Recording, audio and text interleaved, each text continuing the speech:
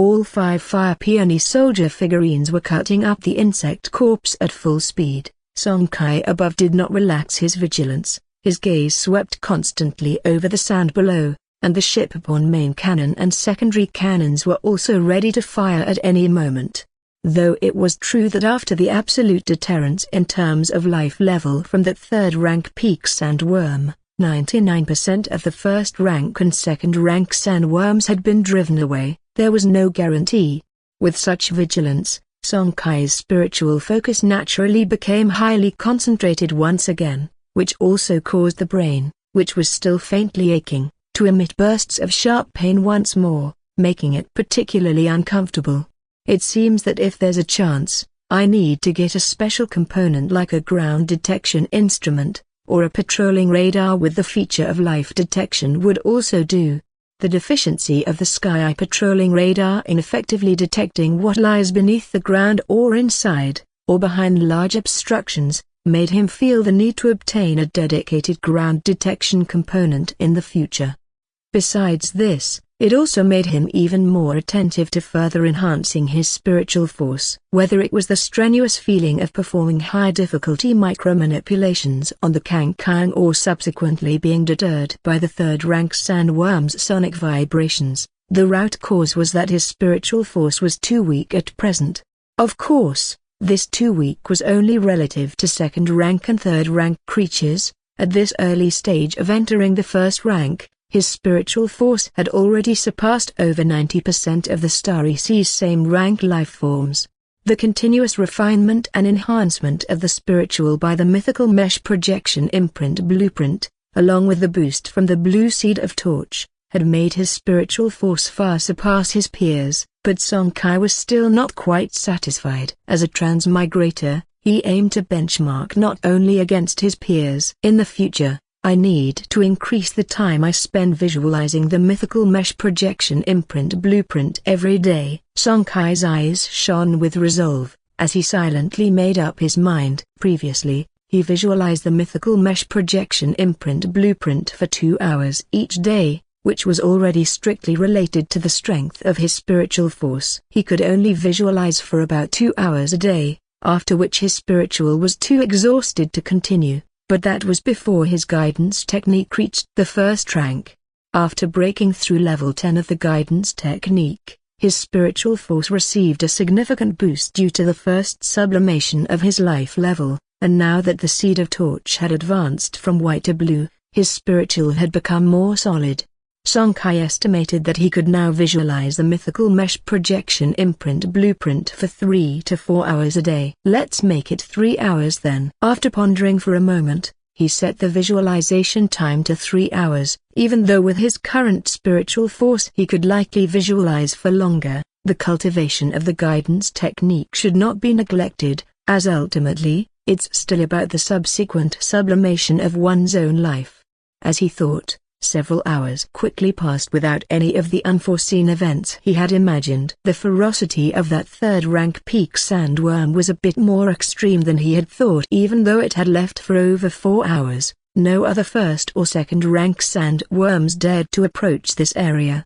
However, this also made it much easier for Song Kai to deal with those insect corpses, otherwise, who knows how long it would have been dragged on. There were over 500 sandworm corpses in the sand below, and although the vast majority were already nibbled and badly mangled, there were still over 200 corpses that needed to be cut open and inspected. It took the 5 Fire Peony Soldier figurines more than 4 hours to barely complete the task, and this was under conditions with no interference, otherwise, the time required would have at least doubled. The final result was not beyond Song Kai's expectation. There were no energy crystals, but a decent point was that the combined second-rank insect traces choice cuts of meat amounted to 1,000 kilograms. On average, each second-rank sandworm produced about 5 kilograms of choice cuts, which was quite powerful. These were second-rank insect trace choice cuts of meat, and even though they didn't compare to the queen insect's meat that contained a trace of third-rank energy essence from earlier, the difference wasn't huge. Combined with the sufficient quantity and used together with the advanced body tempering potion and body tempering liquid, it was bound to greatly accelerate the cultivation speed of the guidance technique. It's a pity that the small piece of third-rank insect corpse didn't include any choice cuts of meat that would have been genuine third-rank meat, which would have an effect stronger than the queen insect's meat from before. He sighed lightly and casually walked over to the blood-soul stigma component. Soon, his tightly closed eyes opened, and at the same time, he turned his gaze to a sand dune thousands of kilometers away. According to the information from the blood-soul stigma, that third-rank sandworm was hiding a kilometer deep beneath that sand dune. After his eyes flickered a few times, Song Kai dispelled the idea of going there and decided to wait until after the Kankian commenced its warship upgrade mission before dealing with the third-rank sandworm. More than 10 hours later, having stayed for 24 hours, the Kankian received a reminder to return to the warship and then quickly disappeared into the starry sky beyond the yellow sand floating continent. At home on the white tower floating land. I'm back. As soon as he walked through the door, his mother's slightly joyful voice rang out immediately. She and his father were still busy dealing with some matters, so they had not gone exploring the alien star domain. Today, however, Song Kai did not rush back to his room, Ruins Market, as usual, but solemnly pulled his parents into the living room. Son, what's the matter? Did you run into some trouble? Seeing Song Kai's expression, Chen Lixia, who knew there must be something important, could no longer keep calm and started asking questions anxiously. Song Jiao was much calmer, not in a hurry to ask questions but waiting for what Song Kai would say next. At the same time, he patted Chen Lixia and glanced under the sofa in the side of the living room. Chen Lixia immediately understood Song Jiao's intention. She quickly got up and went to the side of the sofa, and after a bit of searching, a familiar blue isolation barrier began to slowly spread. Not until the isolation barrier had enveloped the entire living room did Song Kai start to channel the spectral energy within his body towards his third eye. Soon after, accompanied by a burst of blue flames, a bronze token shot out from his ancestral aperture. Just as Song Jiao and Chen Lixia were intently observing the Ruins Market guest token, curious about what it actually was, Song Kai handed the token directly to them.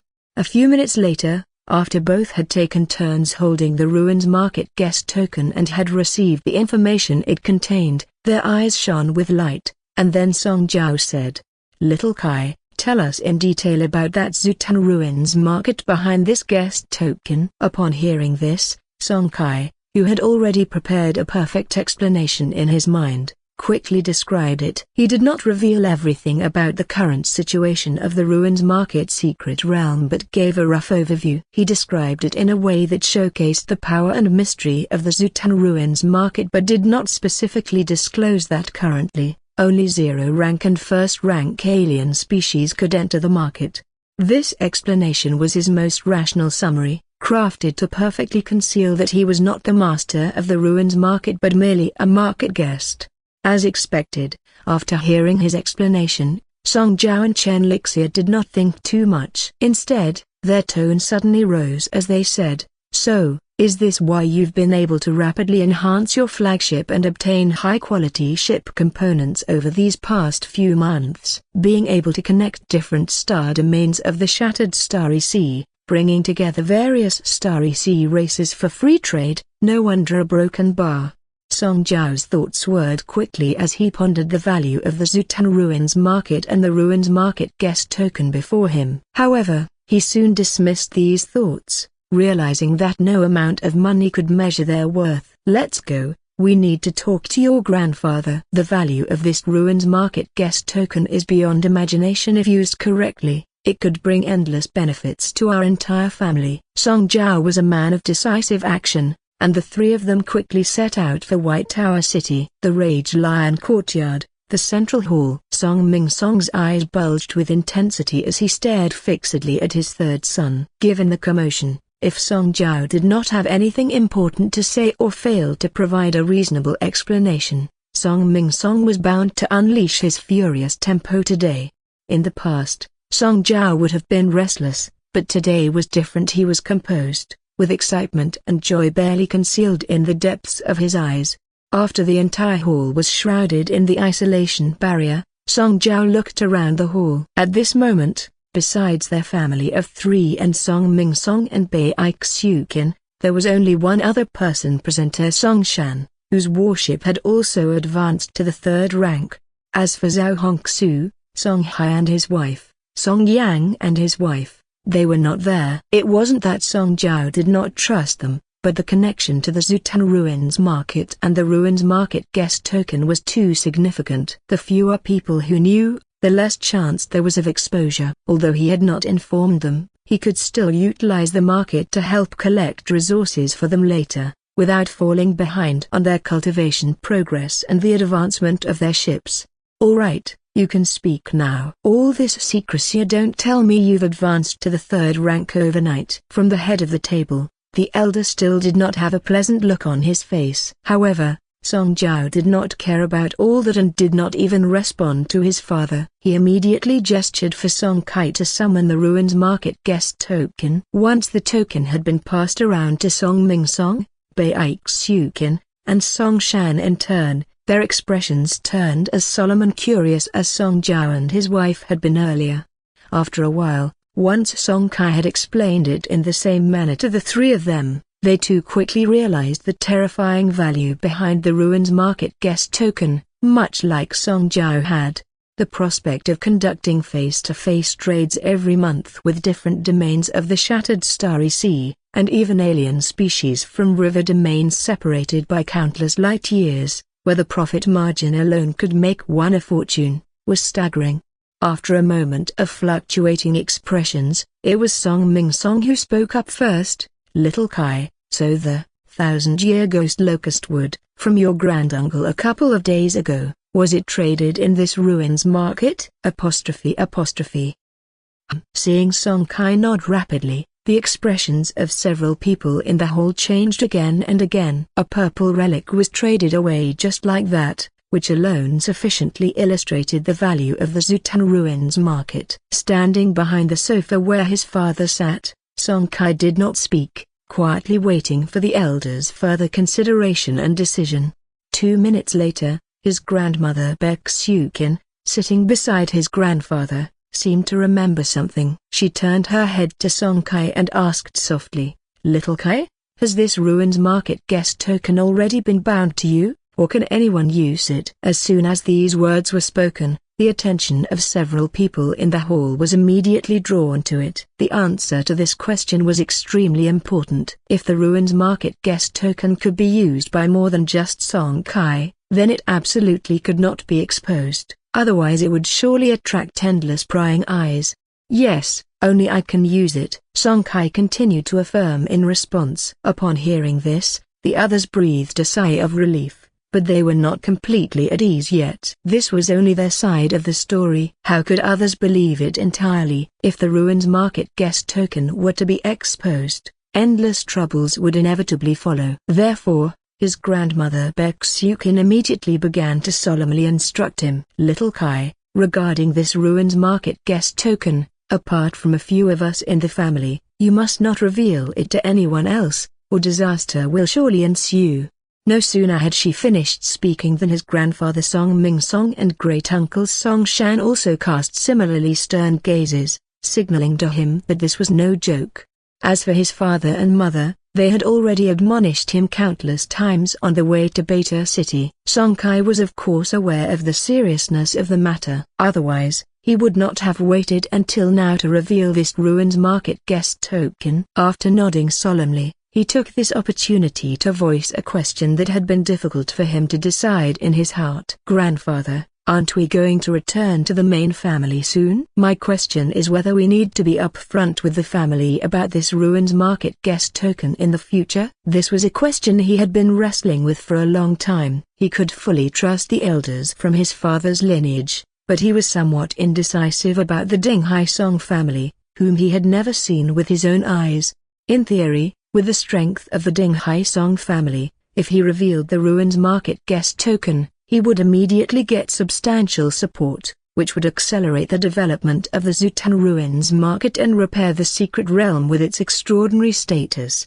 But his concern was precisely this point. The power of the Ding Hai Song family was too great, and he could not even imagine the unique components equipped on the warships of those 4th rank and 5th rank level ancestors, nor whether these special components might have the capacity to make use of the Ruins Market guest token, thus overturning his status as the Ruins Market master, eventually leading to a reversal of roles where the guests become the hosts. After all, no matter what, he was currently only 1st rank, and even if the Ruins Market Secret Realm's status was high and he was protected by the Ruins Market law, how much could he actually utilize at this point? Thus, if higher-ranked torch ship captains had special means, he truly couldn't be sure whether he could stand against them. The elders of the Song family and those divine transformation masters from the Luofu sword sect were different, although a true god transforming master is equivalent to a level 5 life of the Starry Sea. The primordial continent, after all, is cut off from the outside, and the cultivators there are just one of the many supernatural practitioners in the shattered Starry Sea. But warships of 4th rank and 5th rank level technology are capable of integrating the majority of the Starry Sea civilizations and supernatural energy. In terms of various extraordinary foundations and techniques, torch ship captains and torch warships are definitely powerful enough to crush any single supernatural system practitioner in the shattered Starry Sea. I remember a very classic quote from a textbook in the past: "You can never imagine what kind of backup a higher-ranked torch ship captain might have hidden." It was this concern that made Song Kai hesitant and indecisive. Finally, after contemplating for a moment, Song Ming Song spoke. "My suggestion is, for now, not to reveal it, at least not until our branch has a certain amount of say in the family." Just as everyone in the hall showed their surprise, Song Ming Song further explained his reasoning. "We've been away from home for almost 50 years, and none of us knows exactly what the situation is like in the clan. So, it's better to wait." Upon hearing this explanation, Song Shan, Song Jiao, and the others all felt it made sense. According to their understanding, within the Ding Hai Song family, only family members of 4th rank and above really counted as upper echelon, holding a certain right to speak. Before achieving that status, whether one was of 2nd or 3rd rank, they could only be considered as the family backbone, merely following and executing the decisions of the family's upper layers without any right to participate in decision-making. In other words, if they made the Ruins Market guest token public to the family, and if the family's high-level members made any decisions regarding the token, or decisions that would adversely affect Song Kai, the owner, they would not even have the right to object. Hearing this, Song Kai felt more at ease. Given that even his grandfather, who had lived in the main family for over 150 years, had such concerns, it was natural that the Ruins Market guest token should not be exposed for the time being.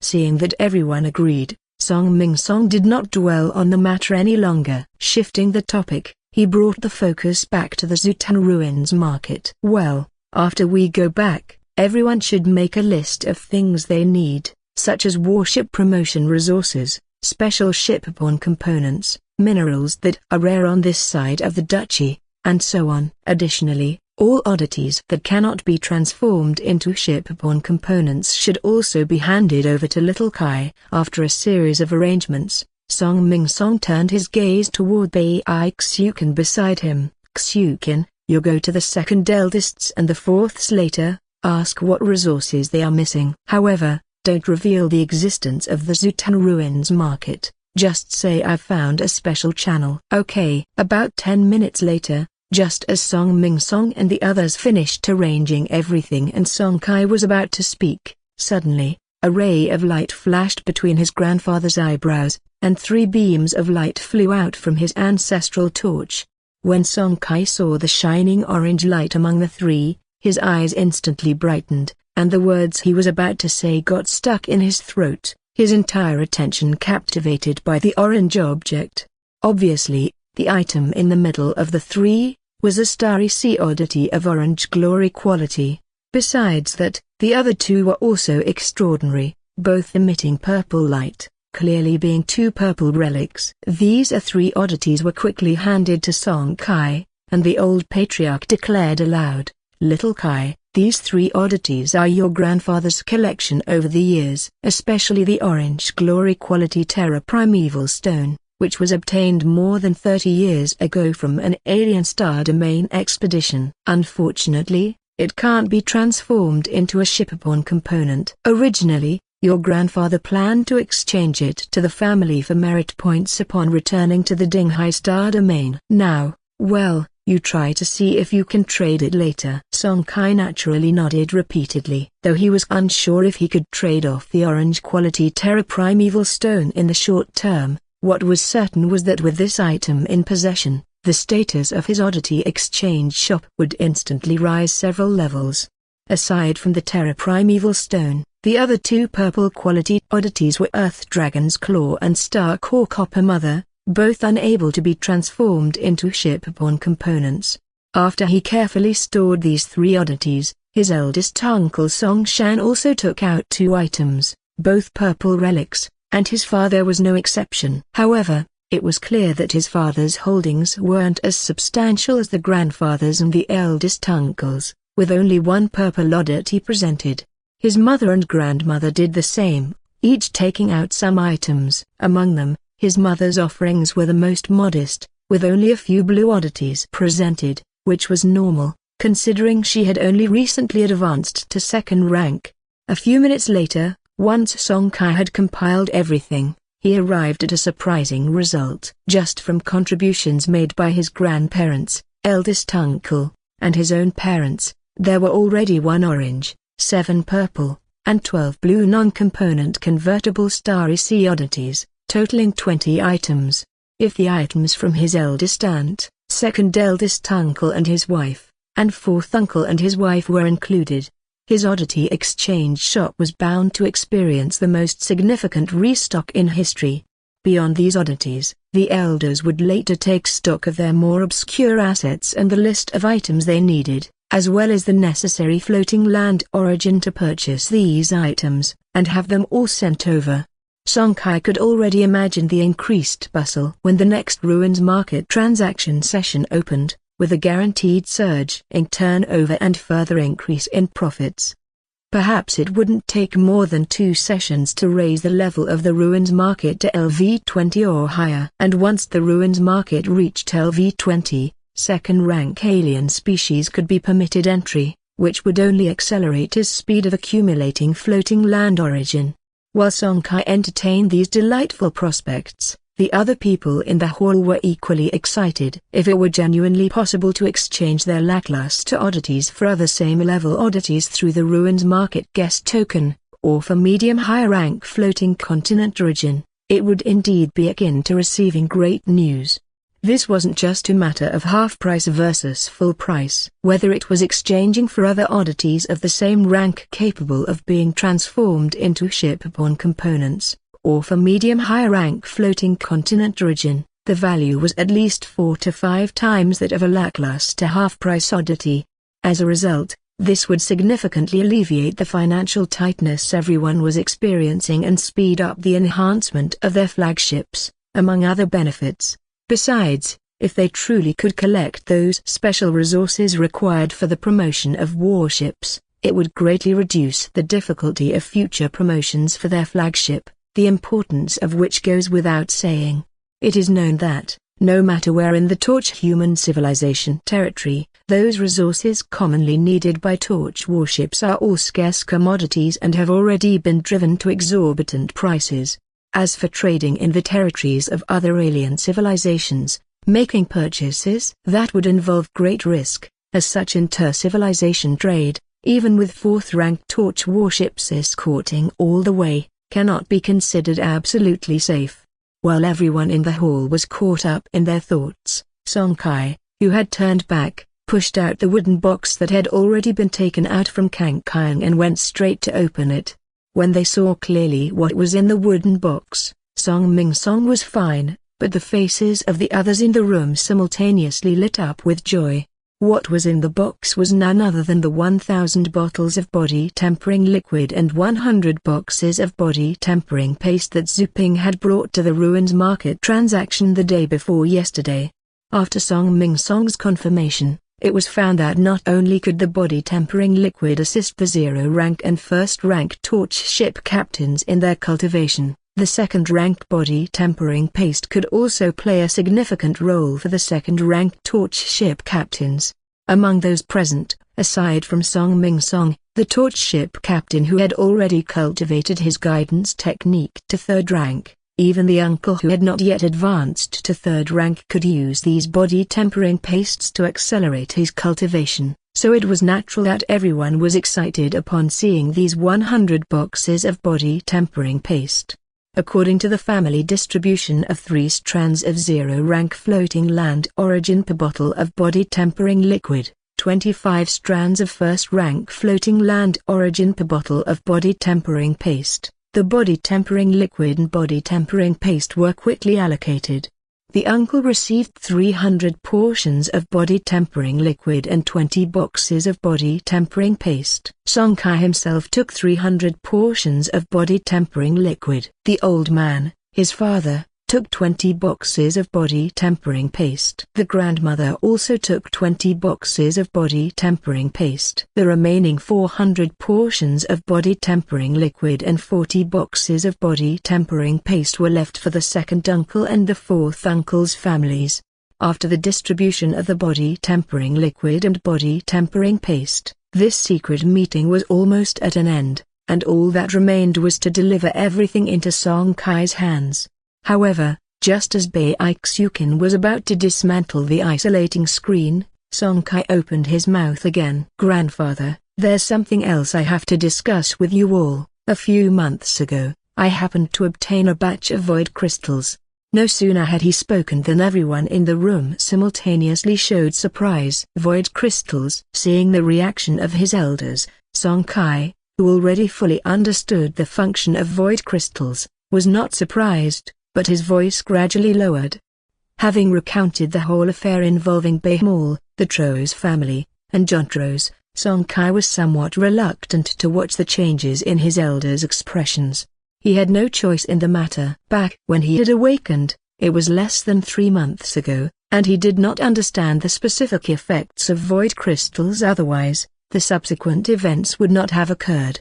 To his surprise, after he finished telling his story, his elders did not show much emotion, let alone any blame. Clearly, they all understood that Song Kai had not been aware of the value of void crystals in the past, as the textbooks did not record this in detail. Feeling somewhat relieved, a cold glint also flashed in his eyes. The reason he brought up the matter at this time was naturally to settle things before leaving White Tower floating land, for he did not know when next he would return here. His thinking was simple. Since he could not wait for his own revenge, let the family elders take action. In any case, with regards to the Tros family, especially that John Tros, he would not let them off easily. "So, little Kai, you mean to say that the Tros family might have control over a secret realm?" At this point, the big uncle, Song Shan, suddenly spoke up. But before Song Kai could answer, the family patriarch on the main seat coldly said, "I don't care whether there is a secret realm or not. Since they dared to harm my grandson, Song Ming Song, I'll wipe them out first." With that, a large amount of spectral energy burst forth from his body, and he immediately stood up from the sofa. Instantly, a strong third-rank pressure filled the entire hall. Of course, Song Ming Song still maintained his rationality, knowing that his grandson Song Kai, who had just entered first rank, was there. Otherwise, if he were to fully unleash his third-rank life-form pressure, Song Kai would likely end up collapsing on the spot. Furthermore, Song Ming Song was not merely talking big. He was actually taking quick strides towards the exit of the hall. By his character, he should be grateful if others didn't provoke him. However, someone had dared to oppress the weak by pursuing his grandson. This was absolutely intolerable. At this moment, the grandmother, Bai Ixukin, suddenly spoke. "Stop right there, what's the rush?" As the voice carried through the air, Song Ming Song, who had been fuming with anger just a moment ago, halted in his tracks. At the same time, he turned his head, waiting for the follow-up from Baeksukin. Since little Kai has been targeted, it goes without saying that the Tro's family must be eradicated, but not right now. Pausing at this, Baeksukin waited until Song Mingsong had completely dispersed the spectral energy from around his body before she continued her speech. In about 10 days or so, we'll make our move on the day we set off back to the Dinghai Star Domain. That will minimize the impact on us. Hearing this, Song Mingsong also found it reasonable. If we were to take action now, the focus of the entire White Tower floating land would inevitably shift to our family, which would certainly affect the planning of subsequent family affairs. However, by taking action on the day of departure and eliminating the other party before leaving the White Tower floating land, we would naturally avoid affecting ourselves. Just like that, a family ranked in the top 3 of Bay City was sentenced to death, and it was the kind that meant annihilation. This stirred something deep within Song Kai for the second time. He truly felt the exhilaration of having someone to back him up, as well as the importance of strength in this interstellar great era. Might makes right. This very notion was maximized in this moment. Jiangyuan City, at home. Several hours had passed since his return from Beta City, and right now, Song Kai had 3 parcels placed in front of him, sent by his eldest uncle, second uncle, and fourth uncle, respectively. Aside from a few random Starry Sea oddities, the parcels contain some rare and unique resources that were also valuable, though niche. For example, the parcel from his eldest uncle contained a fist-sized piece of ice-field cold stone. This resource was almost useless within the Torch human civilization territory, but it was indeed a rare resource. In the Torch human civilization territory, it could only be sold for 100 strands of first-rank floating land origin, but for an alien race in need, selling it for 100 strands of second-rank floating land origin would be considered normal.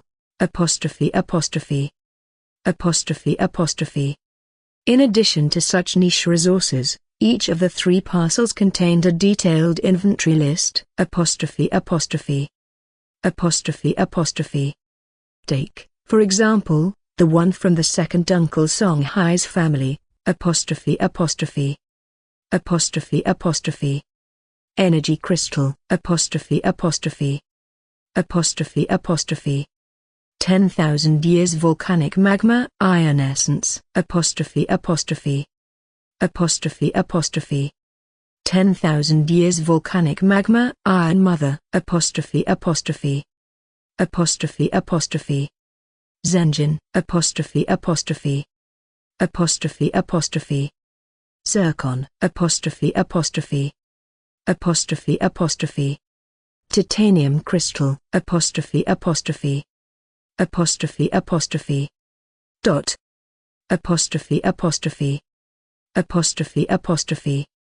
Without exception, these were either special resources necessary for the promotion of a first-rank Torch warship to second rank, or required for the promotion to third rank. Moreover, at this moment, he had more than 3,000 strands of second-rank floating land origin in hand, an initial purchasing fund provided by his oldest uncle, second uncle, and the others. If he actually came across the resources they needed, he could use these floating land origins to purchase them. As long as the prices Song Kai offered were not too outrageous, they would reimburse him. It wasn't just the houses of the uncles. His parents, as well as his grandparents, did the same. Regarding this, Song Kai felt a heavy responsibility. Of course, within this, he would inevitably have to skim off a little bit of margin. After all, he couldn't work for free. While arranging all these items into the Ruins Market secret realm and setting them up in the various shops, and after listing all the resources sought by his relatives as well as himself in that purchasing shop, Song Kai finally arrived at the oddity exchange shop. After carefully arranging an orange oddity, 10 purple relics, and dozens of blue oddities, and looking at the increasingly splendid oddity exchange shop, Song Kai nodded in satisfaction. The most important was the Terra Primeval Stone, placed in the most conspicuous position of the shop, which elevated the entire shop's level. An orange glory quality strange object, no matter which civilization's eyes it was viewed in, would definitely be considered a high-level strange object. After a thorough inspection, an extremely satisfied Song Kai finally left the oddity exchange shop. His steps were quick as he headed straight for the All Attributes cultivation room located on the side of the ruins market. He had just replenished 300 vials of body tempering liquid in his hand, and in addition, there was the insect trace meat weighing over 1,000 kilograms from the second rank, plus the 3 bottles of advanced body tempering potion that he had acquired for some time. Just thinking about the terrifying enhancement that could be formed by using these 3 items at the same time made Song Kai somewhat impatient. It had been over a month since his guidance technique broke through to LV10, and even though he had not slackened off at all during this period, Song Kai still could hardly feel any progression in his guidance technique. Clearly, after entering the practice of the first rank, the speed of cultivating the guidance technique had significantly slowed down, and this was something Song Kai found rather unacceptable. It was just the first rank. If even this level required decades of effort, then what about latter second rank, third rank, or even the 4th and 5th ranks? In the All Attributes cultivation room, after adjusting his body to its optimal condition, Song Kai first carefully applied a vial of body tempering liquid on his skin, and then he took out 10 kilograms of the processed second-rank insect trace meat and swallowed it in a few bites. Since his advancement to the first rank, besides the all-around strengthening of his body and the increase in lifespan, there was another significant benefit. His stomach's digestive capacity had also greatly improved. Not to mention 10 kilograms of meat. Even half a ton of White Tower corner beef could be digested in one meal by him. As a gentle flow of warmth began emerging in his stomach, Song Kai also downed the bottle of advanced body tempering potion in his hand. No sooner had the advanced body tempering potion entered his stomach than it seemed as if a chemical reaction occurred, causing a violent churning, and soon a burst of energy far surpassing that of the insect trace meat began to emerge from his belly, surging towards Song Kai's limbs and bones like boiling water. Feeling such intense reactions, Song Kai did not show any surprise, but quickly assumed a cultivation pose and began practicing his guidance technique. The advanced body tempering potion was inherently domineering, and this was a perfectly normal reaction now that the neutralizing effect of the deep water clam pearl powder was absent. His body had already undergone 1 round of life sublimation, with the meridians inside his body strengthened, fully capable of withstanding the violent and domineering energy. This was also why it was necessary for the guidance technique to advance to the first rank before one could use the advanced body tempering potion. As the guidance technique began to operate, under the combined enhancement of the 3 items, Song Kai could feel the spectral energy from the outside world seemingly competing to drill into his body. The circulation speed of the spectral energy inside his body far exceeded any previous occasion, and the progress of his guidance technique, which had not seen growth for a long time, finally began to slowly rise. This discovery greatly excited Song Kai, and his spirit became even more invested. He believed that at such a speed, as long as he could persist for a while, his practice progress in guidance technique would definitely see a significant boost. More than 10 hours later, once the effect of the potion was almost entirely consumed, Song Kai quickly left the ruins market, took a hasty shower, and then sat quietly on the living room sofa to start today's visualization of the mythical mesh projection imprint blueprint. 3 hours later, upon completing the visualization, Song Kai was exhausted to the extreme. Without giving it much thought, he swiftly went to bed and fell into a deep sleep. In this particularly fulfilling daily life, 20 days quickly passed, and there were only 4 days left until the Song family departed from the White Tower floating land on their return journey to the Dinghai Star Domain.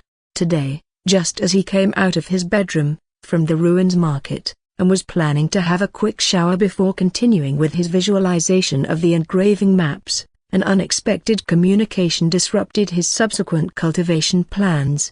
Looking at the caller ID on his communication bracelet, Song Kai raised an eyebrow in surprise. "It's actually Hosey, that guy." The surprise was because he had previously learned from the graduation group that Sun Hao and Wang Yuan, after both had advanced to the first rank, had formed a small organization known as the First Youth Corps, which had kept them busy with business matters in recent months, and they hadn't contacted him actively for several months.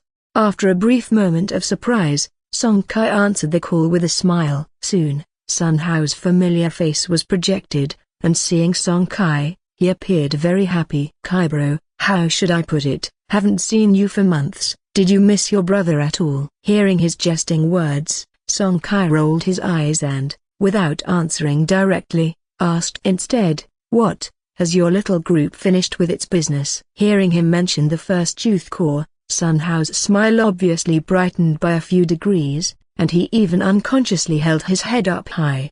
Seeing this, Song Kai immediately understood, realizing that his little group must be developing quite well. Sun Hao's response soon verified his thoughts. Our youth corps now has over 50 members, most of whom are our classmates from that year's graduation. Aside from me and Yuan bro, we also have one of his friends as first-ranked torch ship captains. Additionally, we have now taken over more than 60% of the alien star domain exploration gains of the alumni from the graduation group. As he said this, Sun Hao looked around and then lowered his voice. "We purchase it at 75% of the market price, and once we've stockpiled enough resources, we sell them in bulk to those big shops. Yuan bro can even push the price up to 85%, even 90%, so the profits are extremely considerable." Watching Sun Hao's animated expression, Song Kai's face remained smiling, genuinely happy for his close friend. However, somewhere deep inside, he felt somewhat uneasy. Hearing Sun Hao's tone, it seemed that lately he had completely taken to following Wang Yuan's lead, showing a tendency to regard Wang Yuan as the master he serves. As for this, he was a bit impressed by Wang Yuan's methods. Although he was impressed, he didn't have any other intentions given Sun Hao's personality. He wasn't the kind to strategize. Having someone like Wang Yuan to follow was actually very good for him. Of course, the premise was that Wang Yuan would continue to be consistent in the future and not just kick him to the curb once he's no longer needed. As they talked, it seemed that Song Kai wasn't too interested, and Sun Hao, who had been considering inviting him to something, decided not to bring it up. Instead, he abruptly changed the subject. "Kai, our first youth group is organizing a gathering tomorrow. All of the graduates from our session will receive an invitation, and there will also be seniors and sisters from a few sessions above us attending. Are you interested in coming to check it out?" Surprised by this sudden invitation, Song Kai was taken aback. He had been busy cultivating his guidance technique for the past 20 or so days and hadn't checked his communication device much, so he was unaware of this event. Now that he heard about it, his first instinct was to refuse. He had already used up the high-level body tempering potion, but he still had plenty of body tempering liquid and insect trace meat, which meant it was the perfect time to put all his effort into improving his guidance technique. Where would he find the time for a party that meant nothing to him? Just by hearing Sun Hao's words, he could guess Wang Yuan's motives, to simply expand their group's channel of resources and increase their profits.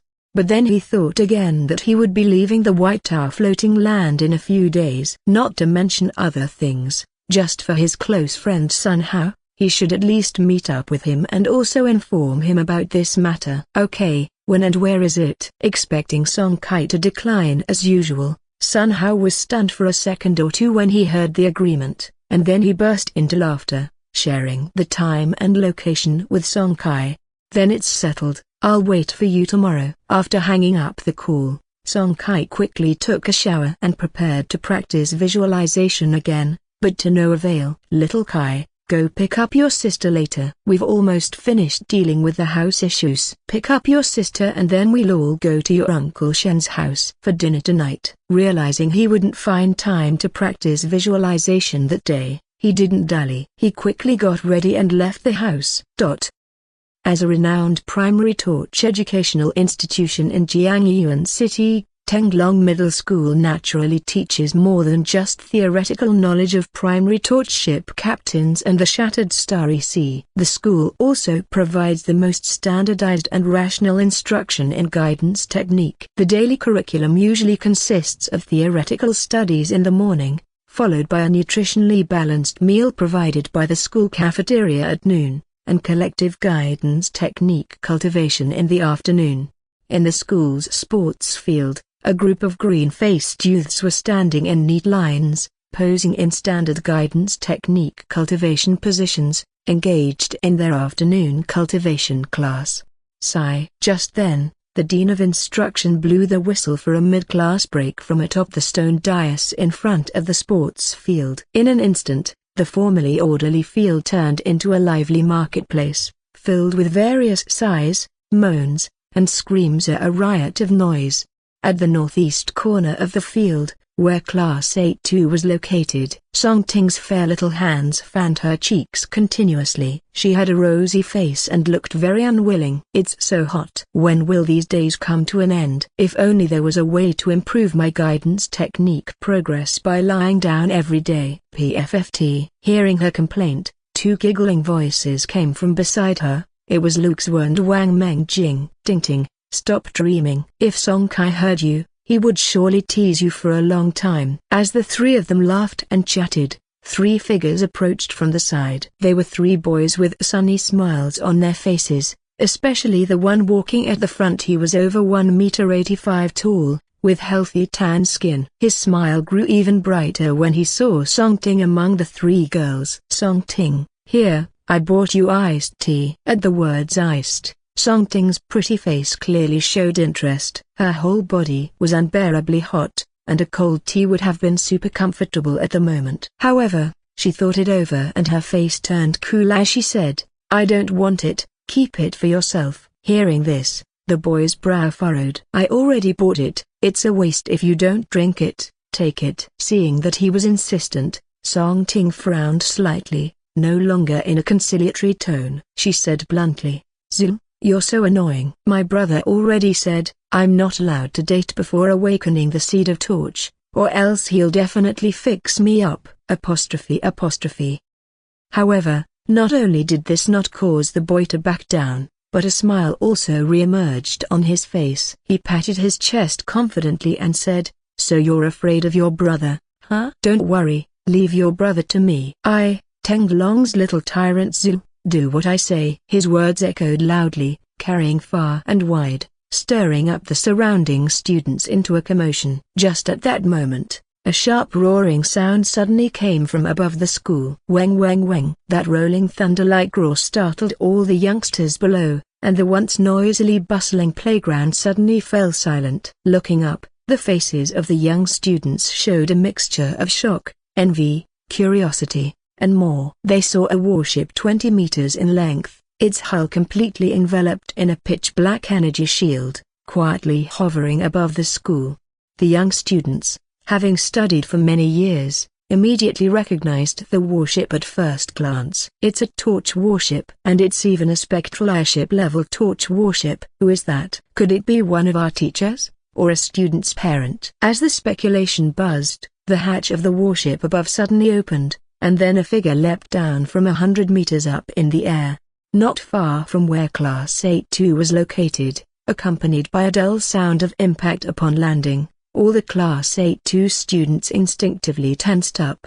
At that moment, a faint voice unexpectedly echoed in the ears of every youngster around. "Zil, is it?" "The Tenglong's little tyrant? Looks like it's time to get to know you well." Before Zil and the other young students could react, Song Ting was the first to excitedly stand up and run swiftly towards Song Kai. "Brother!" No sooner had she yelled this than she leapt lightly, then practically hung herself on Song Kai. Song Kai's face darkened. He had been thinking about giving that certain boisterous young boy a good talking to, and now all semblance of his image was gone. "All right, get down, what does this look like?" As he spoke, Lu Xue and Wang Mengjing also ran over, sweetly saying in unison, "Song Kai brother." Finally managing to pry Song Ting off him, Song Kai nodded gently to the two girls beside him and then turned his eyes towards the confident boy in front of him. However, upon feeling his gaze, the boy who was adamant just a moment ago suddenly wilted and didn't dare to meet his eye, merely bowing quickly and saying, "Hello, brother, goodbye brother." Then he swiftly turned and ran away. Seeing this, Song Ting's mouth twitched, and she scoffed for a good while. Once her irritation subsided, her eyes craftily fixed back on Song Kai. "Song Kai, what brings you here?" "What, missed your lovely sister, did you?" By his side, Lu Xue and Wang Mengjing pressed their lips together tightly, trying their best not to laugh aloud. Song Kai, in turn, ruffled Song Ting's hair until it was completely disheveled as retaliation. Song Ting glared at him furiously, about to explode, but Song Kai preempted her. "That's enough, let's go home, there's something at home." Having said that, he turned his gaze to Lu Xue and Wang Mengjing at his side. "Little Xue and Mengjing should come along as well. I've asked for leave for you. There's something to tell you both tomorrow." Thousands of eyes watched as a beam or pulling light shot from the Kangkang above. Under this traction, the four of them slowly floated up and soon entered the Kangkang. Buzz buzz buzz. There was another roar of the engine until the Kangkang had completely vanished from above the school, and the group of young people still hadn't come back to their senses. Tens of seconds later, people began to whisper among themselves. "I can't believe that Song Ting from the second class actually has a brother who's a torch ship captain." "What's so special about a brother?" "I've heard her dad is a second-ranked torch ship captain with an astonishingly powerful escort ship under his command." "Damn, why didn't anyone tell me sooner?" "I think my future self will absolutely regret this, to think that a cushy life was right there in front of me, and I didn't cherish it. I really should die." Get lost. Aboard the Kangkang, the three girls couldn't stop looking around, filled with indescribable curiosity about everything on the Kangkang. Because they had not yet awakened the seed of torch and couldn't control spectral energy, the torch warship had no restrictions on them who were still ordinary people. After looking around for a while, Song Ting seemed to remember something and asked Song Kai, who was in the main control room, "Brother, did something happen at home?" She wasn't stupid. To have Song Kai come all the way to the school to pick her up, and with none of the teachers opposing it, was clearly not normal. Song Kai didn't rush to explain but said casually, "You'll know when we get home." Dropping that topic, he changed the subject. "By the way, don't even think about going shopping tomorrow. At least not in the morning. I have something to discuss with Xiao Xue and Xiao Jing." Hearing this instruction, Song Ting's face turned bitter. Stuck in school for so long, she just wanted to take this opportunity to go out and have fun with her friends. "What about in the afternoon?" "No, I have to attend a gathering in the afternoon." Song Kai spoke with determination, but his words only piqued Song Ting's interest even more. "A gathering? What kind of gathering?" "Can the three of us go?" Song Kai's eyes turned as he considered for a moment before replying, "It's a reunion for our graduating class. Are you sure you want to go?" "Yes, yes, yes." Song Ting's thought was simple. A gathering meant there would surely be a feast. She was fed up with the school's nutritious meals, and she definitely wouldn't pass up a big meal. After dropping off Lu Xue and Wang Mengjing at their homes, Song Kai and Song Ting also quickly returned home and then went with Song Jiao and Chen Lixia to have dinner at Shen Wenji's house. With their imminent departure from White Tower Floating Land, it wasn't just Song Kai who had to deal with his own social affairs. His father, Song Jiao, had to do the same. That night, Shen Wenji and Song Jiao drank a lot and shared heartfelt conversations. Having been close friends for decades. At 9 in the evening, Song Kai's family, seen off by Shen Wenji and his wife, got into their own Bentley Type 3 kinetic car, with Song Kai naturally being the driver. To enjoy themselves, Both Song Jiao and Shen Wenji had not used their spectral energy to dispel the effects of alcohol and were thoroughly drunk by now. The next day, close to noon, Song Kai drove the kinetic car, picking up Song Ting, Lu Xu, and Wang Mengjing, and then headed straight to the hotel Sun Hao had mentioned the day before. Wenqing Hotel, in all of Jiangyuan City, wasn't very famous. The business was just okay on normal days, but today, the hotel was several times busier than usual. After parking the kinetic car in the hotel parking lot, Song Kai led the three girls into the hotel. Led by the waiter, they made their way to the fourth floor of the hotel. When the elevator doors opened, a large number of young and fashionably dressed figures, his classmates who had graduated with him, immediately caught his eye. As a torch ship captain who had successfully awakened the seed of torch and, even if their development wasn't ideal, they were beyond comparison to ordinary people. Stepping out of the elevator, Song Kai leisurely surveyed the fourth floor, silently observing these former classmates. Most of these classmates had guidance techniques between LV4 and LV5, with a small fraction reaching LV6. As for LV7 and above, he hadn't spotted any yet. While assessing, a familiar greeting suddenly came from in front. "Kai bro, you've finally arrived." It was Sun Hao, who saw him exiting the elevator and came over, followed closely by two others. If Song Kai remembered correctly, these two were among the 16 who had awakened in their class. Seeing them acting subordinate to Sun Hao, Song Kai wasn't surprised. After all, Sun Hao was a white torch seed bearer, and currently one of the only 3 first-rank torch ship captains in the First Youth Division. Having a few followers seemed pretty normal. To Song Kai, these details weren't important. What mattered was that despite Sun Hao's status having risen quite a bit, his attitude towards him hadn't changed, which was evident as he still addressed him as Kaibro.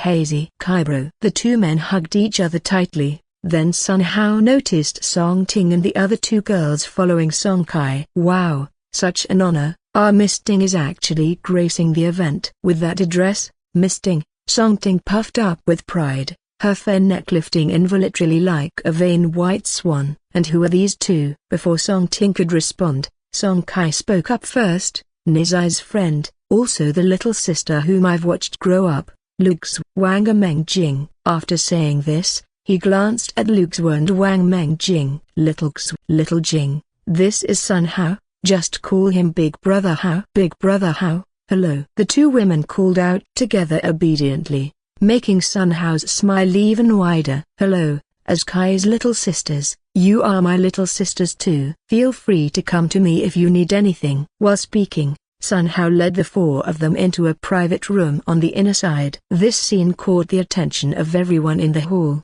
sparking interest and a flurry of quiet gossip. Now, Sun Hao's position in this first youth group is not low. Ranking in the top 3, both in terms of authority and strength, naturally he attracted the attention of many. "Who is this guy?" He gets a personal welcome from Sun Hao, and he keeps calling him brother. Could it be some hidden big shot? Big shot my ass, just an old buddy of Santa from the past. Also an awakened seed of torch with the colorless attribute. Colorless? Forget it then. What about Yuan and the others? They're in the innermost private room, entertaining some senior brothers and sisters. There's a senior brother who graduated almost 10 years ago, and rumor has it that his guidance technique has already broken through the first rank. As for these discussions outside, Song Kai faintly heard some of it, his hearing being extremely sensitive since he'd already gone through one life sublimation. However, he didn't pay attention to it. As long as no one publicly slandered him, he wouldn't bother with such trivial matters. In the private room, Sun Hao continued to chat with Song Kai for a while before he said, "Kai, you stay here for now. I still need to welcome some people outside. I'll come back later." Upon hearing this, Song Kai hadn't even spoken when Song Ting couldn't hold back any longer. "Wait, I'm coming too." After saying this, she turned back and pouted at Song Kai. The meaning couldn't be more clear. The private room was boring, and she wanted to go out, to taste the fruits and those drinks. Of course, it was mainly the drinks she was after. Knowing that the longing in her mouth was already restless, Song Kai didn't stop her. merely nodding slightly. "You all go then, but stay out of trouble, don't cause any incidents." Song Ting, as if pardoned, nodded repeatedly, then took her two little girlfriends and followed Sun Hao out of the private room. As the private room was left with only himself, Song Kai closed his eyes and began envisioning the mythical mesh projection imprint blueprint. He'd fallen behind yesterday, so naturally, he couldn't allow himself to be negligent today. Yet, not long after, the door to the private room was opened again. The person entering took Song Kai by surprise. It was Wang Yuan. Of course, as the leader of the first youth group and the initiator of this gathering, Wang Yuan was simply extending a courtesy by dropping in to say hello. He soon left again. However, even this brief interaction raised Song Kai's opinion of him a few notches. At least, Wang Yuan was thoughtful and his actions comfortable rather than off-putting. After he left, Song Kai closed his eyes again and resumed his visualization. In the outer hall, among the crowd, Song Ting and her two friends darted about, occasionally picking up a cup of fruit wine and taking a small sip, clearly enjoying themselves. The excitement and alcohol made their cheeks flush with a youthful charm not fully shed from their faces, drawing frequent glances from those around them. In a corner of the hall, several figures who were clearly older than the fresh graduates sitting around them, were lounging on sofas. Among the four are two women and two men. The tall woman seemed to have the highest status, with the other three deferring to her. The woman, named Sun Yao, was a graduate from the Jiangyuan First Torch Academy 5 years ago and one of the senior brothers and sisters invited by Wang Yuan to this event. Sun Yao's innate gift was poor initially, merely a colorless seed of torch. Her development in the first 2 years after awakening was almost non-existent. It was said that due to the low configuration of her airship, she didn't dare to explore the alien star domain for half a year. But then, somehow, she made a breakthrough. Not only did she rapidly upgrade her airship to a spectral airship, but her guidance technique also progressed rapidly. Rumor has it she reached LV9's peak a few months ago, only a step away from breaking through to LV10. What do you think, second sister? Are you sure you want to mess with these three? This is a reunion for Academy graduates. Being here means that these three have a torch ship captain backing them. If things get out of hand, a broken bar, apostrophe. At the far right end of the sofa, one of the slim men whispered a reminder. But just then, another person came over and leaned in to whisper to Sun Yao, "Second boss, we've checked the leading members of the youth group don't have any sisters. However, that Sun Hao seems to know these three girls." Hearing this, a sharp light flashed in Sun Yao's eyes as she coldly said, "These three are all top rank, and those guys are likely willing to pay a hefty sum. As for Sun Hao, since they aren't his sisters or anything, we'll just cut him in later. Ready up, prepare to make a move."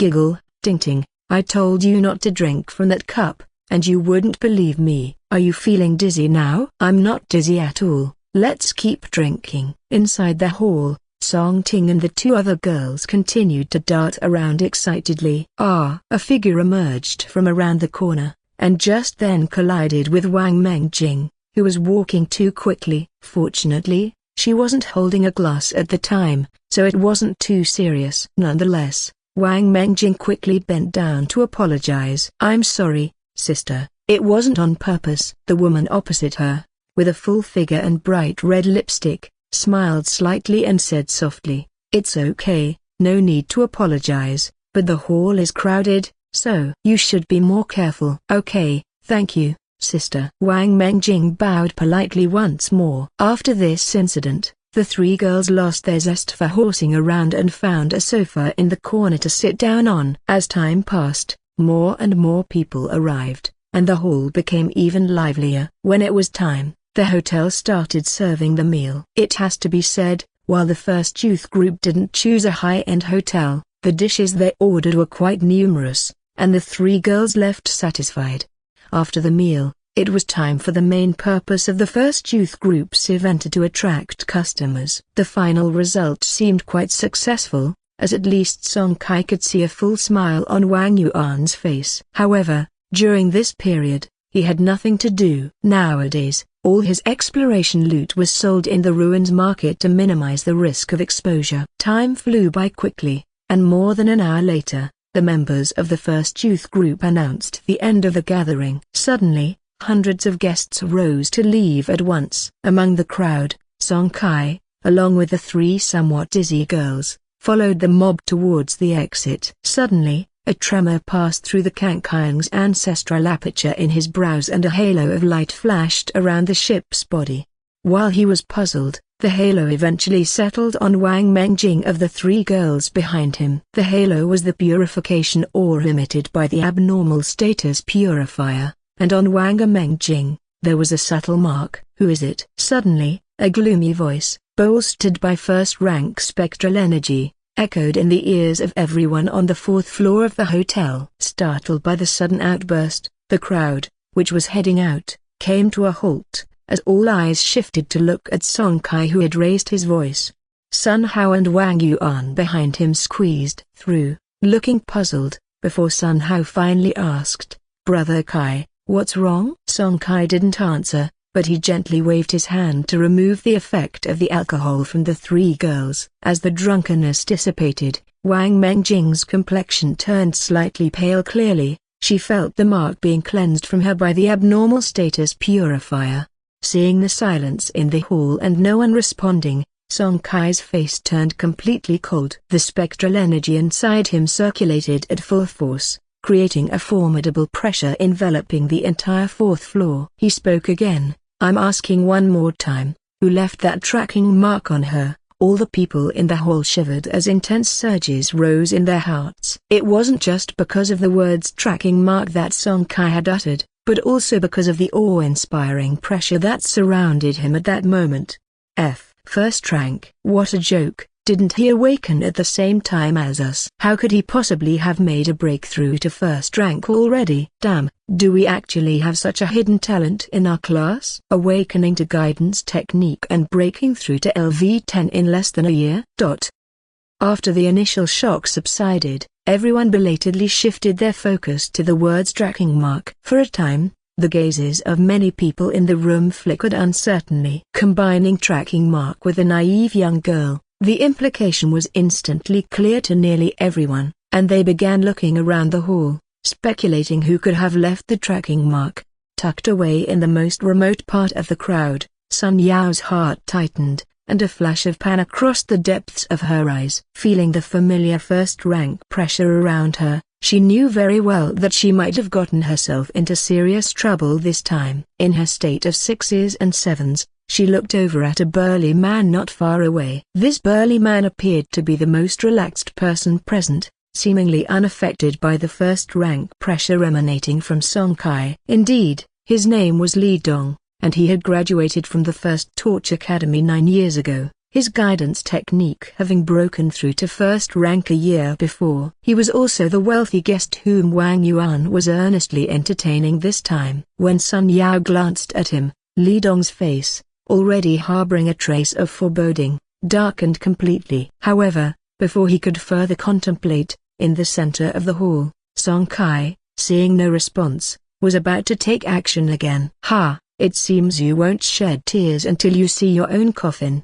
With that, he looked over to Wang Mengjing and whispered, "Young lady, point out all those you can remember who are suspects." At these words, the expressions of many people in the hall shifted slightly. Song Kai's meaning was clear. Anyone pointed out by the girl would likely have to summon their torch warship for a personal inspection.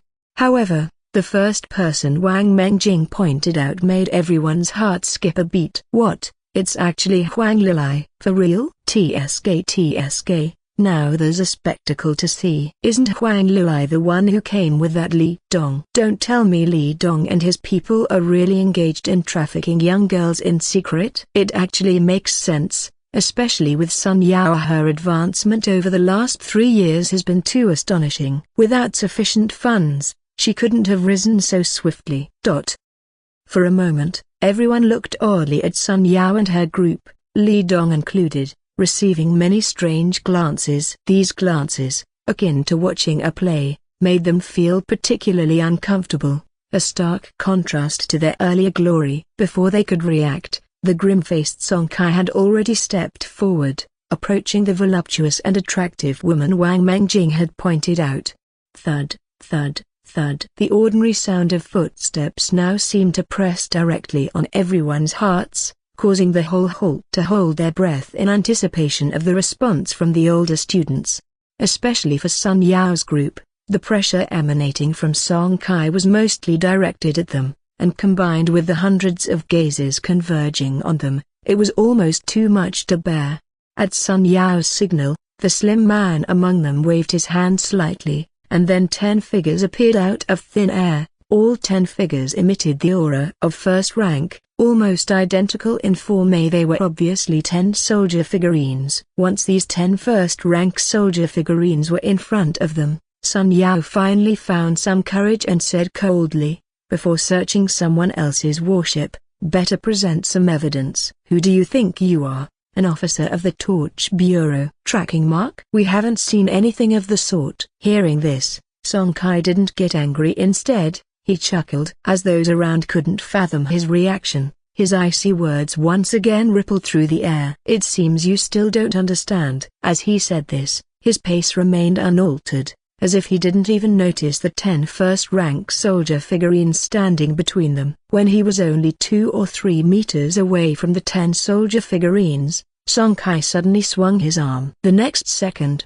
an even more domineering pressure began to pervade the 4th floor of the inn. 10 fire peony soldier figurines appeared out of nowhere, their bodies glowing with a fiery red hue.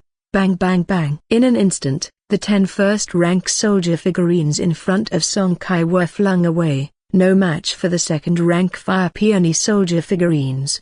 Only then did his following words come as a belated realization. Evidence? My word is the evidence. As he finished speaking, Song Kai had already approached Sun Yao and her group. At his side, a 2-meter-tall fire peony soldier figurine tightly gripped the voluptuous woman's neck, lifting her dozens of centimeters off the ground.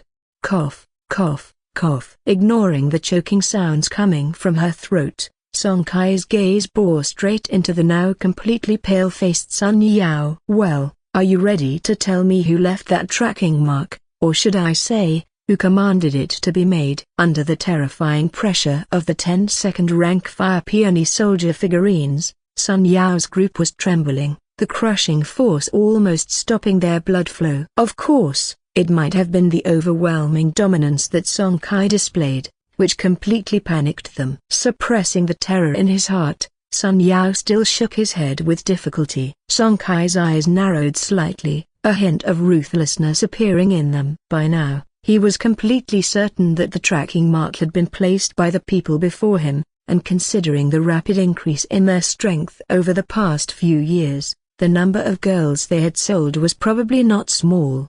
With that thought, Song Kai's heart was devoid of any mercy. With a slight wave of his right hand, the next second a cracking sound came from beside him. The glamorous woman who had been struggling, now had her neck twisted in a grotesque manner, and was utterly silent. Sun Yao's pupils shrunk drastically. It wasn't just Sun Yao, everyone in the entire hall was horrified at that moment, as they all clearly heard the sound of the neck breaking.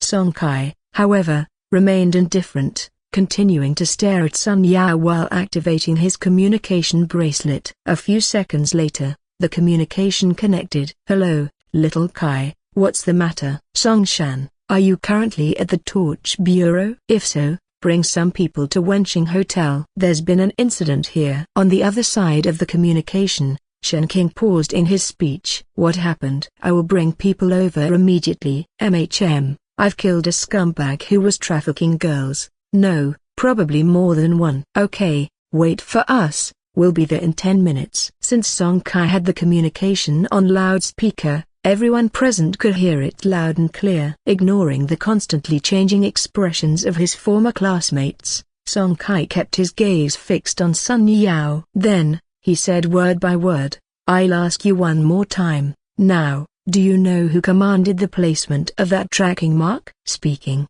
He paused for a moment and then added another sentence. Remember, this is the last time. Hearing this emotionless speech, Sun Yao lost her previous defiance. Her complexion turned extremely pale, and her entire body trembled uncontrollably from fear. She wanted to deny it, but thinking of the consequences of denial, she found the words "I don't know" couldn't leave her mouth. A few seconds later, Song Kai ran out of patience. At his command, another Fire Peony soldier figurine stepped out and reached towards Sun Yao. This action truly terrified Sun Yao, who no longer dared to hesitate. With her eyes tightly shut, she screamed out 2 words. "It was me." With these 2 words spoken, the matter was settled.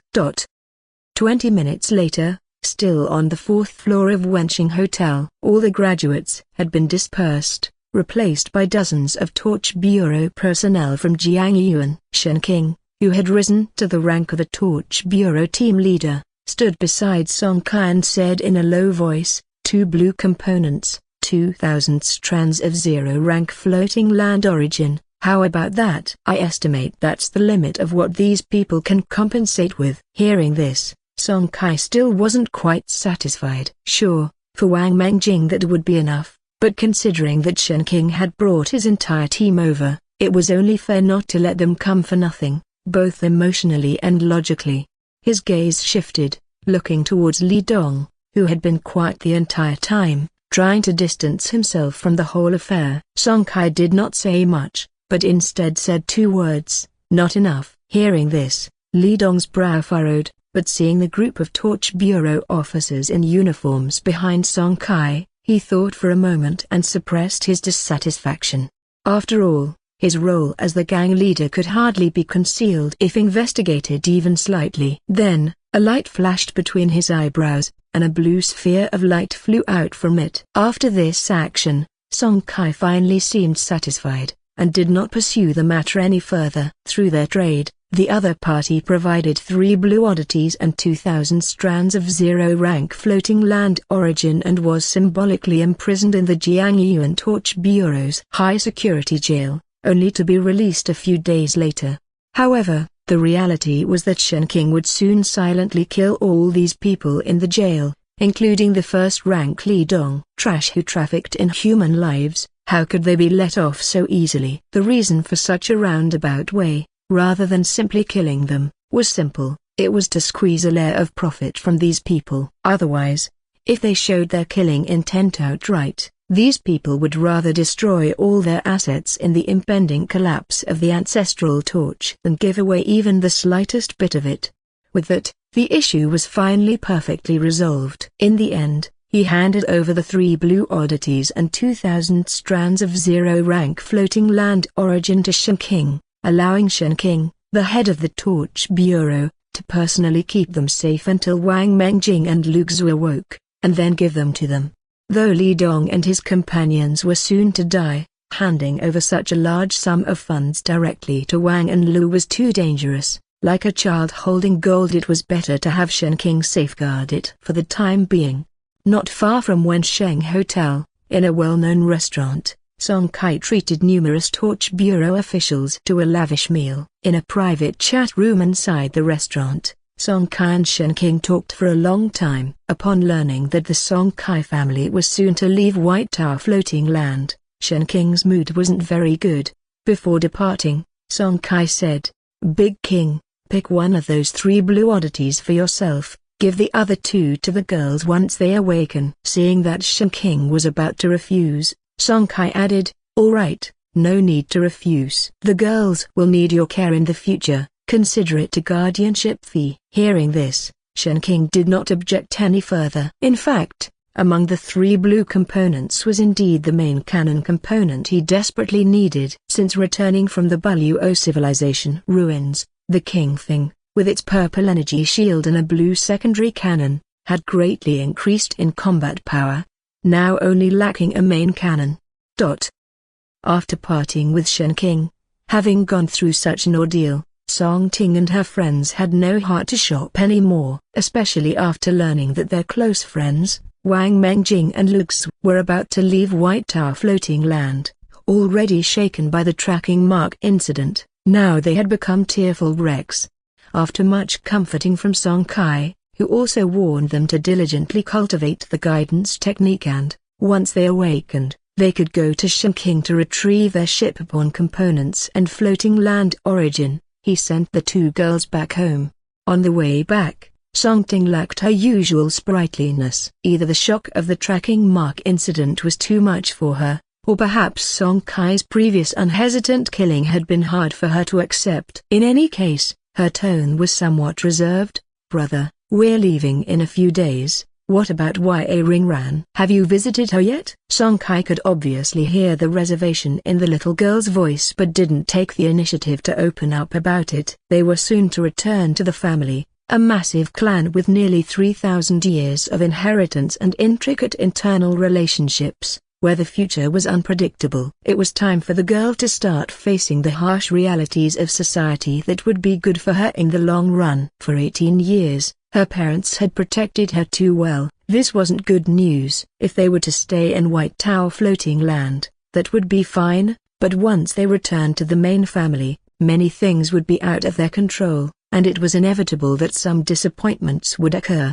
So, it was better to prepare her mentally sooner rather than later. After pondering for a moment, he replied, "Not yet, tomorrow. Don't worry, I'll handle it properly." The weather today wasn't very nice. A continual drizzle shrouded everything, and White Tower Floating Land was enveloped in gloomy clouds, leaving the sky a muted gray. In Jiangyuan City, one of the 5 districts of White Tower, standing inside the Kangqian, Song Kai used his communication bracelet to contact his uncle. Once the communication was connected, Song Kai spoke up immediately. "Uncle, could I trouble you with something? I'd like to visit Jiangyuan's first torch academy." Hearing this, Song Shan didn't ask any further questions and simply ended the call. 2 minutes later, a message came through the communication bracelet. "It's arranged. Someone at the gate will guide you in." "Thank you, uncle." At the entrance of Jiangyuan's first torch academy, Zhao Ling irritably kicked off her delicate high heels. As the assistant to the principal, personally receiving someone was something she detested the most. "Sorry for being late." When Zhao Ling raised her head and clearly saw Song Kai's face as he approached, the complaints she had prepared vanished into thin air, replaced by a sweet smile on her cheeks. "Hello, you must be Song Kai." "My name is Zhao Ling." After greeting each other, Zhao Ling led Song Kai into the first Torch Academy of Jiangyuan. The administration of the Advanced Torch Academy was extremely strict, and with a third-ranked torch captain in charge, Song Kai didn't dare to trespass recklessly, instead having his uncle send word ahead. It had been nearly 2 months since his uncle's flagship was promoted, and almost all the upper echelons of White Tower Floating Land were aware of it. In front of an old third-ranked torch captain like the principal of Jiangyuan Academy, his uncle still had some clout. Walking down the academy's pathway with Zhao Ling, Song Kai felt an inexplicable sense of nostalgia. Though he had only graduated 9 months ago, within this short year, he had already experienced a variety of events, so many that calling it colorful would not be an exaggeration. Trading with the many bizarre starry sea races at Zutan Ruins Market, exploring the remnants of civilizations, battling space pirate gangs, and personally witnessing 4th-rank combat units and the projections of 5th-rank units. All these experiences were filled with curiosity, danger, excitement, and shock, worthy of being described as marvelous. But it must be said that, by comparison, the days as a student were no less significant, equally an indelible and indispensable part of his past life. Now, thinking back, there was a unique flavor to those days. Maybe she heard his soft reflection, for Zhao Ling asked softly from beside him, "What's wrong?" Song Kai shook his head, tucking away the slight melancholy in his heart. While memories are precious, they belong to the past and one must look forward. "Nothing. Just reminiscing about some things from school." He spoke, not waiting for Zhao Ling, who was preparing to offer elder sisterly advice, to speak, and instead asked, "By the way, Sister Zhao, how do I get to Class 10 Year 1? Zhao Ling pursed her red lips, striving to maintain the smile on her face, then turned and pointed towards a building on the side. "The first floor on the left." Hearing this, Song Kai nodded lightly. "Thank you." In the classroom of 10 Year 1, alongside the farthest row, second from the front, the girl was wearing a cute cartoon t-shirt with Snow White caprice, the hems of which were cut in the quite trendy tassel style of recent years. Her long hair was slightly curly, a few strands carelessly pinned behind her head, revealing clear and luminous eyes above her fair skin like jade, evoking the image of an elf that had descended to the mortal realm. At that moment, a faint calling came from beside her. Ran Ran, a really handsome guy, one that scores above 9 points. Shenlong gave her equally delicate best friend an annoyed glance, and with a faint look in her eyes, she casually glanced out the classroom window. Yet this seemingly inadvertent glance seemed to freeze time for her. Outside the classroom, the familiar figure that haunted her dreams stood smiling in the hazy drizzle, an indigo umbrella in hand, silently meeting her gaze through the window.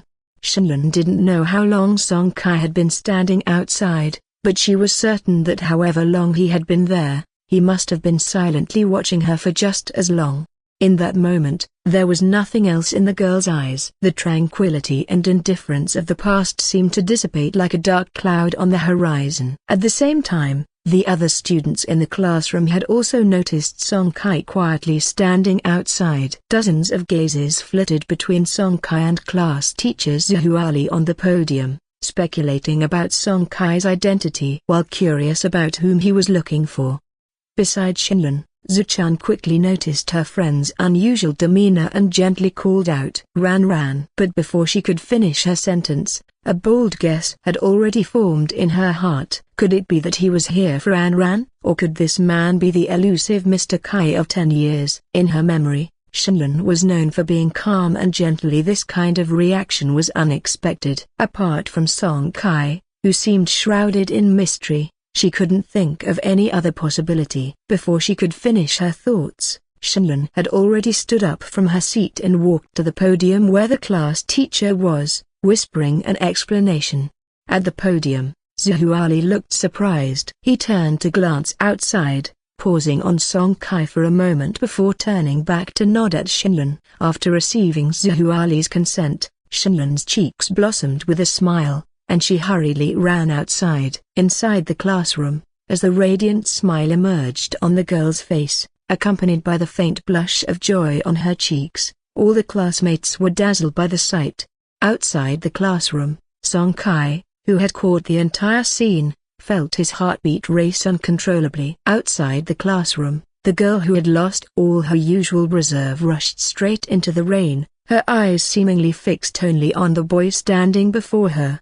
Within Song Kai, the spectral energy flowed, a massive amount of energy wrapping around his legs. In the next second, his figure dashed forward with incredible speed. To the eyes of the students inside the classroom, he seemed to have turned into a blur, reaching Shenlong in just a few flashes. He raised his right hand high, shielding the drizzly rain above with the dark blue umbrella, enveloping the girl's form completely under its canopy, while his left hand had gently encircled her, pulling her slender waist tightly into his embrace. "Silly girl, it's still raining." "Oh no!" Ahead, witnessing this scene, both male and female students in the classroom let out a chorus of exclaims. The girls were envious. The boys were jealous. Hearing the commotion, Shenlong's cheeks flushed red, and she didn't dare to look back, only burying her face deeper into Song Kai's embrace. As for Song Kai, he lowered his head to smell the faint fragrance coming from the girl, while with a faint smile, he turned his eyes to the front of the classroom and nodded gently to Zhu Ali on the podium. At the same time, his brow flickered with ghost light, and Kankian was summoned from the ancestral torch. Once summoned, the warship began to expand rapidly and soon transformed into a 20-meter-long spectral airship hovering over the academy. A traction beam shone down from above, enveloping Song Kai and Shenlong, who were tightly embracing each other. Then they slowly rose into the air. Seconds later, accompanied by a roar, Kankian vanished from the sky above Jiangyuan First Torch Academy. In the classroom of first year section 10, the class was nearing its end, and he had no intention to continue teaching. Meanwhile, he sighed softly to himself. The offspring of Ding Haisong family, this girl has quite the eye. As a teacher in an advanced academy, Zhu Ali's status was also not simple. Although he was only a first-ranked torch ship captain, He had a second-rank father and was considered part of the upper echelon of White Tower Floating Land. Therefore, he knew quite a bit about the Ding Hai Song family. Aboard Kangkyang, Song Kai had already put down the umbrella, but showed no sign of letting go of the girl in his arms. Shenlun didn't resist. She lifted her gaze to meet Song Kai's, then said softly, "Why did you suddenly come? You didn't tell me in advance." Song Kai lifted his hands from Shenlun's waist to her fair cheeks and said, "I missed you, so naturally I came." Hearing these soft words of affection, the girl's bright, clear eyes had already turned into crescent moons, and with the deepening blush on her cheeks, she appeared incredibly enchanting. Before she could reply, an eager Song Kai suddenly leaned down and pressed his lips onto the girl's pink ones. In Beta City's Maple Leaf Park, as the most popular park on White Tower Floating Land, it was a beloved location for everyone in Beta, commoners and torch ship captains alike. Watching Shenlun in front of him, who was different from her usual calm self and was loudly chasing after red fallen leaves in the maple forest, Song Kai felt all feelings of loneliness and anxiety due to his impending departure dissolve, and that moment his eyes were filled only with her. After visiting Maple Leaf Park, they went to other places like Beta Lake and White Cloud Mountain in the eastern outskirts of the city district. However, such happy moments always flew by quickly, and in the blink of an eye, it was evening. At a street stall in Jiangyuan City District, Shenran nibbled on skewers, only relaxing completely in front of Song Kai, doing what she wanted and eating what she craved.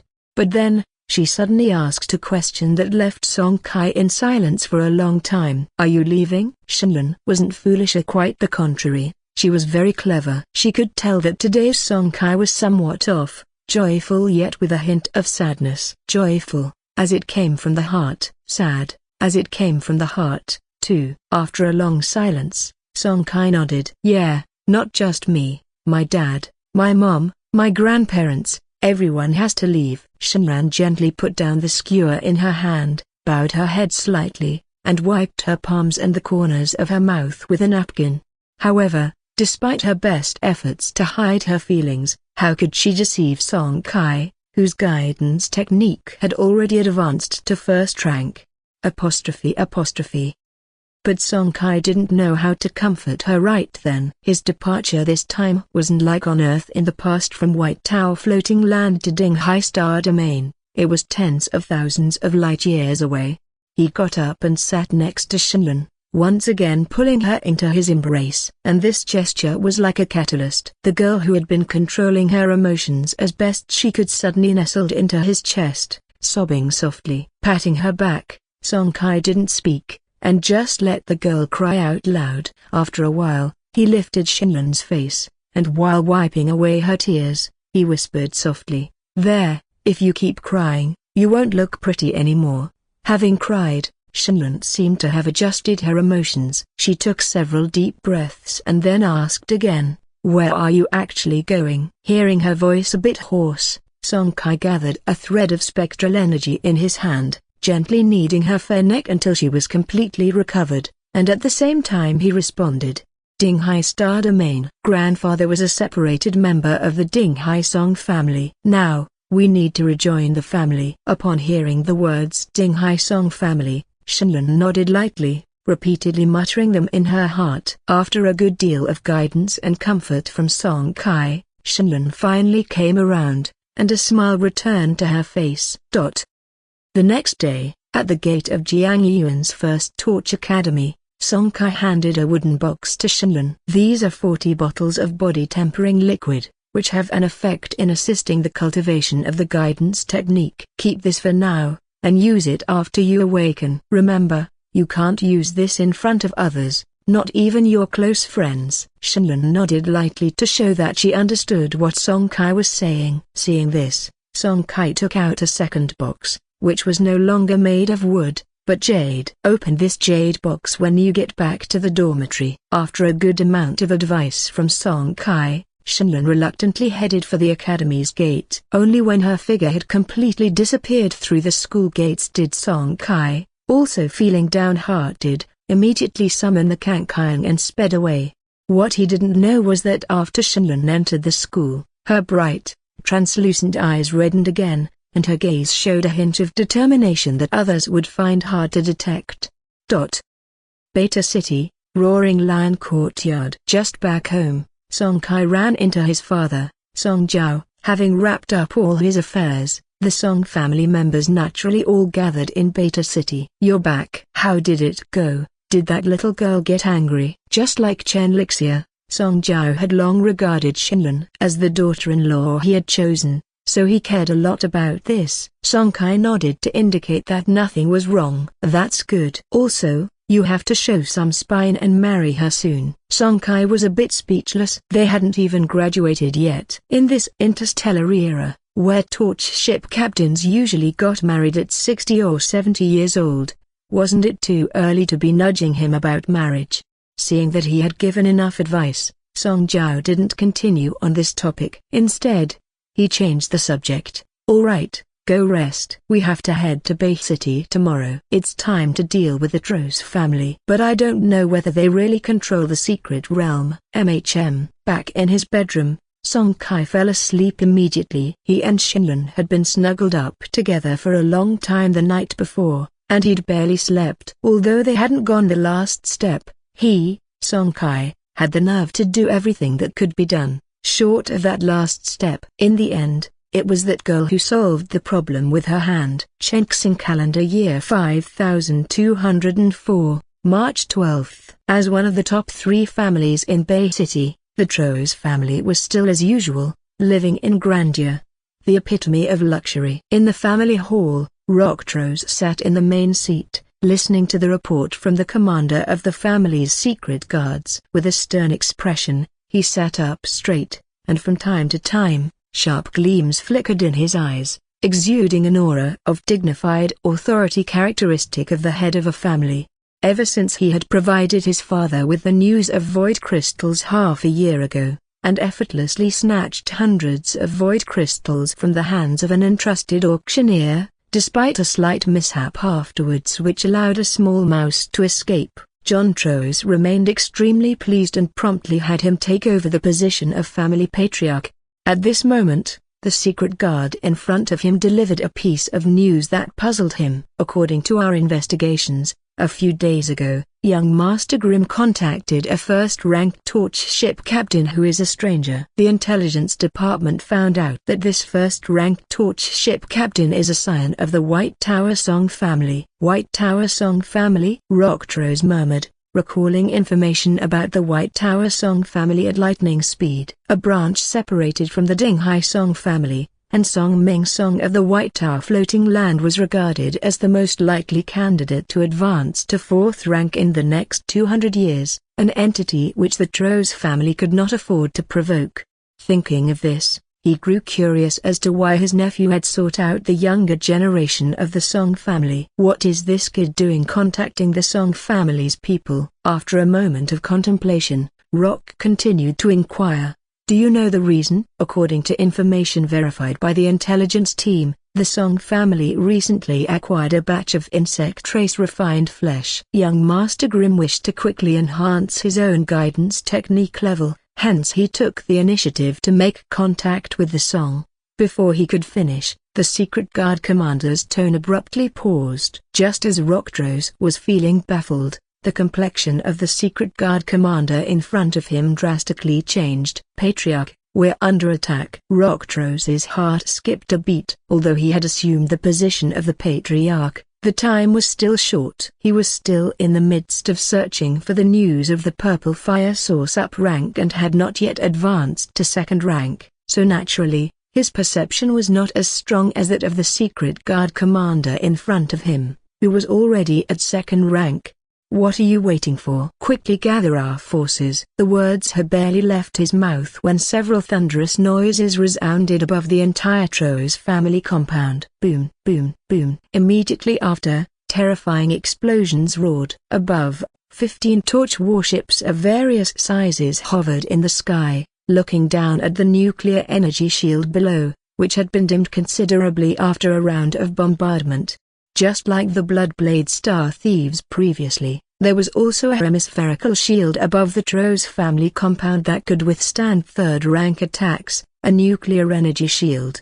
In fact, not only the Bloodblade Star Thieves and the Tros family, but most powers within the boundaries of Starry Sea human civilization with some ability would usually set up such a nuclear energy shield over their main base to ensure safety. The Furious Lion's compound also had one. Of course, this was the least effective type. Those powers with greater energy would purchase the extremely high-power nuclear energy shield emitters, although exorbitantly priced, requiring floating land origin of 4th rank and above. The shields they generated could also reach 4th rank energy level.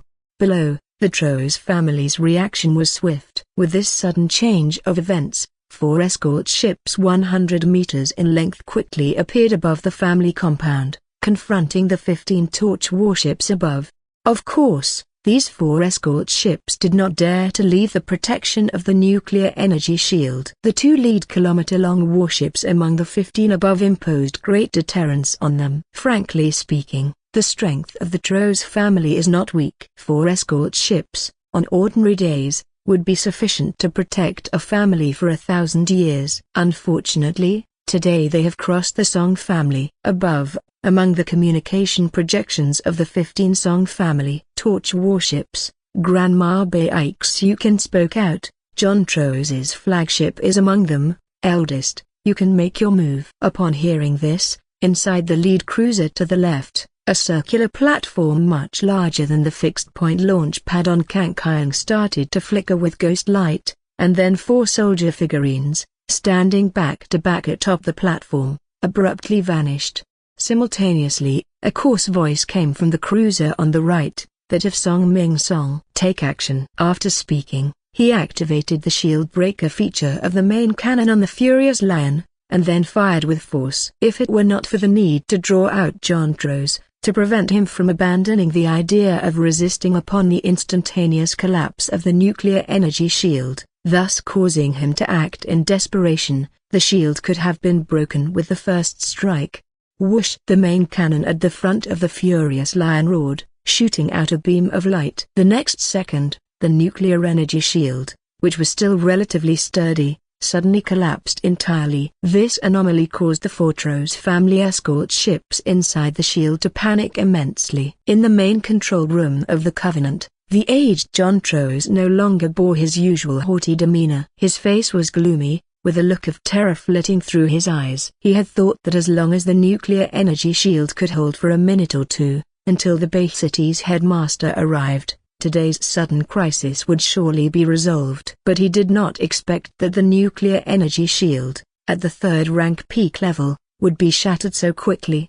Besides that, there was another hypothesis in his mind that he was reluctant to believe.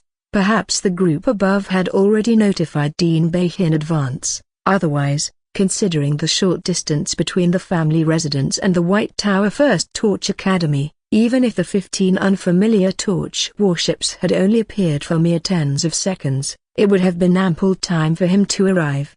Aside from bewilderment and fear, John Tros was filled with intense reluctance. It was only a few more months until he could extend his life, continue his search for a breakthrough in the vast Starry Sea. Amidst his strong unwillingness to give up, John Tros tentatively sent a communication request to the 2 cruisers above. Aboard the Furious Lion, Song Ming Song, who had intended to accept the call, ultimately withdrew his hand under Baeksuken's stern gaze.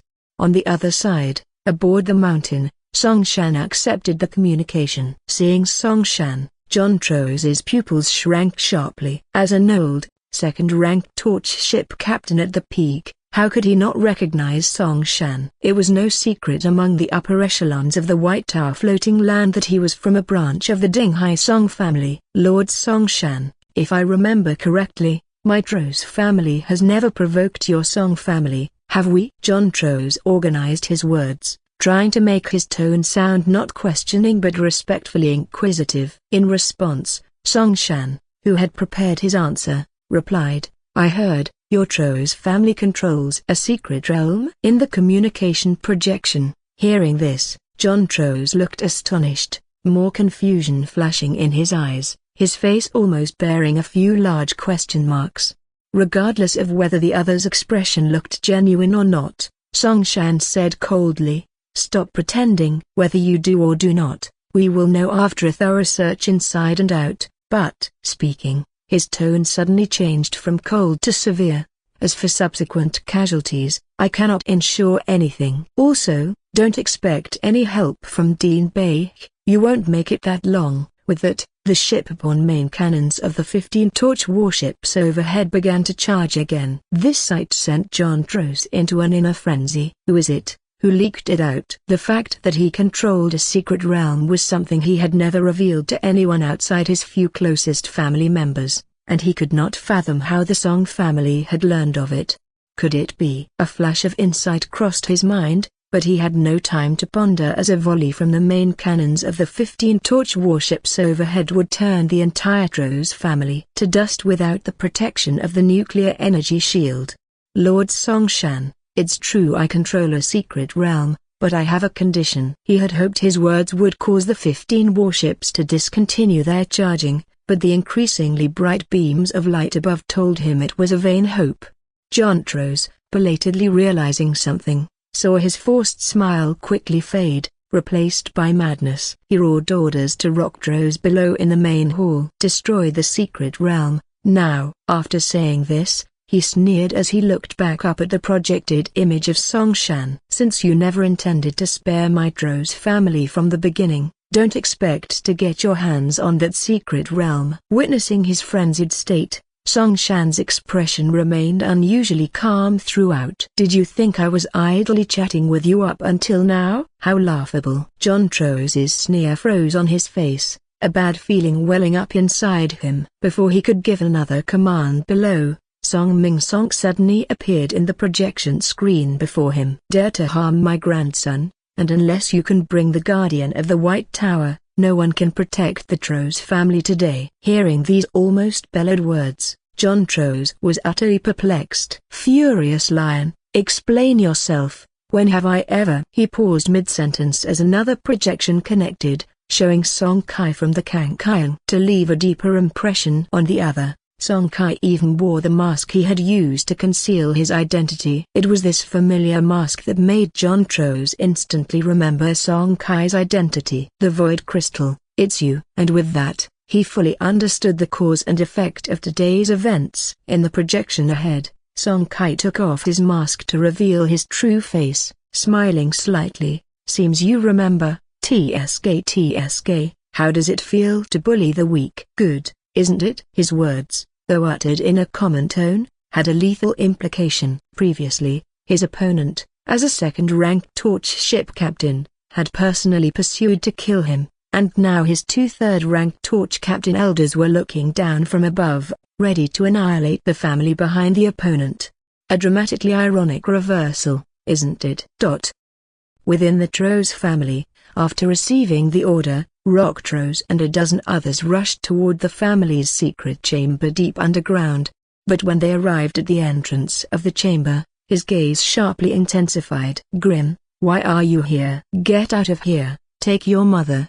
Before he could finish, Rock's words suddenly stopped as he saw the 4 terrifying soldier figurines radiating intense auras behind his nephew. "Third-rank soldier figurine, You're controlled by the Song family?" Rock Tros's eyes were wide with fury as he stood erect. Dozens of second-rank soldier figurines and a dozen Tros family members behind him rushed toward the secret chamber's doors. For a time, the entrance of the underground secret chamber was filled with the sounds of fierce combat. High in the vault of heaven, several kilometers away from the Tros family estate, a kilometer-long warship hovered quietly in the clouds. In the battleship's main control room, an enlarged projection screen displayed a clear scene of the battlefield above the Tros family estate. The director of Bei watched the projection screen intently and spoke respectfully to the projection light screen at his side. "Sir, are you sure we should not intervene?" As soon as the words were spoken, An indifferent reply quickly sounded from the communication projection beside him. There is no need for intervention. The young man from the Song family seems to have done something significant. Word has come from the Ding Hai Song side that they have allowed his branch to return. The face of the Ding Hai side must still be given. Yes, sir. If outsiders were present, seeing the director of Bei, who almost ruled alone over Bay City, showing such respect, they might have dropped their jaws in shock. However, if they knew the identity of the person on the other side of the communication projection, they would certainly find it only natural. For that person was none other than the being who reigned over the entire White Tower floating land. The owner of the 4th rank Zulu warship Deep Sea Vast Sky, the defender of the White Tower floating continent. Gerald Eagle. Jontrose, aboard the Covenant, had not received a reply from his son below for a long time and had already braced for the worst. He cut off communication with the Song family members. From the moment he saw Song Kai, he knew he had no way back. With Song Ming Song's temperament, he was bound to kill him. As his gaze grew resolute, the purple engine on the Covenant entered an overloaded state, and without hesitation, he activated the main feature of the engine that had saved his life many times before. Streamlight Sprint. Swish. The Covenant, which mere moments ago was alongside 3 of the Trose family's escort ships, suddenly became a streak of light, shooting straight for the vault of heaven. This sudden change caught Song Ming Song and Song Shan, both 3rd-ranked torch ship captains, a bit off guard. However, they soon wore cold smiles. Tens of thousands of meters above in the vault of heaven, the Covenant, in full sprint, seemed to collide with something. In the midst of a loud humming noise, the entire warship was completely deformed. The bow caved in by over 10 meters, even affecting the cockpit, squeezing Jontrose into a pulp along with it.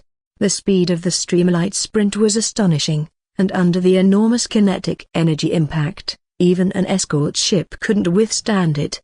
Of course, the main reason was that the Covenant Jontrose was on had only blue-quality warship armor, and its own torch warship hull was mere white. Compared to its purple shield and purple engine, it was far from comparable. Inside the Song family warship, the Song family members were somewhat surprised. Even they hadn't expected this outcome. Originally, the layer known as Void Prison was only intended to prevent any fish that slipped through the net, but they didn't expect this unexpected joy. The collision with the Covenant directly resulted in the death of Jontrose, the torch ship captain, thus preventing the Covenant from sinking. As a torch ship captain who had lived for nearly 300 years, his flagship would not lack valuable things, and this was the reason for the Song family members' delight. Below, seeing the fate of the remaining 3 Trose family escort ships, they already knew their inevitable end. Without any further hesitation, they madly charged towards the 15 torch warships above, wanting to drag a few down with them in death. However, facing 2 cruisers and 8 escort ships, this was nothing more than a pitiful and final struggle, and they were soon successively sunk. Thus, the Trose family, who had flaunted their power in Bay City for over 200 years, faced an inevitable downfall. In the central square of Bay City, the usually bustling streets were eerily quiet today, and the few pedestrians who were there all looked tense and hurried along. A virtual game blogger who had just woken up yawned as he walked out of his building and was taken aback by the scene on the streets. After finally stopping a passerby, he quickly inquired about what was going on. "What's going on? Have you been hit in the head? Didn't you hear that huge commotion just now? The Trose family has been annihilated, not a single soul spared." "I heard it's because Jontrose's previous actions of hunting down juniors were exposed, which provoked retaliation from the seniors of the other side." Listening to this explanation, it felt like something out of a novel, which made the game blogger scratch his head, somewhat doubting his life choices. As a native of Bay City, the Trose family in his eyes was an absolute top-tier wealthy family. Yet this powerful family, which was daunting in his eyes, had been wiped out in the span of time it took for a nap, which he found hard to accept. And there were thousands in Bay City at this moment who were just as slow to come to terms with what had happened. As for the subsequent events in Bay City, The Song family and their entourage naturally had no idea. After annihilating the Tros family, they quickly tallied their gains, cleaned up the battlefield, and left White Tower floating land before the public outcry began, heading out towards the heavens. As to why they cleaned up the battlefield so quickly, one would think that since there was a secret realm, careful consideration of how to handle the secret realm and its entrance would be necessary. Not to mention the various resources within the secret realm, just managing its entrance is a huge challenge. Destroying an entrance to a secret realm is easy, but trying to open another entrance in a different star domain that leads to the same secret realm is as difficult as scaling the heavens. To accomplish such a feat, even a stellar sea creature of 4th rank level would not suffice. It requires a power of at least 5th rank level and above. Otherwise, the Moruo royal family would not have kept the entrance to the Moruo secret realm in Star Region 0155 for thousands of years. Even if Star Region 0155 is riddled with spatial rifts, it was once the heart of the Moruo civilization, and it's inevitable that some creatures would try their luck there, relying on special abilities or strange objects. For example, the 2 void membrane components that Song Ming Song obtained were exactly that. Therefore, having the Moruo secret realm in Star Region 0155 is extremely dangerous, far riskier than relocating it to where the remnants of the Moruo royal family are now hidden. If there were not a lack of 5th rank level combat power present, they would never have left it so vulnerable. Thus, there is only one possible explanation. The Tros family did not actually control any secret realm. Inside the Furious Lion cruiser, Song Jiao, Song Hai, and others looked puzzled, and the younger members of the family like Song Kai were even more so. They distinctly remembered that John Tros had personally admitted to having control over a secret realm. Everyone's gaze turned towards Song Ming Song and Song Shan, who were the first to enter the Tros family's underground chamber. At the main control station, Song Ming Song, while operating the Furious Lion at high speed, laughed and said, "All right, stop teasing you all, come with me." With that, he switched the warship to its automated piloting mode. Commanded by the semi-autonomous onboard intelligence of the Furious Lion, he led Song Shan and the group toward the engine compartment behind the main control room. Hearing this, everyone's interest was piqued, and curiosity surged anew within them. Judging by the tone of Song Ming Song, it seemed there was still hope. The engine compartment of a cruiser is naturally very large, but what captured everyone's attention was not the vastness of the Furious Lion's engine compartment but the warship in the center with its front half caved in. This was the Covenant escort ship. When a torch ship captain dies, 2 things generally happen. First, if the captain issued a self-destruct command before death, then the torch warship will sink with them. Second, if the torch ship captain died without any commands, then the torch warship will go into preservation mode, until a second seed of torch comes to merge with it. As previously mentioned, each torch warship can change captains up to 3 times. This condition only applies to warships that have been under no more than 2 captains. If already on its 3rd, even if the torch ship captain didn't issue a self-destruct command before death, the torch warship would sink upon the captain's death. The Covenant at this moment clearly belonged to the second category, with John Tros previously serving as its initial captain, the first. This meant that the warship could change captains twice more if it didn't sink. Seeing his grandfather and uncle heading straight for the Covenant, Song Kai raised an eyebrow. Could the entrance to the secret realm be inside a torch warship? Turning to look at Song Chi, Song Yu, and the others, seeing that they too were visibly perplexed, Song Kai realized that their guesses were likely the same as his. But as they stepped onto the Covenant, the confusion in their eyes deepened even more. At least Song Kai could not sense the slightest spatial fluctuation inside the escort ship. However, upon further thought, he felt that it was indeed as it should be. If the entrance to a secret realm truly resided within a torch warship, then how could such a warship explore the alien star domain? The intense spatial fluctuations produced by the entrance to the secret realm left no room for discussion. If one were to explore the alien star domain while carrying this thing, Even the child of destiny would likely be doomed. Could it be that the Covenant had long since ceased to explore the alien star domain, or could it be that John Trost did not actually control the secret realm, and they were merely overthinking it? As he pondered, Song Ming Song abruptly stopped in his tracks. Seeing this, Song Kai and the others following him also stopped. His gaze passed directly over the second-ranked torch ship captains in front like Song Hai and Song Jiao, looking towards the back at Song Qi, Song Lin, Song Wen, Song Kai, and Song Yu, the five of them. As for those even further behind, like Song Bo, Song Shishi, and Song Ting, they were ignored as well. The five of them were somewhat puzzled, unsure of what their grandfather intended. But the words that followed from Song Ming Song soon enlightened them. "You five lads, does anyone have an interest in this Covenant?" The meaning of his words was clearer. He was asking if they were willing to give up their own warships to merge with the Covenant instead. As a second-ranked peak torch warship, the Covenant was equipped with components that included 2 of purple quality and more than a dozen of blue. Its combat power was naturally not to be underestimated, and it would likely rank high among second-ranked torch warships. However, the attitude of the five was highly unanimous. Without much consideration, they all rejected the offer in chorus. Hearing their response, Song Ming Song laughed out loud, extremely pleased. "Good, worthy of being my grandsons, such high aspirations." Of course, his words were actually directed at Song Qi, Song Lin, and Song Wen. As for Song Kai and Song Yu, being the 2 with the highest innate talent among his grandsons, it seemed only natural to him that they would refuse. If either of them dared to consider inheriting the Covenant, Song Ming Song might explode on the spot. As for the reason, it was quite simple. The big families and conglomerates of torch human civilization clearly had a large number of mothballed torch warships.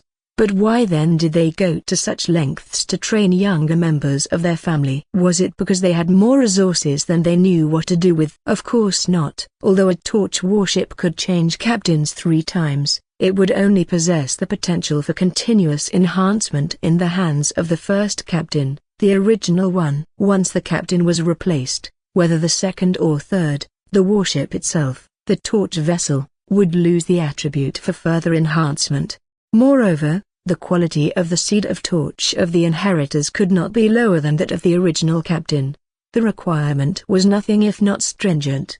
Naturally, just because Song Kai and the others had refused did not mean the Covenant had lost its value. After all, it was still a second-ranked peak torch warship. Just based on its level 29 spectral energy cultivation platform, the warship's value was also beyond imagination. When they returned to the family in the future, it could entirely act as communal property for their branch, to be rented out. Those who rent the warship would have to pay certain merit points each month or year as rental fees. Don't think these would be difficult to rent out. On the contrary, the higher-ranked torch warships available for rent were often in high demand. The Ding Hai Song family, with a near 3,000-year inheritance and nearly 10 million blood relatives, had many who had lost their warships due to unforeseen circumstances. How many gave up their own warships to rent higher-rank warships in hopes of increasing the speed of their guidance technique training because they saw no hope for promotion? Furthermore, since each warship could only be rented out twice, this increased the shortage of available torch warships for rent, even though this restriction meant that the minimum leasing term for second-rank or higher torch warships was over 20 years. Which still did not solve the underlying issue. Knowing this situation well, the Song family had brought a significant number of torch warships for rental on their return journey. Aside from the Covenant, there were 3 escort ships of the same rank, seized from the Bloodblade Star thieves and currently stored within the mountain belonging to Songshan. As for the first-rank spectral airships, there were even more. The number which had been seized from the Bloodblade Star thieves and the previously encountered Dro's family was over 30, and these were separately placed within the flagship of Song Hai, Song Jiao, and others. After receiving satisfying answers, Song Ming Song moved forward again, and the group quickly arrived at the component loading area of the Covenant. The group first scanned the nearly 30 components. Then their gazes mostly settled on the 3 that shimmered with a purple hue. One was an energy shield, another a shipborne engine, and the last was. When they saw the third component, everyone's eyes lit up, and they all instantly understood the earlier implication in Song Ming Song's words. John Tros had not lied, he did indeed control a secret realm. It was just that he could move the entrance to the secret realm at will. The secret realm entrance in the underground chamber of the Tros family had indeed existed, but it was destroyed by Song Ming Song and Song Shan, who had arrived early. As for why they destroyed it and why they were not worried that they might never be able to enter that secret realm again, the reason laid right before them on this special purple component. Secret Realm Binder Level 20 Quality, Purple. Feature, Secret Realm Entrance Opener. Consumption, 1000/usage, Spectral Energy Points. Binding, Dragon Blood Mystic Realm, Damaged. Effect, bind a secret realm, and upon successful binding, the warship captain will obtain the right to freely enter and exit the secret realm. When entering the secret realm in this way, one can stay in the realm for a maximum of 1 hour per visit. Buffer, 24 hours. No charging required. Up rank requirement, 15 strands of floating land origin. Second rank, 6,000 spectral energy points, 1 titanium crystal. Secret realm entrance opener, consumption of 10,000 spectral energy points. Opens an entrance to the bound secret realm in a designated area. There can only be one such entrance at any time. It was not difficult to discern from the attributes of this component that, through this component, one could enter the bound secret realm once a day, and its feature even allowed for the creation of a doorway to the realm without the need for the intervention of a 5th rank level powerhouse. Seeing this, joy filled everyone's hearts, and almost simultaneously, the same thought arose. This secret realm could potentially become our branch's own private realm, without needing to turn it over to the family. As for why this idea emerged, it was quite simple. While turning over a secret realm to the family would result in a handsome reward, this was clearly not the most cost-effective choice for a secret realm capable of continuously producing a certain type of special resource. The true value of a secret realm lay not only in its special resources but also in its potential for long-term benefits. How could a short-term reward compare to earnings that could continue for hundreds, thousands, or even tens of thousands of years? With this in mind, everyone's gaze involuntarily shifted to Song Ming Song at the center. Noticing this, Song Ming Song pretended to ponder deeply for a while, until Bai Xukan could no longer hold back and pinched him hard, prompting the old man to quickly reply. Rest assured, this secret realm will become one of our branch's foundations and will not be turned over to the family. Other direct and legitimate lines of our family also have their own secret realms. This is quite normal within the family, so there is no need to worry about exposure or anything of the sort. Moreover, if the special resources within this Dragon Blood Mystic Realm are valuable, it's highly likely that members of other branches in the family will initiate exchanges with other rare resources. At this point, Song Ming Song's tone paused, and his gaze swept over the special purple component with a rather solemn expression, saying, "Comparatively, the value of this secret realm binder component may far exceed the realm of ordinary purple components. Without the intervention of a 5th rank power, it can freely move an entrance to a secret realm, a function that is bound to drive many small and medium-sized powers crazy, like the previous Moruo royal family.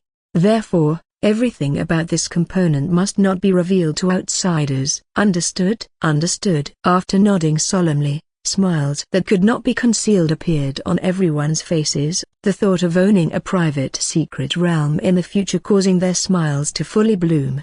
However, speaking of the secret realm, everyone's curiosity was rekindled. Through this secret realm binder, they learned that the secret realm under the control of the Tros family was named Dragon Blood Mystic Realm. Although from the word damaged that followed, they could guess that it was at least a lowest tier shattered secret realm, it was still a secret realm, and naturally, they were curious about the resources it produced.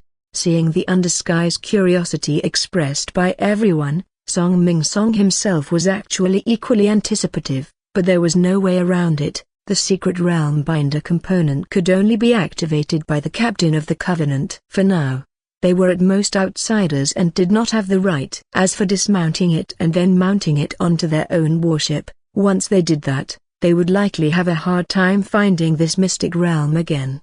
When a shipborne component is dismounted, all of its enhancement levels reset to 0, as if it was formatted, and at that time, the Dragon Blood secret realm mark bound by this secret realm binder would inevitably be erased as well. Attempting to locate this mystic realm in the vast starry sea afterwards would be like looking for a needle in a haystack. Therefore, no matter how curious they were, for the time being, everyone could only hold back. Regarding the distribution of those components afterward, aside from the secret realm binder, there were only 2 purple components left, both from the Covenant. The components scavenged from the other Droz family warships, whether damaged during the sinking or not, were at best blue components. The 2 remaining components on the Covenant were the Streamlight kinetic engine and the mysterious light energy shield, with the Streamlight kinetic engine being the most precious one. Its active feature Streamlight Sprint is an extremely good capability for saving lives. However,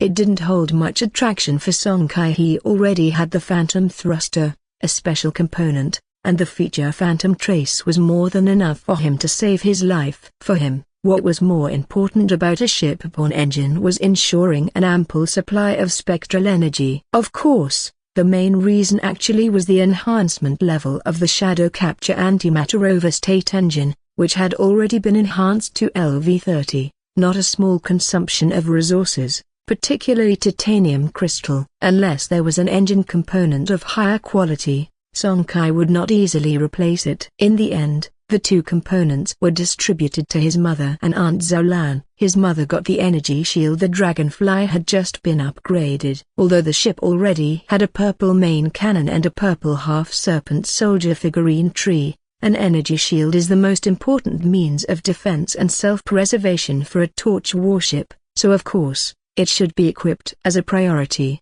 As for Aunt Zhao, she was promoted a few years earlier than his mother, Chen Lixia, and she received the purple engine. After the purple components, there were quite a few blue ones. However, Song Kai did not find the soldier figurine components he wanted, nor were there any components like the healing fruit that repair the ship's body. He ultimately chose to take the second-rank floating land origin. Currently, as his supply of titanium crystal has been exhausted, purple components like the Phantom Thruster and Brainwave remote control system cannot be further enhanced.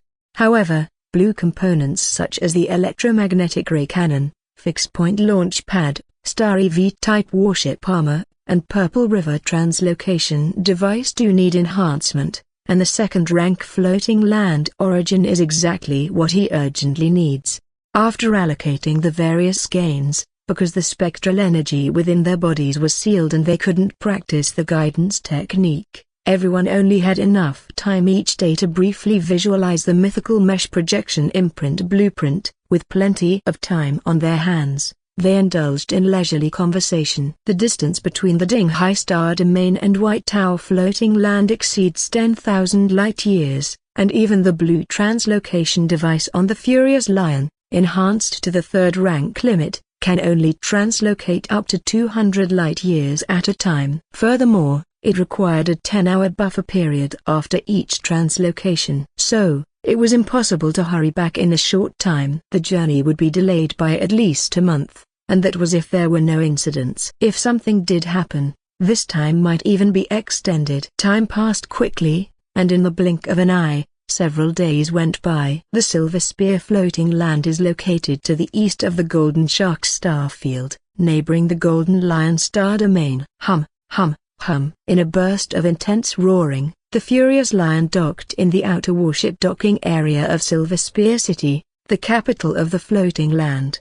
The moment they walked out of the hatch, several younger members of the Song family were nearly dazzled by the bustling scene outside. In the docking area spanning over 10,000 square kilometers, a countless number of torch warships were rising and descending in every direction, nearly covering the entire sky above the docking area. Among these warships, numbering at least 10,000, their own 1,000-meter Furious Lion, although not bad, certainly did not stand out. Just at a glance, They saw over a dozen 1,000-meter-level torch warships in their field of vision, and mixed in were two 4,000-meter-level fourth-rank Zulu warships. At that moment, the voice of his uncle, Song Shan, came from behind. Silver Spear Floating Land is a Level 3 lifeform star-sea floating land with a population exceeding 10 billion. Combined with the medium-range star domain transfer gate established by the neighboring duchy for those coming to rest en route, explore, and participate in various commercial activities, there's no shortage of visiting torch ship captains. Plus, with a regulation that forbids torch warships from entering the city, this prosperity comes as no surprise, said Song Shan. After a pause, he continued, White Tower Floating Land is a frontier location, while Silver Spear Floating Land's level of prosperity ranks within the top 3 in the Golden Shark star field. The two are worlds apart. Song Kai and the others nodded in understanding. Although they weren't precisely clear on what it meant to be ranked in the top 3 for prosperity in the Golden Shark star field, they did have a concept of a level 3 life-form floating land. If it is said that over 99% of the life-form floating lands in the Starry Sea do not have a ranking, then among the less than 1% that do, Level 1 and Level 2 life-form floating lands make up over 99%. This means that out of 10,000 life-form floating lands in the Starry Sea, there might be one Level 3 life-form floating land. Just as their minds were aflutter, a voice came from behind once again. However, this time it wasn't from the elder, but from Song Ming Song, who had already summoned back the furious lion. Okay, the medium-distance star domain transport gate will probably not open again for another 3 days, so none of you are allowed to stray today. You have to stay put for at least 24 hours, which means you can't leave until your internal spectral energy has been restored tomorrow. For now, let's head over to the hotel we booked. Hearing the serious tone of their grandfather, they all nodded and then quickly walked towards the city center. The medium-distance star domain transport gate is said to be a costly project constructed by the Duchy's Engineering Academy, designed to interconnect all the star domains under the Duchy and promote the circulation and development of the economy. The gate in the Golden Shark star field connects to the Golden Lion star domain, reportedly capable of transporting thousands of light-years in a single trip and facilitates group transport. However, each transportation consumes significant resources, necessitating hefty fees, and each activation requires several days of buffering. Their arrival was ill-timed, as the last transportation had only recently been activated, so they needed to wait about 3 days. Silver Spear City, Silver River Street, Tenga Hotel. Today marked the second day since they arrived in the Silver Spear Floating Land, yet at this moment, members of the Song family were not in their individual rooms but had gathered in the Kilometer-class warship summoning room located in the hotel's underground.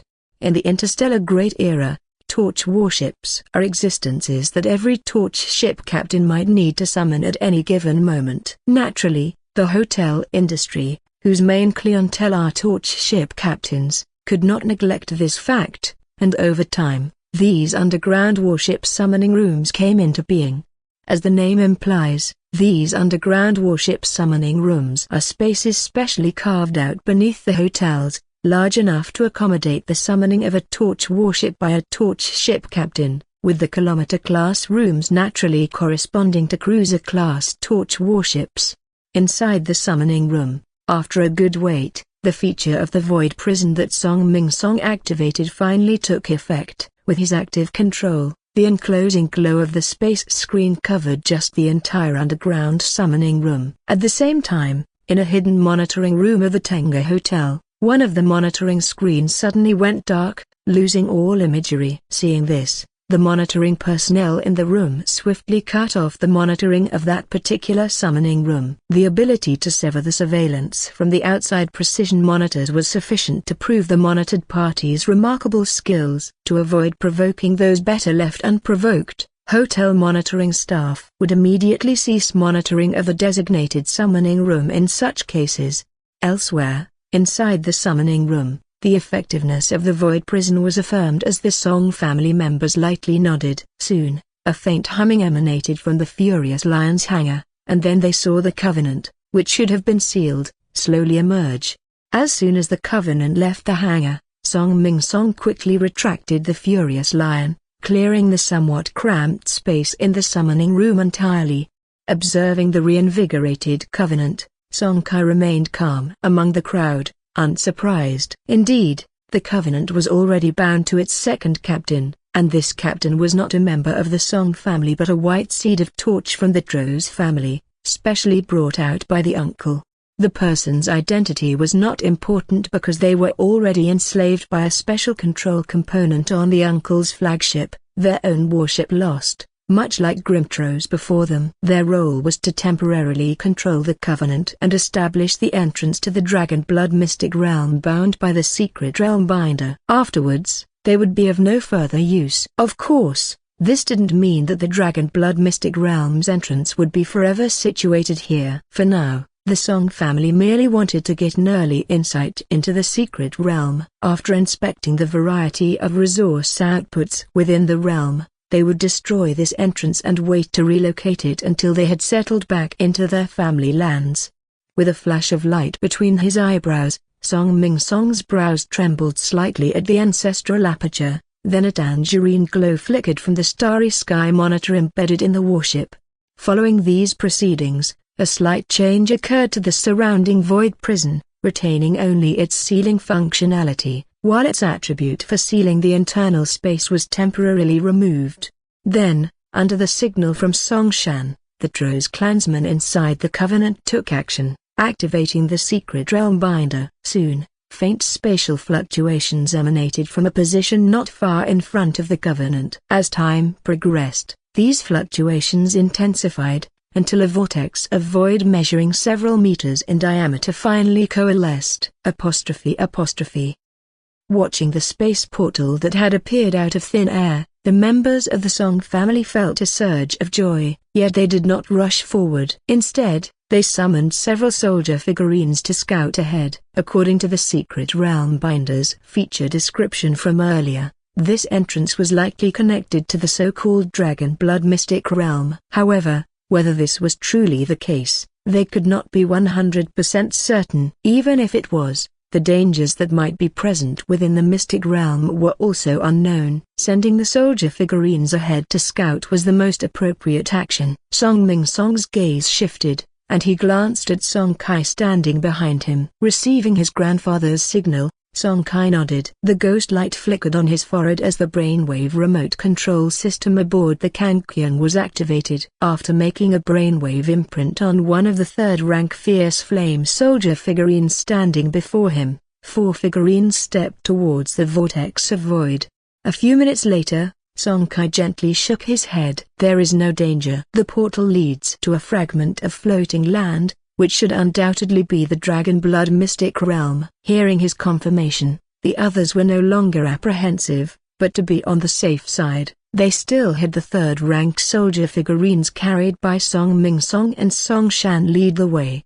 After a bout of mild weightlessness, Song Kai and the others disappeared into the spatial portal. The environment inside the Dragon Blood Mystic Realm was not much different from that of the Moruo secret realm they had experienced before, a dark and eternal void of sealed-off star space. The only difference was, compared to the floating land in the Moruo secret realm, which was at least comparable to a second-rank starry sea floating land, the floating land beneath their feet was much smaller. Of course, this was not due to the innate size when the Mystic Realm was first formed but rather due to subsequent damage. The group successively summoned their flagship warships. Song Ting, Song Shishi, and others boarded the Furious Lion, and once the Torch warships soared into the sky, they soon saw the astonishing ruins at the right corner of the floating land below from a bird's-eye view. This ruin stretched for tens of thousands of kilometers, destroying much of the primal environment atop the floating land below and causing more than 70% of the area of this starry sea floating land to collapse. Inside the Furious Lion, Song Ming-song let out a sigh. There must have been combat involving powers at the 5th rank level in this mystic realm, otherwise, such destruction would not have been possible. What a pity. As he spoke, his gaze rapidly swept over the intact pieces of floating land below, and he quickly said, "Quick, conduct a thorough search of the entire fragment below to see if that special resource unique to the mystic realm has been preserved. As soon as he finished speaking, more than a dozen torch warships dispersed and descended below, each responsible for a section, and commenced a systematic search of the remaining fragments of the floating land. 2 hours later, the family regrouped, and after such a lengthy search, they had identified all the resource points preserved on the fragments of the floating land below.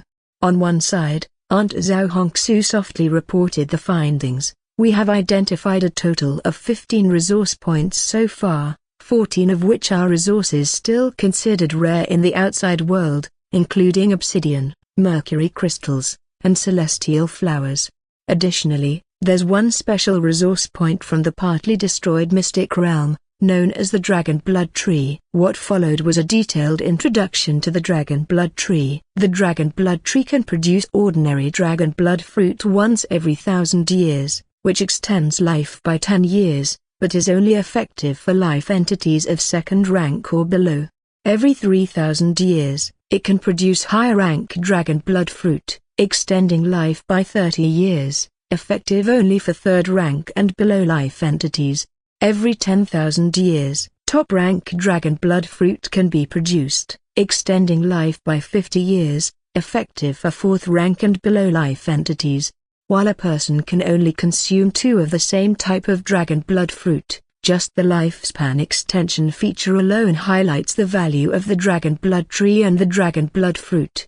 However, what the Song family members found most regrettable was that the Dragon Blood Tree Grove was situated right at the edge of the battlefield ruins, leaving only 10 surviving Dragon Blood trees. Furthermore, since each Dragon Blood tree could only bear a maximum of 5 fruits at a time, the total number of dragon blood fruits in the mystic realm did not exceed 50. Among these less than 50 dragon blood fruits, the oldest one was only 999 years, still several months shy of a millennium. One could guess that Jontros must have accelerated the time in this secret realm as soon as he obtained those void crystals, but due to what was probably a shortage of crystals, these dragon blood fruits hadn't fully matured. Let alone dragon blood fruits that were over 3,000 years old, even those that prolonged life by 10 years of the millennium dragon blood fruits were lacking somewhat, requiring a few more months to wait. To this, Song Kai felt it was only to be expected, considering that the void crystals he provided were at their highest first rank, with the vast majority being 0 rank. If such low-rank void crystals could accelerate a secret realm for tens of thousands of years, that would indeed be too far-fetched. From another perspective, this also suggested that these dragon blood trees must have only sprung up recently, being merely the faint remnants of the original dragon blood tree orchard in the secret realm. Otherwise, after hundreds of years of accelerated time, the dragon blood fruits would not be under a millennium old. For this, the Song family members naturally heaved sighs of disappointment. If that original orchard of dragon blood trees had been preserved, not to mention millennium dragon blood fruits, there would likely have been a vast quantity of 3,000-year-old ones, and there might even have been exceptionally rare 10,000-year-old supreme dragon blood fruits. Just the thought of possible 10,000-year-old dragon blood fruits being destroyed in that unknown great battle made everyone feel uncomfortable, resenting the perpetrator for such a wasteful destruction. At this moment, the old patriarch Song Mingsong spoke up. Remember, if you come across resources like void crystals in the future, try to acquire them as long as the price isn't too inflated. As he spoke, Song Mingsong's gaze swept over Song Kai. Though he didn't elaborate, Song Kai understood his grandfather's meaning immediately. He should pay more attention to such opportunities in the ruins market secret realm. If they encountered void crystals again, they must not let them slip by. After everyone nodded in agreement, having completed the inventory of various resource points in the secret realm, they didn't stay long and one by one took their leave. In the external warship's summoning room, the faces of the Song family members all bore smiles. Despite some regrets about the once dragon blood tree orchard, They were quite satisfied with this Dragon Blood mystic realm overall. At least its signature resources were still present, even if the yield was small. Compared to those shattered secret realms that had lost their special resources, the value was entirely incomparable. Quickly, the group acted together to redestroy the entrance to the secret realm within a summoning room, and then summoned the Furious Lion to retrieve the Covenant Guardian warship. Only then did they turn to leave. After greeting his elders, Song Kai stayed behind. He summoned the Kangqian, ready to use the newly acquired 1,000 strands of second-rank floating land origin to enhance the Kangqian for a new round. The first to be enhanced was the electromagnetic ray cannon. This ship-borne secondary cannon was the only one out of the few blue components on the Kangqian that had a feature, and it was a top rank among blue components. Are you sure you want to consume 15 strands of second-rank floating land origin plus 8,000 spectral energy points to upgrade the electromagnetic ray cannon from LV-20 to LV-21? Confirm. In the end, Song Kai spent 349 strands of second-rank floating land origin to enhance this top-rank secondary cannon from LV-20 to LV-30. Though the cost was astonishing, the enhancement of the electromagnetic ray cannon's attributes was definitely worth the expense. Electromagnetic ray cannon LV-30. Quality: blue. Feature: lightning arc splash. Consumption: 20 per shot. Spectral energy points. Might: 2,700. No need for buffering and charging. Up rank requirement: 10 strands of floating land origin. Third rank: 2,000 spectral energy points. Lightning arc splash: creatures damaged by the electromagnetic thunderball will splash 50% of the damage received to the nearest 12 creatures around them. Not only had the damage surged tenfold, but the effect of the lightning arc splash had also improved significantly. This meant that its area damage would be even more astounding in the future. A piece of good news. After enhancing the electromagnetic ray cannon, Song Kai opened the Kangqian's attributes panel, contemplating which component to enhance next. After enhancing the electromagnetic ray cannon, the second-rank floating land origin left in his hand had dwindled to just over 600 strands. Barely enough to enhance 2 more components to the third tier, so careful consideration was necessary.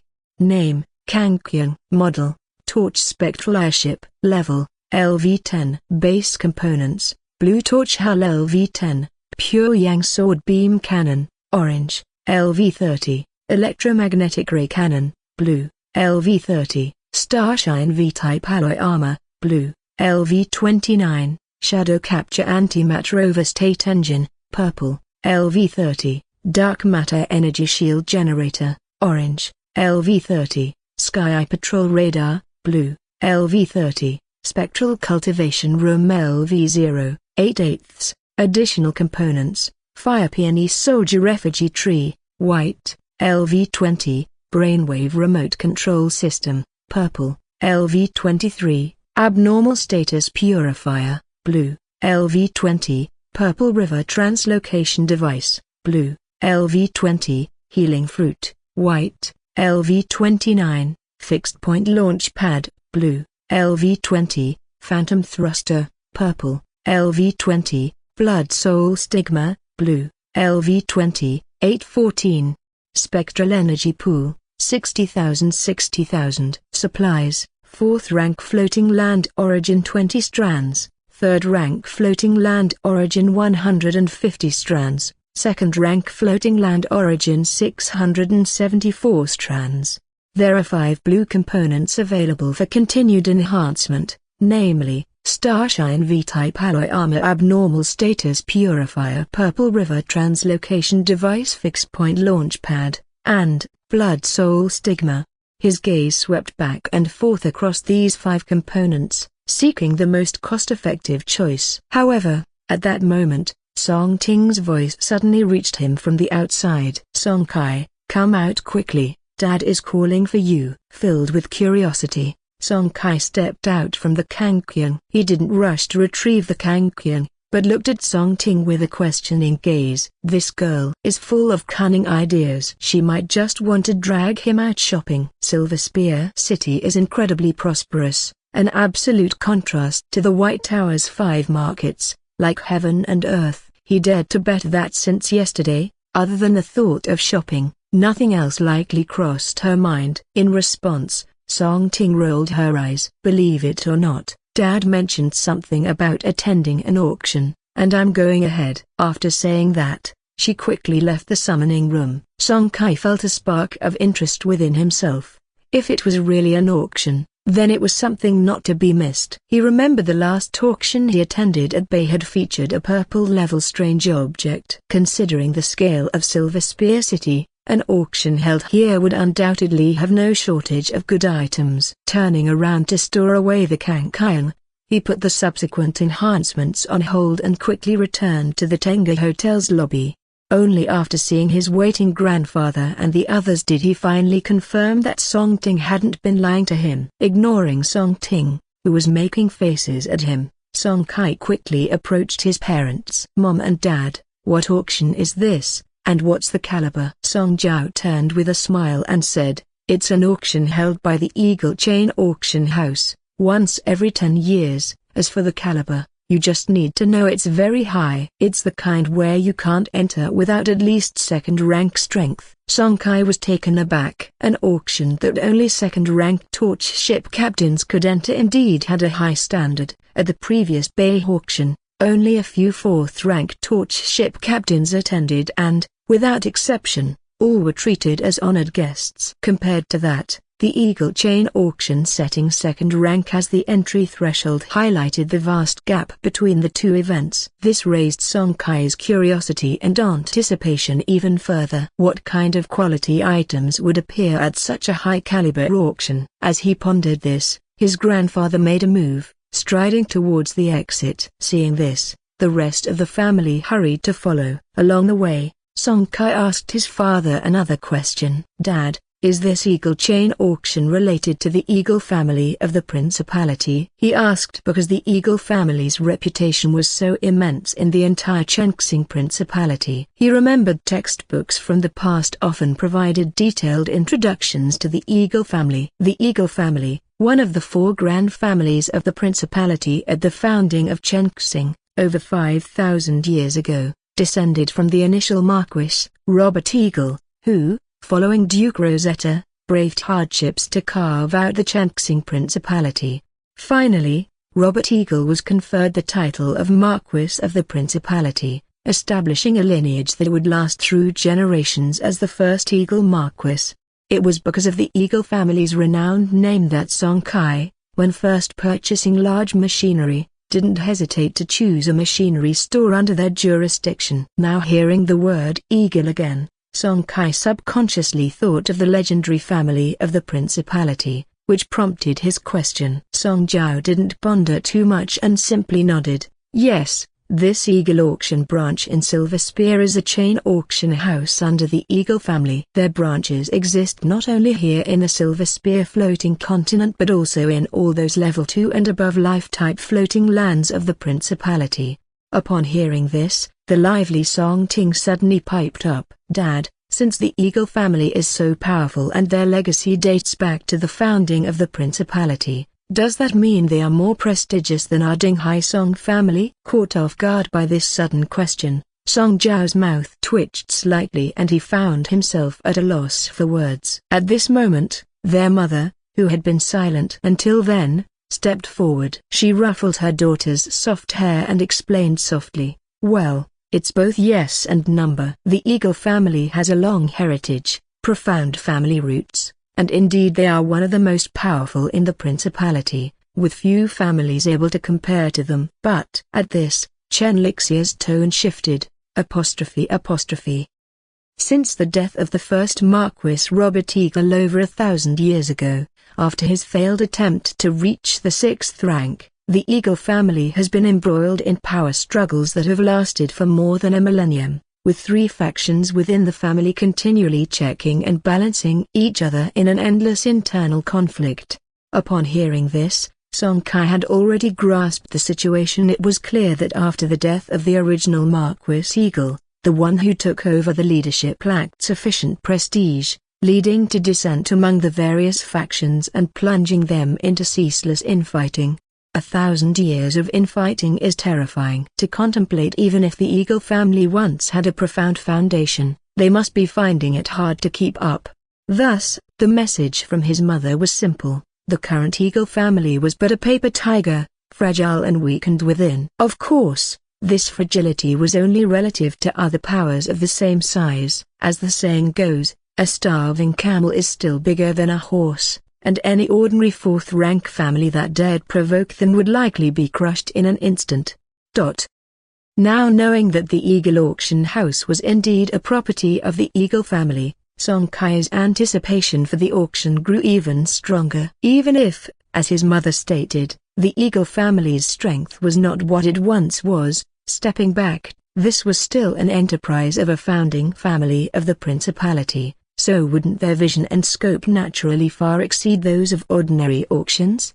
Silver Spear City, Glittering Street. As the most prosperous area in Silver Spear City, this place could be described in one phrase: every inch of land is worth its weight in gold. The Silver Spear branch of the Eagle auction house was located here, spanning thousands of square meters, a testament to its immense wealth. Today, the entrance of the Eagle auction house was exceptionally bustling, with the latest models of the Penta Energy vehicles, produced by the Principality, descending onto the street in front of the venue. One after another, elegantly dressed figures emerged from these energy vehicles of men genteel and refined, women graceful and dignified, drawing gasps of admiration from the crowds on both sides of the street.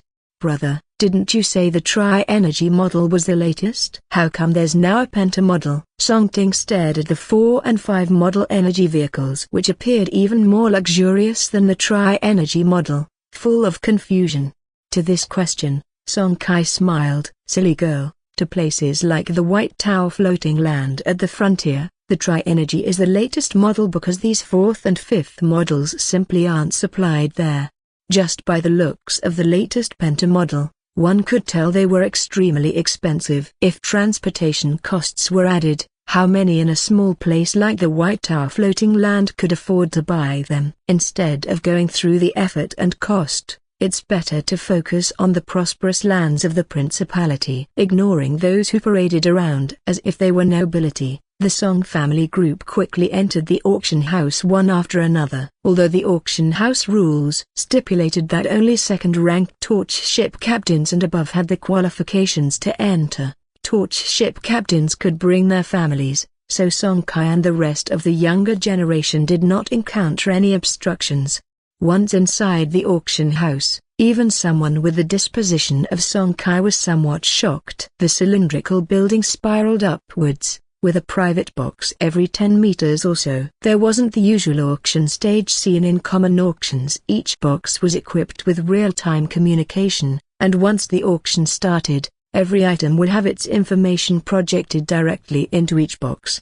In one of the upper middle boxes, the Song family members sat on the circular sofa, waiting for the auction to begin. Half an hour later, as an image suddenly appeared in the real-time communication screen at the front of the box, Song Kai's entire body jolted, his hair standing on end. It wasn't just Song Kai and the other younger members of the Song family. Song Shan, Song Hai, and others felt the same, and even Song Ming Song, sitting in the principal seat, experienced the same chilling effect, as if death was a mere step away. At first, the aura seemed vast like the abyss, then ethereal like the wind, and finally, turned into bone-chilling cold, unpredictable and ever-changing. Thankfully, it only lasted for the span of a breath before dissipating like smoke, as if it had never been there at all. From the principal seat, Song Ming Song's face was tight as he said solemnly, "That was 4th-rank life pressure." Without waiting for others to speak, he continued on his own. "It seems that the 4th-ranked torch ship captain of this Eagle auction house is using this method to warn everyone not to cause trouble during the auction. P.S. I noticed that many readers were not satisfied with the handling of the situation with Li Dong and his group. So, I have revised chapter 130, changing it so all of them were killed off. Those interested can go back and have a look." Well, that's it. In the private box, Everyone's heart couldn't calm down for a long time. The feeling just now, that life and death were not in one's own hands, as if others could let one die without a sound with a mere thought, was indeed not too pleasant. However, before they had time to readjust their emotions, the figure in the live communication projection in front of them began to speak slowly. Eagle Family Auction House, Silver Spear Chain Branch, the 258th auction, is now officially open. Song Kai did not pay any attention to what the figure was saying. His gaze was fixed on the live communication projection, or more accurately, on the figure in the projection. This person was clearly floating in midair above the auction house, yet no spectral energy fluctuations could be seen around him. Although his face was not covered, no one in the auction house could see it clearly. That's when he heard his father's voice in his ear. This person is the fourth-rank existence of the Eagle family stationed at the Silver Spear branch, surrounded by a fourth-rank life-form force field. Those below fourth rank cannot capture his true face. Upon hearing his father's explanation, Song Kai suddenly understood, and then he asked another question that he was quite curious about.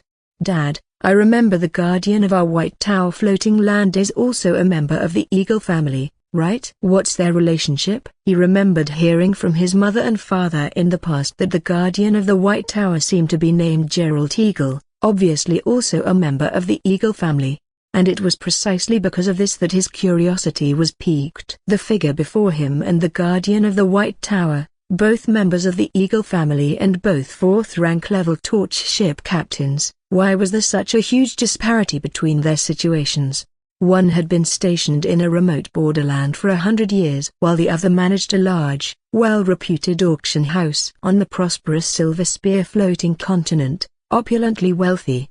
Upon hearing this, Song Jiao did not respond immediately. At this, Song Kai glanced at the live communication projection in front, and did not continue to press the question. It wasn't until the figure in the live communication projection completely vanished after a flicker that Song Jiao spoke in a low voice. "This person is the cousin of that White Tower Guardian, born into one of the three major factions of the Eagle family. The White Tower Guardian has reached his position step by step on his own merit, but without someone above him, he's been subjected to ostracism." Hearing this, Song Kai shook his head. A person who had worked his way up step by step, whether in terms of innate talent, character, or encounters, was definitely top-notch. Yet such a person with great potential for the future was being undermined by his own clan members to such an extent that it reflected just how severe the infighting within the Eagle family had become.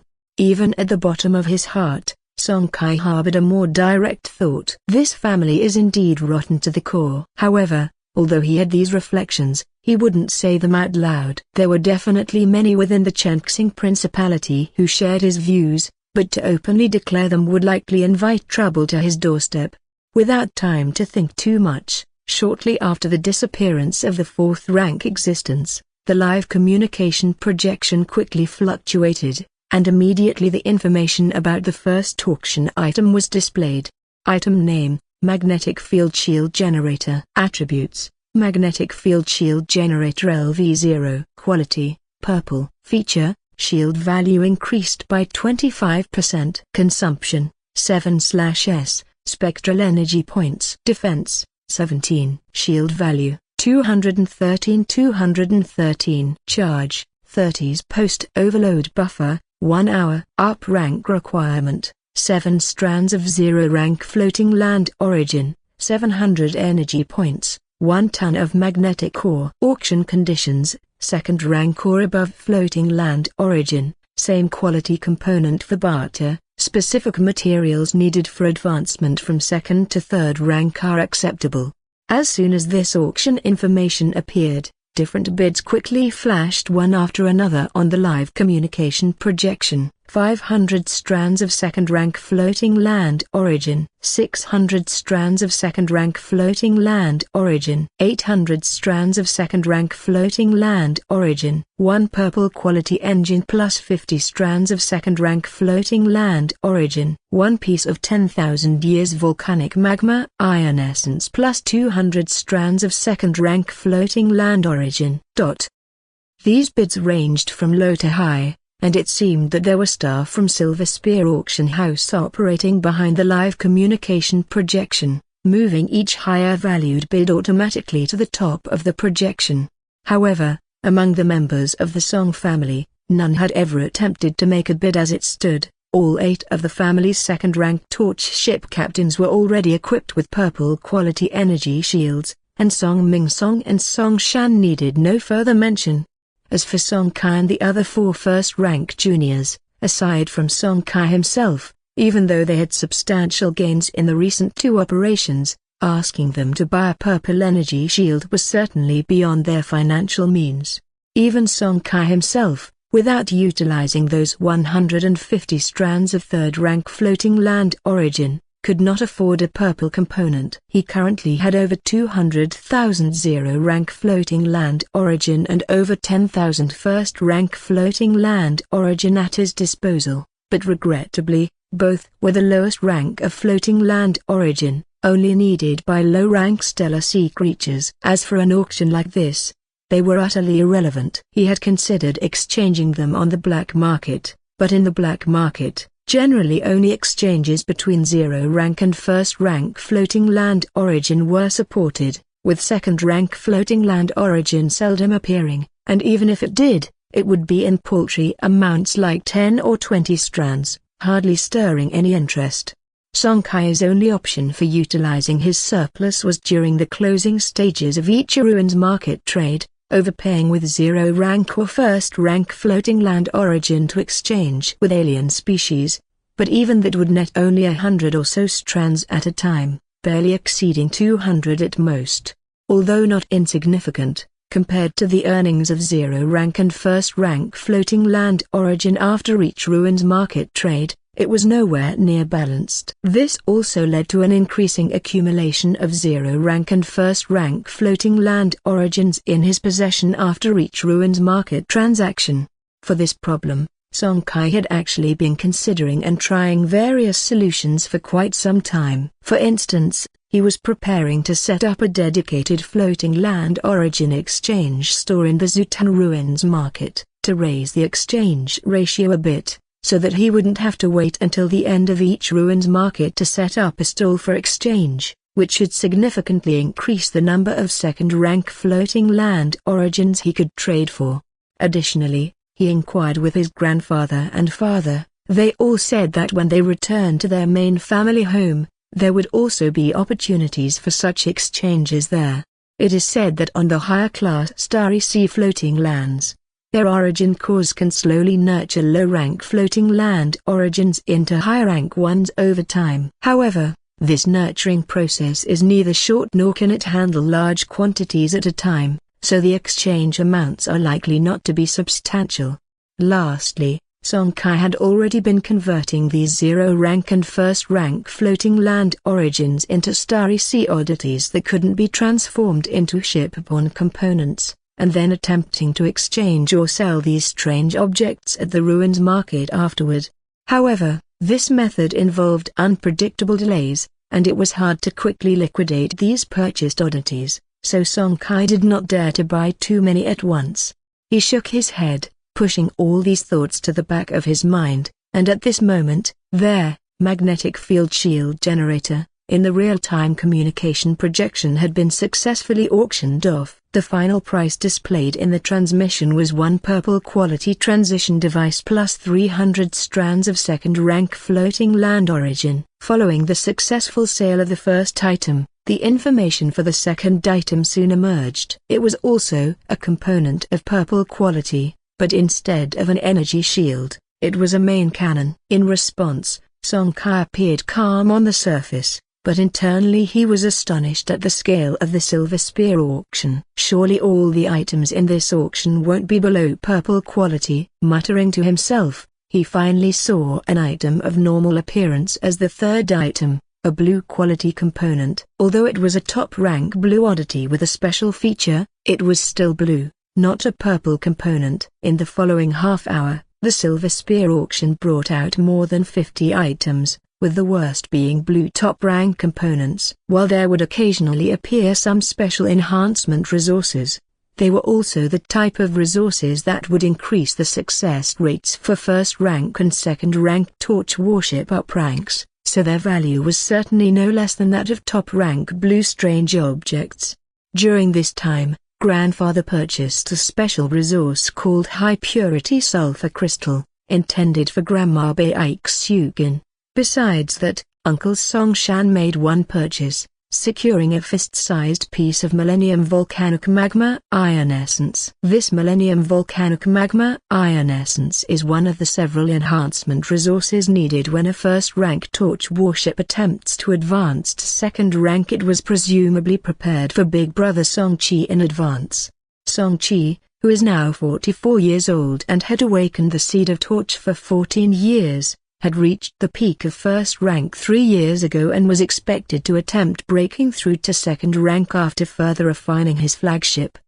Besides these 2 occasions, no one else actively bid on any items. From the side of the private room, Song Kai's calm gaze narrowed slightly as he focused on a new item appearing in the real-time communication projection. Item name: Stealth Light Platform. Item attributes: Stealth Light Platform LV0. Quality: purple. Feature: Stealth Trace. Consumption: 10/S. Spectral Energy Points. Effect: upon installation, a transparent stealth light cloak will be generated automatically, hiding all light fluctuations within the cloak as long as the ship does not initiate an attack or is attacked. Charge: 60s. Post-overload buffer: 60 minutes. Up rank requirement: 7 strands of 0 rank floating land origin, 700 spectral energy points, 70 rank life cores. Stealth trace: consumes 1000 spectral energy points. The shipborne warship will actively enter a stealth state for 30 minutes with a priority of 400. Firing or taking hits will exit stealth mode, with a 24-hour buffer.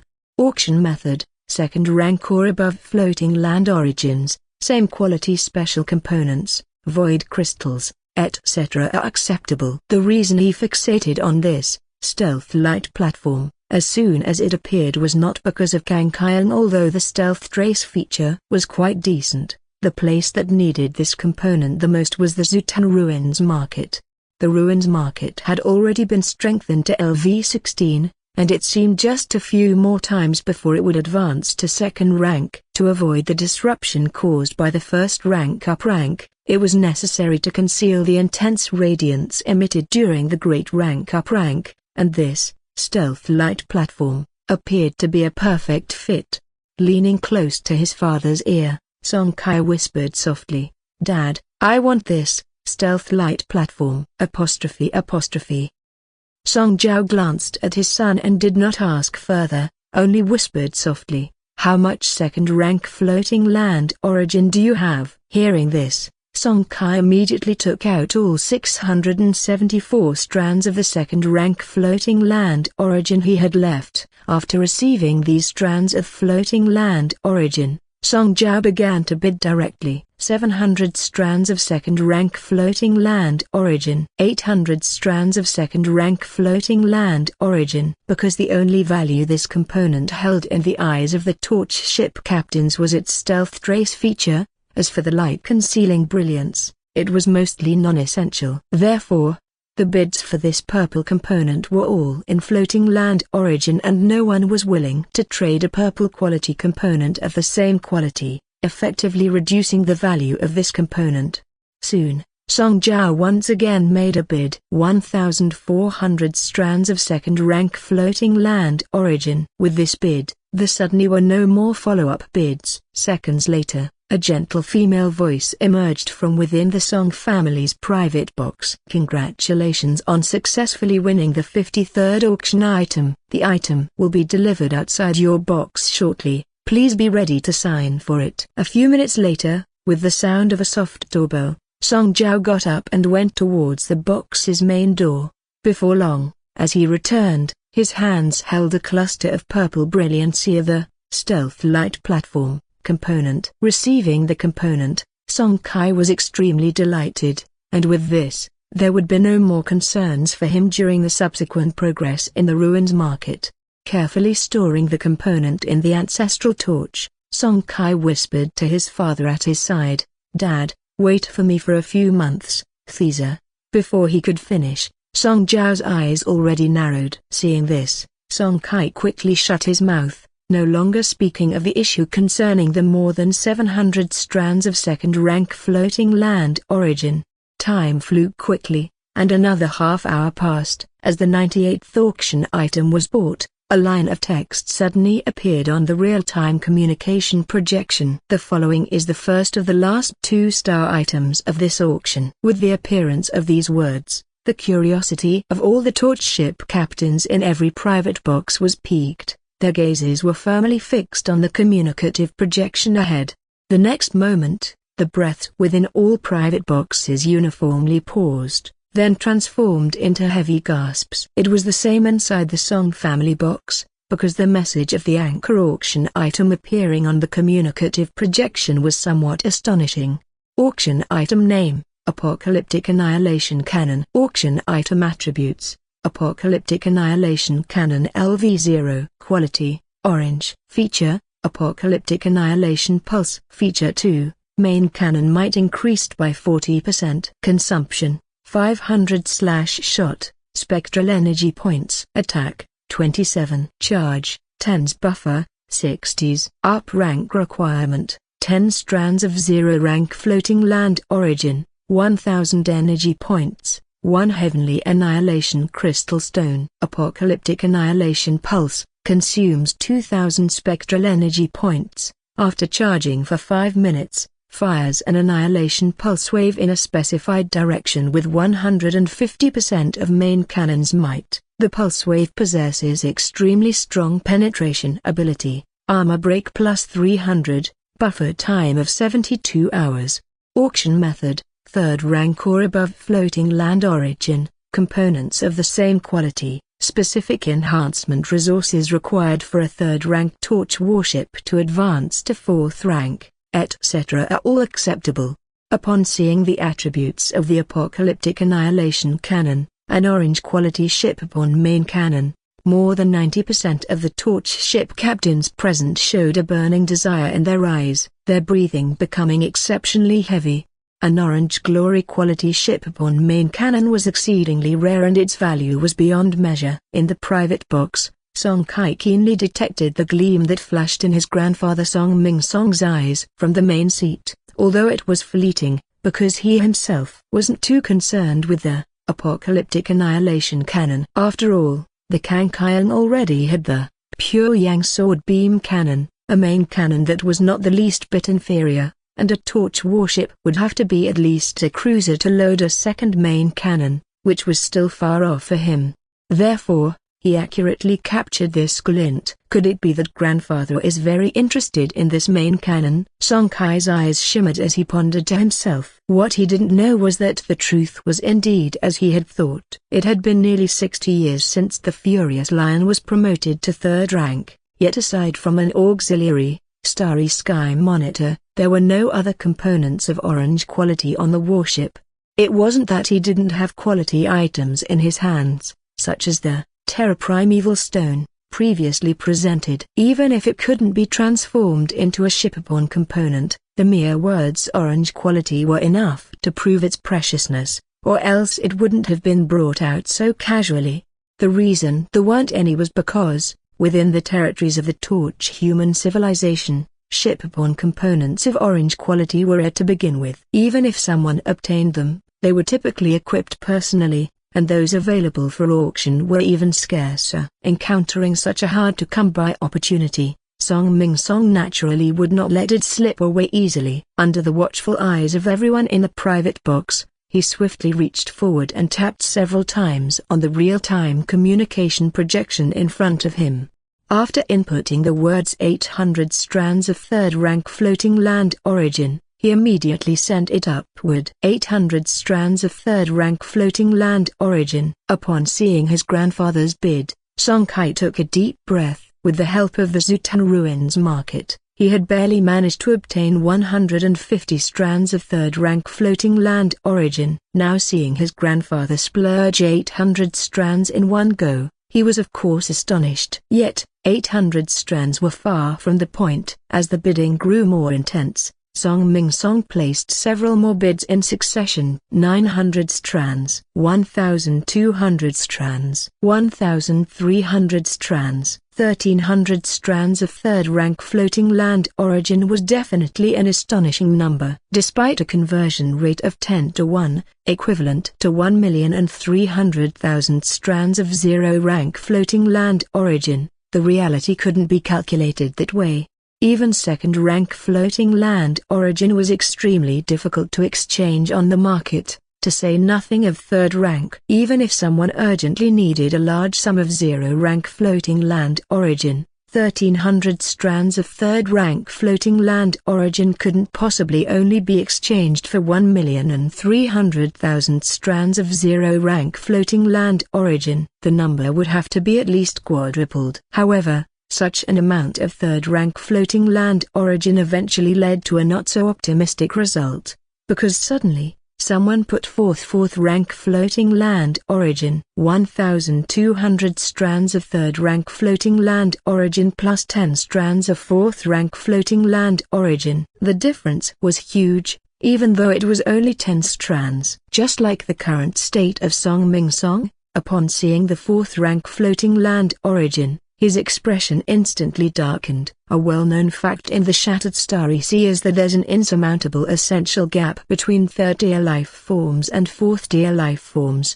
The same applies not only to life forms but also to things like the floating land origin and Starry Sea floating land. If one were to say that among 10,000 pieces of life form Starry Sea floating land, one might find a level 3 life form Starry Sea floating land, then a level 4 life form Starry Sea floating land could emerge from 100,000 or even a million pieces of life form floating land.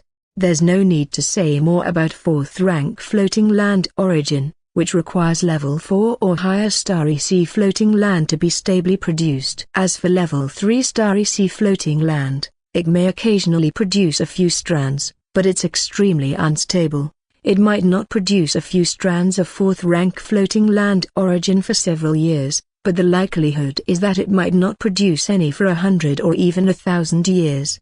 Therefore, when those 10 strands of fourth-rank floating land origin appeared, Song Ming Song's expression turned sour in an instant. He tried to raise his bid directly to 1,700 strands of third-rank floating land origin, but the display in the real-time communication projection ahead still showed 1,200 strands of third rank plus 10 strands of fourth rank floating land origin.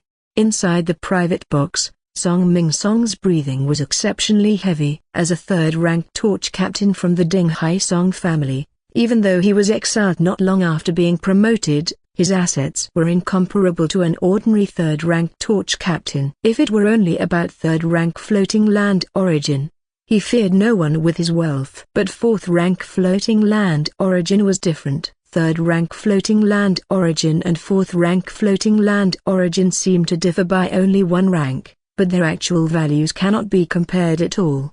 One simple point is that for the shipborne components at the third-rank limit to be enhanced to fourth rank, one needs not only third-rank floating land origin but also fourth-rank floating land origin, otherwise, it's impossible to perform the enhancement and rank up. Just as Song Ming Song was about to give up on further bidding out of sheer disappointment, Song Jiao stepped up beside him. "Dad, here are 20 strands of fourth-rank floating land origin that little Kai got from the Zutan Ruins market. See if it can be of use." As he spoke, he handed over the 20 strands of floating land origin that Song Kai had quietly given him. Song Ming Song was overjoyed. He glanced at Song Kai from the corner of his eye but didn't make it too obvious. He was so careful, naturally not because he distrusted the family members in the box, but because fourth-rank floating land origin was too astonishing and involved significant implications. It was improper for Song Kai, a first-rank torch captain, to present it, especially since the Song Hai and Song Yang families were still unaware of the existence of the Zutan Ruins market, and it was difficult to explain, so they simply kept it quiet. Having acquired the 20 strands of fourth-rank floating land origin, Song Ming-song quickly made another offer. Several minutes later, he spent 1,600 strands of third-rank floating land and 10 strands of fourth-rank floating land origin to successfully secure the Orange, Apocalyptic Annihilation Cannon, for himself. Once the auction result was confirmed, Song Ming-song could no longer contain himself and burst into loud laughter, his hearty laughter echoing throughout the entire private box. It was only because the private box had a very strong soundproofing effect, otherwise, probably half of the auction house would have heard his laughter. Dong dong dong. Soon, there was a doorbell sound from the box, and after Song Ming-song went out to sign for the delivery, Song Hai and Song Yang moved closer to Song Jiao. "Little brother, that was fourth-rank floating land origin, where did it come from?" For their questioning, Song Jiao could only make up an excuse on the spot. "I obtained it by chance during an exploration of the alien star domain." Upon hearing this perfunctory response, Song Hai and the others were naturally unsatisfied. Fourth-rank floating land origin was something that could only be produced by a fourth-level starry sea floating land, and how could one so easily come by it? However, before the others could continue their questioning, Song Shan on the side spoke up. "Enough with so many questions. The little brother has been promoted to a second rank for more than 30 years. Does he have to inform you about every little incident he encounters?" As someone in the know about the Zutan Ruins market, Song Shan probably guessed the origin of these 20 strands of fourth-rank floating land origin and took the initiative to speak up to help Song Jiao out of the predicament.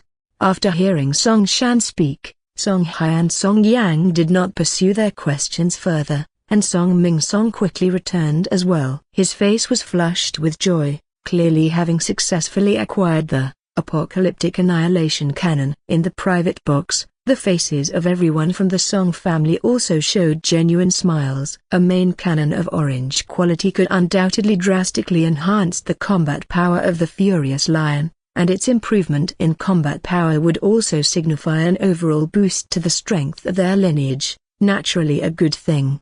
Just as the family members were all happy for the old man, the projection of real-time communication at the forefront displayed the information about the last major auction item. It was an item called Deep Space Long-Range Detection Radar, also of orange quality. Its two features were detection range increased by 40%, and priority in detection plus 500, making it an extremely top-rank space radar. Indeed, as soon as its specific attributes appeared, it quickly sparked a frenzy among many bidders. Song Kai felt equally passionate about it. The Kangkyung only had a blue radar installed, which was far inferior, but he also knew his limits. With his current financial status, there was no hope of acquiring this radar. And sure enough, within a short period of time, the price had already soared to 1,500 strands of third-rank floating land plus 10 pieces of third-rank void crystals.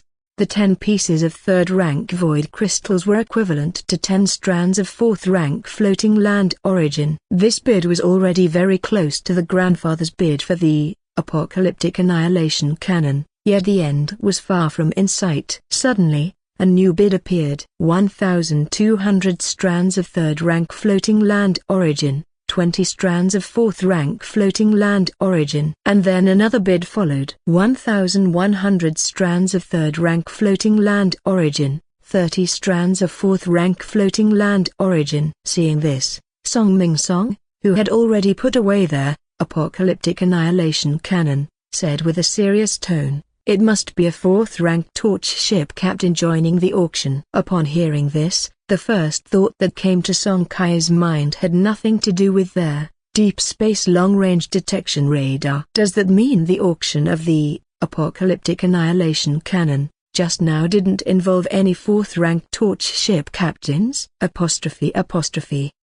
After a moment of contemplation, he quickly came to understand the reason behind it. According to the official authoritative statistics of Torch human civilization, among all basic warship components, main cannons, secondary cannons, and engines are the most common, followed by warship armor, then energy shields, and lastly, the spatial detection radars. Therefore, a high-quality spatial detection radar is much rarer than an equivalent main cannon, which is probably why Grandpa could so easily secure the Apocalyptic Annihilation Cannon. While he was reflecting on this, a new bid appeared on the real-time communication projection. 1,500 strands of third-rank floating land origin, 10 pieces of third-rank void crystals, and 1 piece of fourth-rank void crystal. Seeing this, the majority of the torch ship captains in the auction were greatly surprised. In every Silver Spear auction event in the past, the presence of fourth-rank floating land origin was almost expected and acceptable. But a fourth-rank void crystal is different. It can easily be exchanged for a strand of fifth-rank floating land origin, and more importantly, it could accelerate a common shattered secret realm by thousands of years or even a starry sea secret realm by a millennium. It was truly a rare and valuable commodity. As expected, the Deep Space Long-Range Detection Radar was successfully purchased by the bidder. With that, the once-in-a-decade Silver Spear auction came to an end. Walking out of the auction with the elders, Song Kai felt somewhat emotional. After this auction, his understanding of his own wealth had been completely renewed. Although he was considered financially well off among the zero-rank, first-rank, and even second-rank torch ship captains, in front of those tycoons, he was still far, very far behind. Thinking about this, he instinctively felt a bit anxious, wanting to upgrade the ruins market to second rank as soon as possible, for that would increase his earning speed and the chances of acquiring second and third rank floating land origins. But he quickly shook his head, discarding this impractical thought from his mind. Right now, the ruins market was only at level 16, and it would need at least 3 more transactions to reach level 19. And judging from the previous promotion from 0 rank to first rank, even if it reached level 19, the ruins market would likely need additional conditions to promote to second rank. Therefore, elevating it to second rank in a short period was clearly impossible. He could only proceed slowly. There's no rush in this matter, and compared to other torch ship captains of my age, my promotion speed is already incredibly fast. Comforting himself with these thoughts, Song Kai felt much better. Not long after he walked into the Tenga Hotel, he heard his grandfather Song Ming Song's voice. "Little Kai, come to my room later." In the hotel room, Song Ming Song's body emitted spectral energy, forming a spectral energy isolation screen around him. "Little Kai, I have urgent use for the remaining 10 strands of 4th rank floating land origin, so I can't give them back to you for now. Grandpa has 2 compensation methods for you." Song Kai quickly shook his head at the mention of compensation, but Song Ming Song's words were even quicker. "Don't refuse. At over 200 years old, should I be relying on my grandson for support? Moreover, you've already helped me greatly by securing that apocalyptic annihilation cannon." Saying this, he explained his 2 methods of compensation in detail. Firstly, he would return 40 strands of 4th rank floating land origin to Song Kai within a year. Secondly, he would mortgage that Terra Primeval Stone directly, and whatever the orange Terra Raw Stone was exchanged for in the future would be Song Kai's. Between these 2 choices, Song Kai hesitated for a moment but eventually chose the second option. After all, 1 complete orange quality strange object was definitely more precious than 40 strands of 4th rank floating land origin, assuming the strange object was successfully traded. Otherwise, all bets were off. Nevertheless, Song Kai had great confidence in their Zutan ruins market. Even if it wasn't successful in the short term, as the market's rank increased, not only orange oddities but even red epic quality strange objects would be within easy reach. Upon receiving Song Kai's answer, Song Ming Song didn't keep him any longer. He quickly went to the underground battleship summoning room of the hotel, eager to install and enhance the apocalyptic annihilation cannon. As for Song Kai, he also headed to the underground battleship summoning room, specifically a 20-meter-sized one. After summoning the Kankayan, he disappeared into the ship as soon as its hatch closed. The warship itself had a strong shielding effect, making it impossible for the outside world to detect what was happening inside. Only then did Song Kai dare to enter the Zutan Ruins market without any reservations. Zutan Ruins market. Upon entering, Song Kai directly headed to the special configuration slot area and took out the stealth light platform. After being loaded for 60 seconds, an invisible light shield, barely perceptible to the naked eye, quietly enveloped the surface of the ruins market, or more accurately, covered the inside of the Outer Realms spectral energy formation defensive light shield. In this way, all light and shadow fluctuations within the ruins market could be completely concealed, and as long as the spectral energy protective array did not overload when under external attack, the stealth light cloak would not fail. The stealth light platform was now effective, and the next natural step was enhancement. The subsequent advancement of the ruins market was from first rank to second rank to ensure that the light and shadow disturbances generated by the advancement could be completely concealed. Song Kai directly upgraded the level of this component to LV20. As for the specific attribute changes, the charge time was reduced from 60s to 30s, and the post-overload buffer decreased from 1 hour to half an hour. The amplification of the Stealth Trace feature was also improved. Stealth Trace, consume 5,000 Yunin points, equip the warship to actively enter a stealth state, duration 120 minutes. Priority 800. Exiting stealth state upon attacking or being attacked, with a buffer of 12 hours. Of course, the most important enhancement was the invisible stealth light cloak, which, upon being enhanced to second rank, greatly improved its effectiveness in concealing light and shadow fluctuations. After enhancing the stealth light platform, Song Kai didn't hurriedly return to the Kangkang, but entered the All Attributes cultivation room. Due to the reason of the Torch warship boarding certificate component on the Furious Lion, nobody had been able to practice the spectral energy guidance technique in the past few days, and he planned to catch up on his lessons. As for the subsequent enhancement of the Kangkang, not even a wisp of the second-rank floating land origin remained in his possession naturally. He could not continue to enhance it at the moment. Moreover, it had been over a month since the last transaction in the ruins market and exploration of the alien star domain. If he wished, both could be initiated immediately, but Song Kai made no move. Regarding the intermediate range star domain spatial gate not far from the Silver Spear floating continent, no one knew when its buffering would complete. Initiating transactions in the ruins market or exploring the alien star domain now could lead to a collision between the two, which meant due to him alone, the family might have to delay for another 4 or 5 days. Song Kai's thought was to simply wait until he had settled back with the Ding Hai Song family before arranging the two. Several hours later, Song Kai, whose body was emitting hot steam, left the warship's summoning room. The practice of the spectral energy guidance technique was fundamentally a comprehensive tempering of the practitioner's entire body. Every practice session inevitably involved sweating and expelling impurities. A day later, on March 19 of the Chengxing calendar year 5204, with the message from the intermediate range star domain spatial gate indicating imminent completion of its buffering, the Song family members set out once again, accompanied by thousands of torch warships, all of which needed to be transported through the spatial gate to the Golden Lion star domain. In the starry sky, billions of miles away from the Silver Spear floating continent, a massive space station capable of accommodating millions of people floated in the dark void of space. Next to this space station was a large spatial gate with a diameter of 100,000 meters, the very one that connected to the Golden Lion star domain.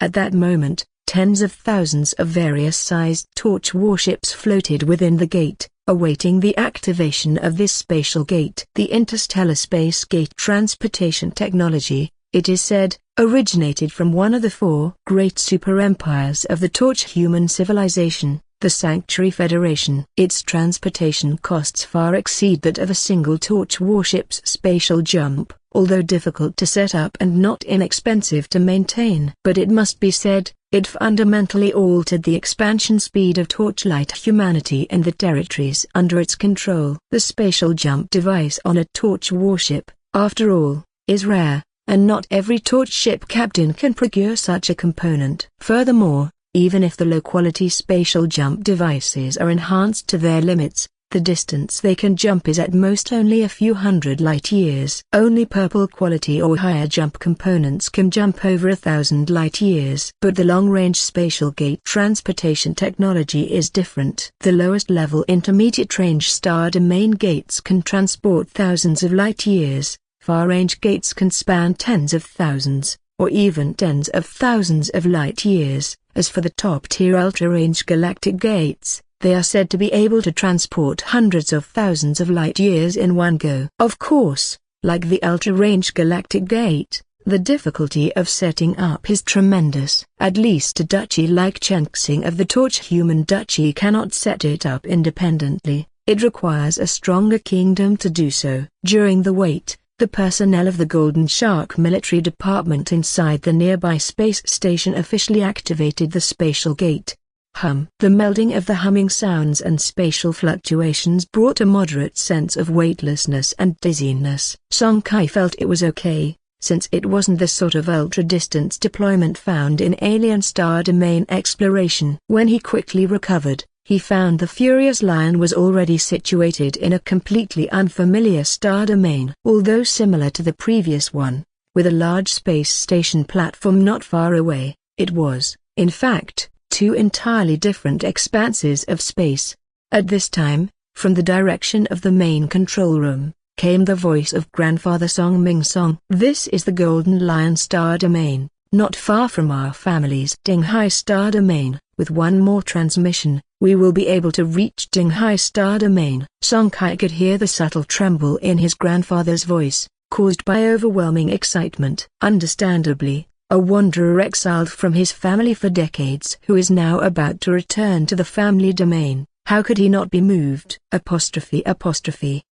Of course, understanding is one thing, but resonance is impossible. Since my birth, I've never even seen a shadow of the family, let alone heard of it until after my awakening. Naturally, I couldn't hold any resonance, and the same goes for the other younger members of the family. After all, even Song Chi, the eldest among his generation, was born after leaving the Dinghai Star Domain. As grandfather's voice trailed off, the engines of the Furious Lion softly roared and then sped off in one direction. Tens of thousands of kilometers behind the Furious Lion, several cruisers with kilometer-long hulls closely followed. In the communications group of the three cruisers, there was a rapid discussion taking place. Big brother, that's the direction of the spatial gate to the Dinghai Star Domain. Could it be that the cruiser contains people from the Dinghai Song family? I also feel it's iffy. My gut tells me there's a high probability that they're members of the Dinghai Song family. Not just anyone can produce a fourth-rank floating land origin. Should we just forget it? That apocalyptic annihilation cannon is tempting, but we need to be alive to use it. The Dinghai Song family is famously protective. Besides, if the other party has already installed it, the chances of us sinking them and seizing that shipborne main cannon are extremely slim. In the midst of this continuous exchange, the three rapidly moving cruisers slowly reduced their speed, signaling that they had given up on the idea of an ambush. Inside the Furious Lion, Song Ming Song's mouth twitched in the moment the three cruisers behind him gave up the chase. He had noticed it immediately and whispered to the communication projection beside him, "All set, boss. They've given up the chase. I'll take the Furious Lion and go ahead. You catch up as fast as you can." A few tens of thousands of meters to the side, the Mount Nahu's void membrane, a blue component, had been enhanced to the LV-39 limiter was silently following. If those three cruisers truly dared to make a move, the unperceived mountain could have caught them off guard. Coupled with the Furious Lion, now equipped with the apocalyptic annihilation cannon, they wouldn't fear a 2-against-3 matchup. Yes, after snapping up the apocalyptic annihilation cannon for more than 1,000 strands of third-rank floating land origin and 10 strands of fourth-rank floating land origin, would Song Ming Song not be prepared for being tracked? And knowing he was being tracked, how could he not have readied responses? It was just that he had been pretending to be unaware all along. But those three cruisers were indeed cautious. Merely suspecting a connection between the Furious Lion and the Dinghai Song family, they immediately ceased their actions. Perhaps this caution was the reason they had managed to rise to command cruisers. As Song Ming Song finished speaking, the Furious Lion's engines operated at full power, and the purple thruster at the rear of the warship also worked to its fullest, pushing the Furious Lion to a frightening speed. As for the Mountain, although it was also equipped with a purple engine and thrusters, its enhancement level was far less than that of the Furious Lion, so naturally, it could not match its speed and was soon left behind. When the two ships reconvened, several days had passed. To the northern side of the Golden Lion star domain, there was also a Level 3 Life-type floating land. It was no coincidence most of the spatial stargates within the duchy were set up near high-level Life-type floating lands to promote the duchy's economy. This time, the Song family members didn't stay long on the floating land called Golden Lion 002 as their timing was perfect. It had been just over 2 days since the spatial gate was last activated, with the next transportation cycle happening in less than half a day.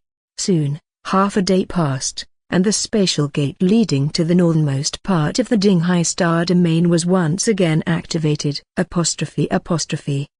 The Chenxing Principality was founded 5,200 years ago. At its inception, the Principality's domain consisted only of the Golden Dragon, Golden Wind, and Golden Horn star domains. It was through numerous expeditions and the autonomous exploration by the major families within the Principality that the current 12 star domains were formed. The Dinghai star domain, at the northernmost point, was developed by the Dinghai Song family 2,000 years ago. It was this successful expansion that earned the head of the Dinghai Song family the hereditary title of Earl of Dinghai, with the star domain being granted as an autonomous region to the Song family. When it was first settled, the Dinghai star domain spanned just a few hundred light-years in diameter, making it the smallest star domain in the Principality. After 2,000 years of relentless development, the domain has now grown to over 2,000 light-years in diameter, with hundreds of life-filled floating lands, over 1,000 barren and resource-rich floating lands, and a population nearing 100 billion. Despite still being the smallest star domain in the Principality, the prosperity of the Dinghai star domain after 2,000 years of development is by no means inferior to the other domains and, in some respects, even surpasses them. Listening carefully to their father's detailed introduction to the Dinghai Song family and the Dinghai star domain, Song Kai and the younger generation listened with great earnestness, their eyes sparkling with intrigue and hearts stirred with excitement. Though they were not born in the Dinghai star domain, just these few sentences allowed everyone to sense the grandeur within, the colossal feat of establishing a new territory for the Principality and torch human civilization solely through one family's efforts, which instinctively evoked a profound sense of exhilaration. At the same time, it kindled a sense of pride in Song Kai and the others for their origins within the Dinghai Song family. Seeing his words had achieved their preliminary effect, Song Jiao took the opportunity to continue telling the younger members of his family more stories about the Dinghai Song family. He did this because, compared to the other families in the Principality, the Dinghai Song family had the most revered family traditions. Strengthening kinship and loyalty to the family was the fundamental reason the Song family had been able to progress so rapidly and enhance its influence and heritage over the past 2,000 years. As branches of the Song family, Song Ming Song, Song Jiao, and others naturally wished for their juniors to feel a deep-rooted sense of identification with the Song family, and not merely be strangers bound together by blood. As they spoke, everyone on the Furious Lion shifted their gaze outside the warship. Song Kai also paused, fixing his gaze on a part of space not far from the spatial teleportation stargate. Unlike the other star domains of the Chenxing Principality, all the spatial stargates connecting the Dinghai star domain with other domains were set up together, right behind the area the Furious Lion had just passed through. A dozen spatial stargates were arranged in a ring, forming a massive transfer station in this dark expanse of space. The station's spherical central base had a diameter spanning hundreds of thousands of kilometers, big enough to support the orderly transport and docking of 1 million warships. This gigantic transfer station, slightly smaller than the one in the duchy capital Golden Lion Star Domain, is ranked second in the principality. Because of its vast scale and the countless number of torch warships it welcomes every day, the Ding Hai Song family has stationed a dedicated family fleet outside this base station and specially equipped it with 2 mobile war stars, each nearly 10,000 meters in diameter. What captured the attention of Song Kai and the others were these 2 spherically shaped behemoths, their surfaces covered in grim black armor and studded with numerous ports of various sizes. Compared to torch warships, these machines were more aptly called war machines, the steel behemoths of the Starry Sea. Seeing everyone fixated on the 2 mobile war stars, eyes filled with awe, Song Jiao softly explained, primary mobile war stars, equipped with medium-sized controllable nuclear fusion reactors, intermediate nuclear energy shield generators, Type 3 Imperial super railguns, and possess regular 4th-rank combat power. These are also one of Torchlight Humanity's few higher-rank combat units aside from torch warships. Hearing the words Mobile War Star, the sparkle in Song Kai and the others' eyes grew even more intense. They had only read about such war machines in textbooks, but seeing them in person was far more shocking than anything they could have imagined. Third uncle, can mobile war stars really rival a Starry Sea 4th-rank lifeform? Behind Song Wen, the yet-to-awaken second son Song Hai, Song Bo, asked with curiosity brimming in his eyes. Hearing this, Song Jiao carefully pondered for a while before responding, let's put it this way, as a unit of war, in large-scale battles, the deterrent power of a mobile war star exceeds that of an ordinary 4th-rank life form. The dense array of cannon openings isn't just for show. But if we're talking about a one-on-one fight, there's a high probability that a mobile war star would be no match for those 4th-rank life forms. After all,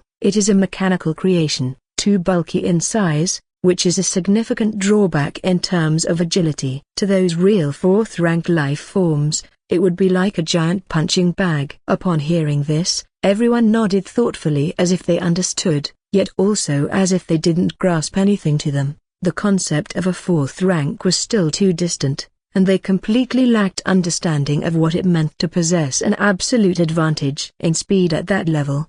The Furious Lion sped on its way, swiftly passing the regions where 2 mobile war stars were located, heading towards the central area of the Ding Hai Star Domain, with the mountain trailing close behind. During the swift journey, they also passed several life-form Starsea floating lands, but the Furious Lion did not stop. The Ding Hai Star Domain was vast. As the self-governed territory of the Ding Hai Song family, there weren't only members of the Song family within the Star Domain, there were also numerous families left behind by the first generation of pioneers who had followed the Song family in settling the area.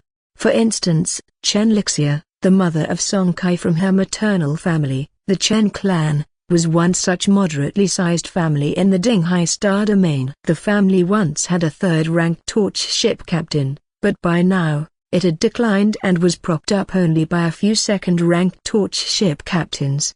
Families like the Chen clan existed by the dozens in the Ding Hai Star Domain. They occupied some level 1 life floating lands and various low-level resource floating lands on the outer edges of the Star Domain, acting as dependent families to the Ding Hai Song family. The floating lands directly controlled by the Song family were primarily located in the core region of the Ding Hai Star Domain or various strategic star regions. The floating lands they were passing by now were not under Song family control.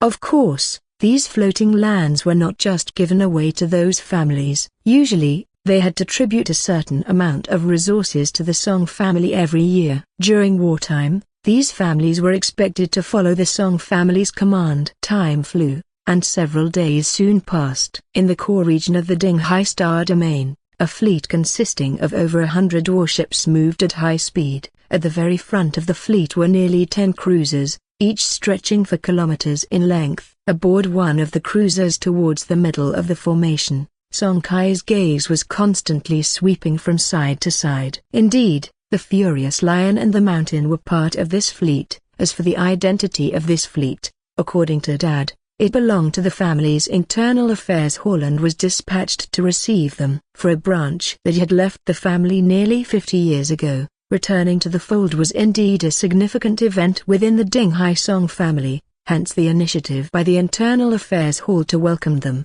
It was at this moment that Song Ting, who was behind, also asked a question. "Mom, the internal affairs hall? Is the family divided into many halls?" Chen Lixia promptly replied. "Yes, the Song family is divided into 5 main halls: Internal Affairs Hall, External Affairs Hall, War Affairs Hall, Inspection Hall, and Merit Hall. The Internal Affairs Hall is responsible for all internal affairs of the family members, such as vein opening, record keeping, income and expenditure, and so on. The External Affairs Hall is in charge of external trade and negotiations. The War Affairs Hall has 2 parts. One is the Expansion Department, which is responsible for the family's external expansion and exploration. The second is the All-Domain War Department, which is in charge of the family's patrols and external wars. The Inspection Hall, as the name suggests, is tasked with external intelligence collection, infiltration of enemies, and internally, the inspection of corruption and leaks among the family members.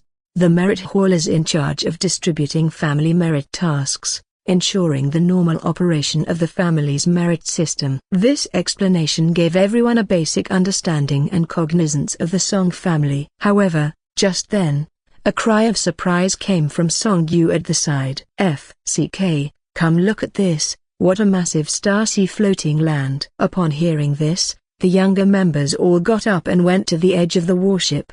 Looking out through the windows, their eyes soon widened in disbelief, without exception. Even Song Kai, whose mental age had surpassed 60, was no exception. Following their line of sight, the fleet was zooming over an endless massive starry sea floating land. Even though the Furious Lion was at an altitude of tens of thousands of meters above the ground, they still couldn't see the end of this floating land. What level is this starry sea floating land? Song Kai's heart quivered wildly. He had thought the previously encountered Silver Spear floating continent with its width and breadth surpassing 1,000,000 kilometers, multiple times the surface area of his previous life's Blue Star, was frightening enough. Yet, compared to the starry sea floating land below, the Silver Spear seemed utterly insignificant. At that moment, his grandmother Bai Ixukin's voice reached his ears. "This is the Dragon Spine continent, which is also our Song family's stronghold. The Dragon Spine continent has a diameter of over 10 light-years and is a level 5 life-form star-sea floating land." Level 5 life floating land? On hearing the words level 5, everyone shook violently, repeating the term over and over in their minds, their eyes lighting up with a renewed intensity. Merely by the sight of this floating land, their understanding of the Song family had instantly surpassed everything they knew prior to that moment. In the past, they had searched for information about the Ding Hai Song family on the local networks of the torch bureaus such as the Huanbai Tower, Guanyuan, and Silver Spear, but those pieces of information only mentioned how powerful the Song family was without providing any specific details. Today, having witnessed this piece of the Dragon Spine continent measured in light years, everyone finally obtained a most direct understanding.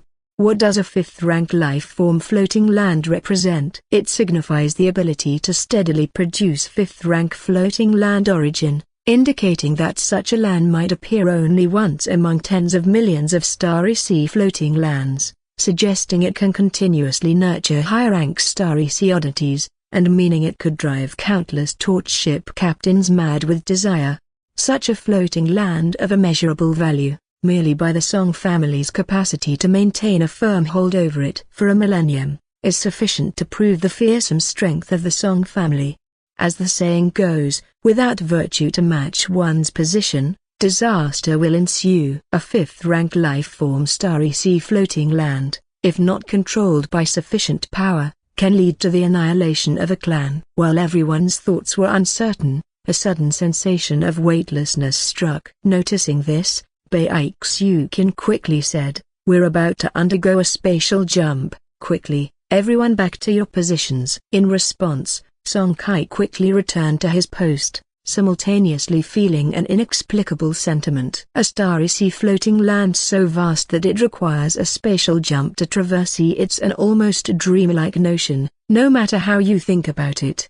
When the furious lion emerged from the jump, the fleet had already arrived at the heart of the Dragonspine continent. Looking toward the far end of the continent, one could see a terrifyingly tall mountain exceeding 1,000,000 meters stretching across the horizon.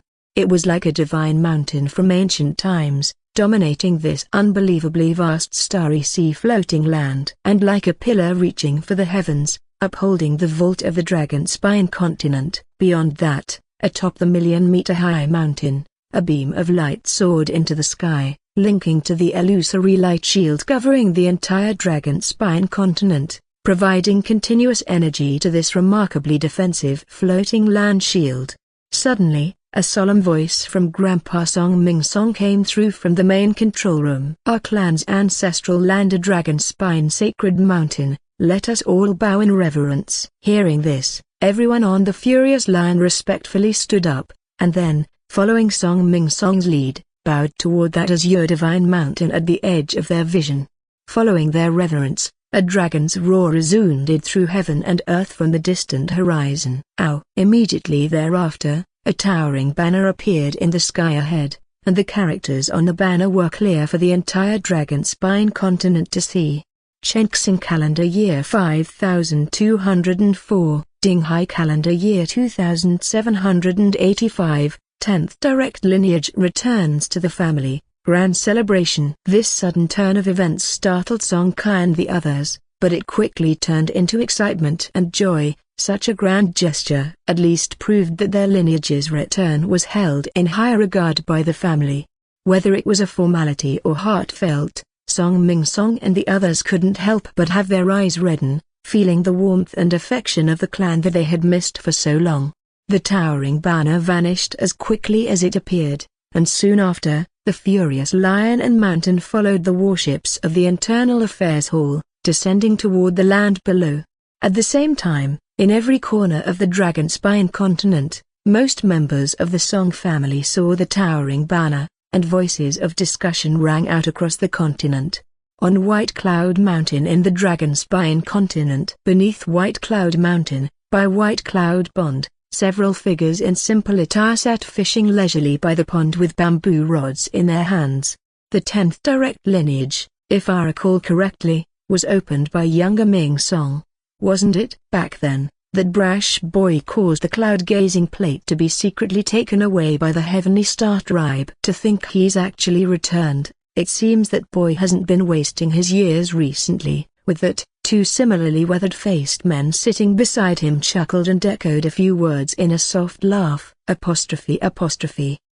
Just then, at the bottom of the White Cloud Pond, which was tens of thousands of meters in diameter, countless bubbles suddenly began to rise, and a gigantic whirlpool slowly took shape at the center of the pond. At the same time, a faint shadow, nearly 4,000 meters long, could be seen spiraling rapidly at the bottom. It was a massive azure serpent with a horn on its head. Upon seeing this, an overwhelming surge of spectral energy emerged from the three individuals by the pond. After a flash of ghost light from their foreheads, three immense mechas appeared out of thin air above the White Cloud Pond. At the same time, a beam of brilliance shot out from each of the mechas and poured into the terrifying whirlpool below. This beast's promotion to 5th rank seems to be a foregone conclusion. We can scarcely suppress it any longer. Let's hope the Prime Ancestor can make it back in time. Breeze Valley, the location of the second direct lineage. Song Ming Song, that kid has actually returned, which is good. Lately, the family is in urgent need of manpower. The newly developed territories in the Red River Star Domain desperately require staffing. It's just right to send this kid out there. Unaware of the discussions among various parts of the Dragonspine continent, Song Ming Song and his family, led by a member of the Internal Affairs Hall, descended onto a vast plaza in front of the Dragonspine Sacred Mountain. This plaza, exceeding 100,000 meters in length and width, was entirely paved with white jade stones. It was said to be the place where the family mobilized for war during special periods. Above the Jade Plaza were steps reaching up a height of 10,000 meters. Setting foot on these steps meant reaching the main residence of the family's 5 major halls. The group walked up these steps, much like climbing a stairway to heaven, giving them a solemn and respectful feeling. Ahead, Song Ming Song and a man wearing a well-tailored long gown, with a smiling face, walked side by side. The man was called Song Yi, a deacon of the Internal Affairs Hall, born into the 3rd direct lineage. It was said that he had been promoted to 3rd rank torch ship captain 100 years ago. Soon, everyone climbed the 10,000-meter steps and arrived at the foothills of the sacred mountain, where the residence of the 5 major halls was located. The residences of the 5 major halls were arranged with 1 at the front, 2 to the left, and 2 to the right. Those who ascended the steps saw the Merit Hall directly in front of them. To the left were the War Affairs Hall and the Inspection Hall, and to the right were the Internal Affairs Hall and the External Affairs Hall. Under Song Yi's guidance, Song Kai and the others headed straight for the Internal Affairs Hall. Having been banished from the family for decades, Song Ming Song's first order of business upon returning was to re-enter his name in the family's genealogical record, and the same went for Song Shan, Song Jiao, Song Kai, and Song Yu. Before registering their names, however, Song Yi first took them to the purification platform placed right at the center of the 5 major halls' residence. This platform, named the Purification Platform, could perform a comprehensive purification of the human body. Its effect was to cleanse any possible tracking marks or enslavement marks on or in the body. It was said that this purification platform was a strange object of red quality from the Starry Sea. However, it couldn't be converted into a ship component, which is why the Song family's ancestors placed it here to maximize its use. Not surprisingly, none of them had any special marks left on them. With the purification step completed, they followed Song Yi into the Internal Affairs Hall. As soon as they entered the main gate of the Internal Affairs Hall, Song Yu, Song Ding, and the others tensed, and even Song Kai was slightly taken aback. They saw that the Grand Hall of the Internal Affairs Hall was already filled with people. Although these individuals weren't actively revealing their aura, the innate pressure of their high-rank life essence could not be entirely concealed. Moreover, there were enough people in the hall to make the atmosphere particularly weighty. Damn, all are 3rd-rank big shots. After scanning around the 20-some figures in the hall, Song Kai soon came to a conclusion. Reaching this realization, he was a bit stunned. Despite being prepared and having a preliminary understanding of the strength of the Ding Hai Song family, the sight of nearly 33rd-rank torch ship captains still gave him a bit of a shock. After all, when you consider that the entire White Tower floating land doesn't have as many 3rd-rank torch ship captains, and these people were merely representatives sent by the Song family's various lineages to witness the event, it led one to wonder just how many 3rd-rank torch ship captains each lineage had hidden away. The number was known only to themselves. However, Song Kai could be certain of one thing, that number definitely far exceeds imagination. After all, he had heard his father mention that the main branches of the Song family, not to mention the direct lineage, had lineages 1, 2, and 3 with a history of over 1,000 years of vein opening. 1,000 years, plus the terrifying resource support from the colossal entity that is the Ding Hai Song family. Who knows how powerful they have become now. After a brief moment of astonishment, the registration process officially began. Following his grandfather, uncle, and second uncle, it was soon the turn of Song Kai and the younger members of the family. Song Chi, 45 years old, seed of torch of white quality, 1st-rank torch ship captain. Song Kai, 31 years old, white, seed of torch of white quality, 1st-rank torch ship captain. Up ahead, the Internal Affairs Hall manager responsible for record registration looked up at Song Kai and then spoke indifferently. Isn't it blue quality? When did it automatically downgrade? Hearing this, Song Kai wasn't surprised. He had habitually reported one level lower to see if he could slip by unnoticed, never holding much hope for it. Given the Ding Hai Song family's energy, It was impossible for them to have not conducted an investigation into what had transpired over the decades their lineage had been outside, and with a little bit of investigation, the discovery that his seed of Torch had advanced to blue quality was hardly a difficult task.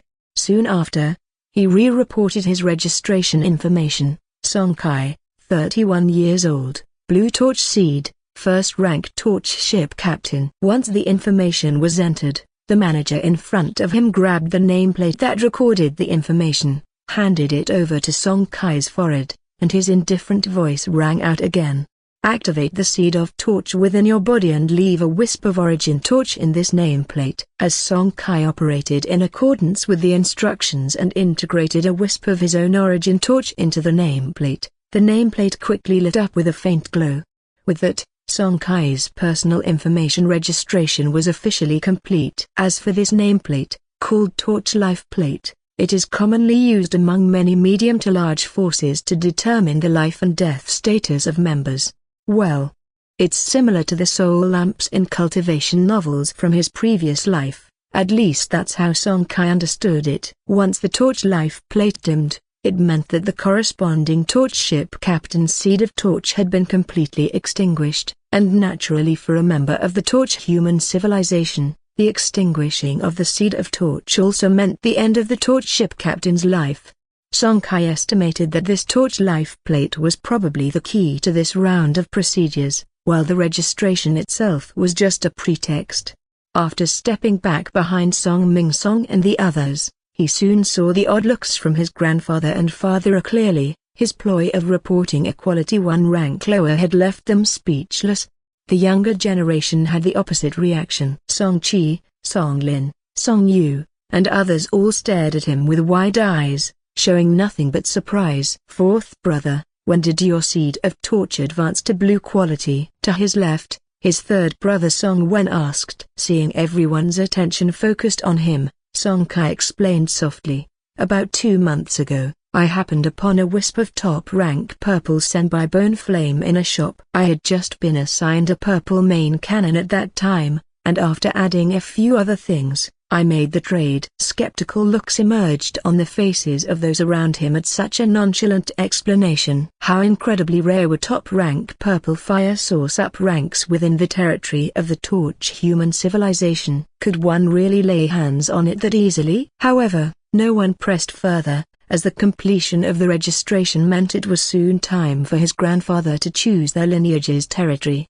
Suddenly, brilliant lights flashed in the council hall, and a vast virtual map of the Dragon Spine continent materialized. The map was large enough, with many regions marked suitable for a territory, but compared to the 10 light-year diameter of the Dragon Spine continent, it seemed very limited by comparison. In response, the manager from the Internal Affairs Hall explained, these are the locations of second-rank and higher floating land origin eruption eyes, with a steady yearly output of second-rank floating land origin and a small amount of third-rank floating land origin. Those marked in red are third-rank origin eruption eyes, capable of producing steady third-rank floating land origin and a small amount of fourth-rank floating land origin, for you to choose from. Having said this, the manager paused before adding, to be forewarned, these third-rank origin eruption eyes require a constant suppression by a third-rank Torch warship, otherwise, it will be difficult to collect the floating land origin. Please consider carefully. Song Ming Song nodded slightly, turned around, and discussed with Song Shan, Bai Xiuqin, and a few others. Half a minute later, he posed another question. Once a territory is selected, can it be changed later? Before he was expelled from the family, although he had opened his veins. Because Furious Lion had just advanced to third rank and he was busy improving his guidance technique level, he hadn't chosen a territory. Now, as it was his first time making a selection, naturally, he had to ask for clarity. Yes, but it will require the consumption of family merit points. Hearing that changing territories later would consume merit points, Song Ming Song hesitated no longer. He shifted his attention away from the second-rank floating land origin eruption eyes and instead focused on the third-rank origin eruption eyes that radiated red light. Family merit points weren't something that could be obtained on a whim. They were earned through genuine execution of meritorious mission tasks, so it stood to reason to save on these unnecessary costs where possible. Furthermore, with Song Shan's flagship, Mountain, having ascended to 3rd rank, for the short term, Song Shan's task was to cultivate spectral energy guidance technique in quiet, using Mountain's 3rd rank ghost energy cultivation platform to step into 3rd rank himself as soon as possibly, taking on that suppression task for at least the next year or two. The most crucial point was that as long as the 3rd rank origin eruption eye could be suppressed, the annual yield was incomparable to that of a 2nd rank origin eruption eye. With these considerations, Song Ming Song started to carefully pick out one of the 3rd rank origin eruption eyes along with Bai Xukin and others. Before long, their 10th Veins territory was settled on a place named Green Moon Lake. Alright, this is the development certificate for Green Moon Lake. Take it to the construction department behind the hall entrance to request the deployment of mountain moving soldier figurines to commence subsequent construction in your territory. However, before going to the residence, I suggest you make a trip to the merit hall first. You'll need merit points to call upon those mountain moving soldier figurines and for all sorts of required construction materials. The family clan, Merit Hall. As a group of people walked into the hall located at the foot of the mountain, occupying the highest position among the 5 main halls of the Song family, Song Kai discovered that there were already people waiting for them in the Merit Hall. But it was no longer the representatives of the various family veins, it was a deputy hall master of the Merit Hall.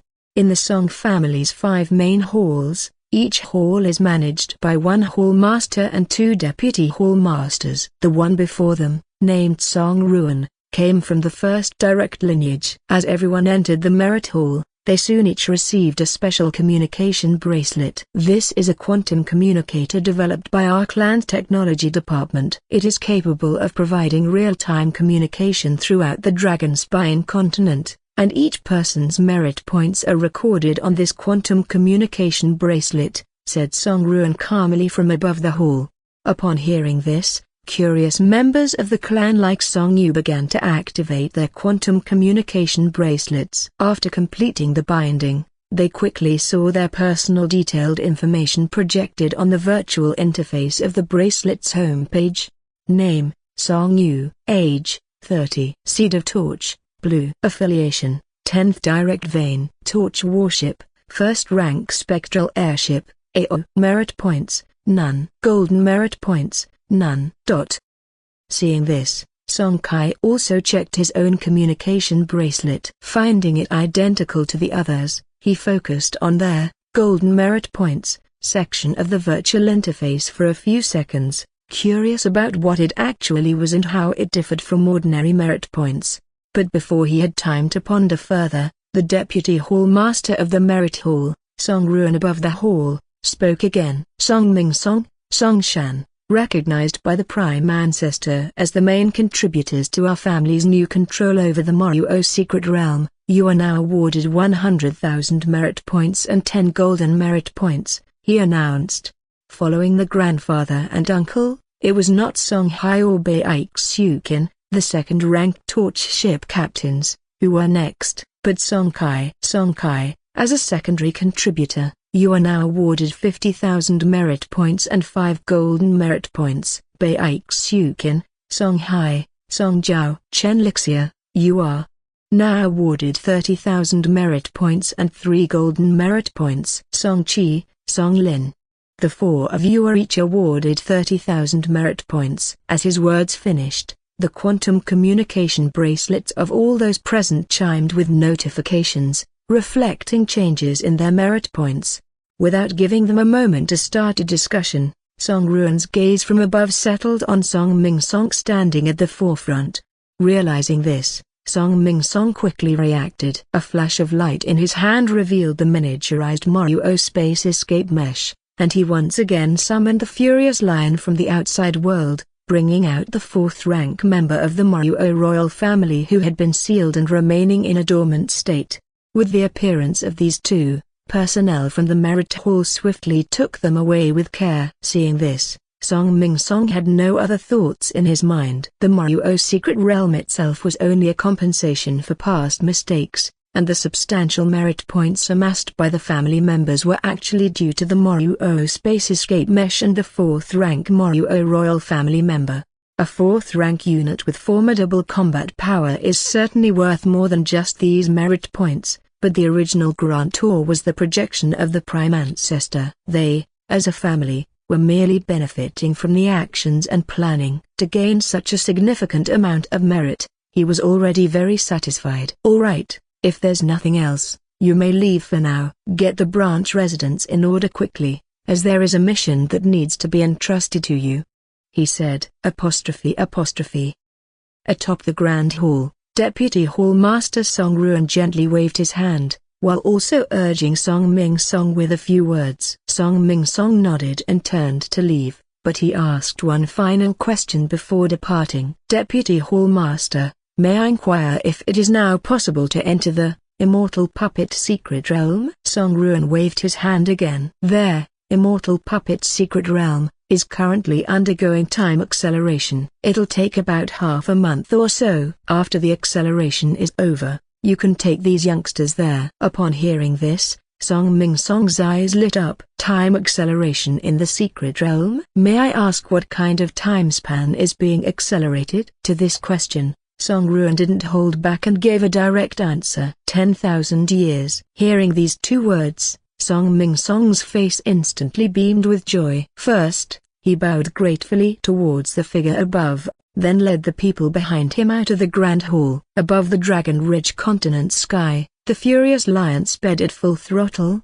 followed by 20 warships called in from the construction department. These warships were all loaded with soldier figurine tree component, meant for construction. Once they reached Green Moon Lake, it wouldn't take long to preliminarily build their lineage's dwelling. Inside the Furious Lion's engine room, Song Kai played with the new quantum communication bracelet on his hand and spoke to Song Ming Song in the main control room.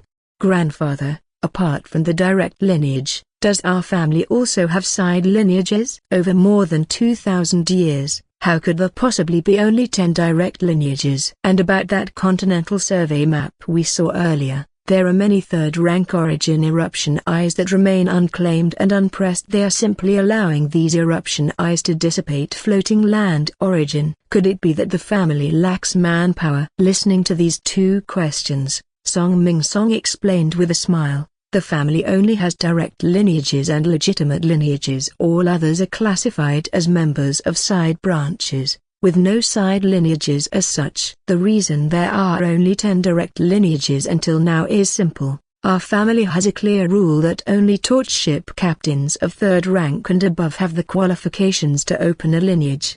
Hearing this, Song Kai's brow was still not fully smoothed out. With nearly 10 million Song family blood relatives accumulated over more than 2,000 years, even those who have been promoted to the 3rd rank due to fortuitous encounters should number not less than several hundred. If one truly wished to open a lineage, there should be more than just 10 direct lineages, shouldn't there? However, Song Ming Song obviously had more to say, and he continued. But having the qualifications to open a lineage doesn't necessarily mean one must do so. Nearly 99% of these family members promoted to 3rd rank choose to join one of the 3 major lineages of the 1st, 2nd, or 3rd. Those who choose to open new lineages, besides obtaining a source eruption eye as a territory, would need to subsidize it with their own money for a considerable initial period. By comparison, joining those powerful lineages is much stronger. Not only do you get a stable income, if you are outstanding, you can even receive resource support from your own lineage. Additionally, considering the exclusive resources each lineage holds, joining an established one is far more secure and easier than starting your own. Upon hearing this explanation, Song Kai and the others finally nodded in realization. This made things more or less understandable. At this moment, his father, Song Jiao, added more information. Additionally, over the past millennia, there have been direct lineages that have disbanded due to various accidents, lacking a 3rd-rank torch ship captain to preside over them. Up ahead, the grandfather's voice rang out again. As for those high-level origin eruption eyes, The reason we allow them to dissipate the floating land origin on their own is that a high-level piece of floating land is not merely valuable for its ability to stably produce high-level floating land origin. What is also crucial is the unique environment atop the floating land that can nurture high-level starry sea oddities, and to preserve this kind of environment, we can't entirely cut off the supply of high-level floating land origin. P.S. Regarding the issue of the height of the Dragon Spine Sacred Mountain. Well, in the setting of this book, a level 5 life form is only tens of thousands of meters in size, so I can't possibly come up with a mountain trillions of kilometers high, right? As for a diameter of 10 light years, I'm clearer on this than you, so there's no need to dwell on the logical issue between this diameter and height. It's just a novel. After all, we're not writing a scientific tome here. Also, regarding the generational naming of the Song family, I did write about this when I started the book, but after trying to sort it out, I realized that organizing a lineage spanning nearly 3,000 years was incredibly difficult, a headache-inducing difficult. So, in the end, I didn't go through with it. Just bear with it. By now, Song Kai had more or less unraveled the doubts in his heart, and his anticipation for the 5th rank floating land beneath his feet had grown further. He thought of the primordial continent behind Zuping, which was also suspected to be a 5th rank starry sea floating land, yet just one of its 4th rank level nascent soul true monarchs possessed an orange quality strange object sword pill. From this, one could infer just how many top-rank starry sea oddities might exist on the primordial continent, and as for the Dragon Spine continent, which was of the same rank, could it possibly have fewer higher-rank oddities? Therefore, he particularly understood his grandfather's words, high-rank starry sea oddities and the environment that nurtures such oddities are also the most precious resources on a high-level starry sea floating land. Although most of his questions had been resolved, it did not mean that Song Yu and others felt the same. Soon, Song Yu raised a question. Grandfather, what is the immortal puppet secret realm you just mentioned? Is the special resource produced by this secret realm puppets? Is the acceleration over tens of thousands of years meant to nurture more special puppet components? Before Song Ming Song could answer, Bai Xiuqin, who was beside him, quietly explained. That's about right. This immortal puppet secret realm is a special starry sea secret realm, within which there is an immortal puppet tower. All beings that enter the secret realm can challenge this immortal puppet tower, and afterwards, the tower will issue puppet components as rewards based on the challenger's final results.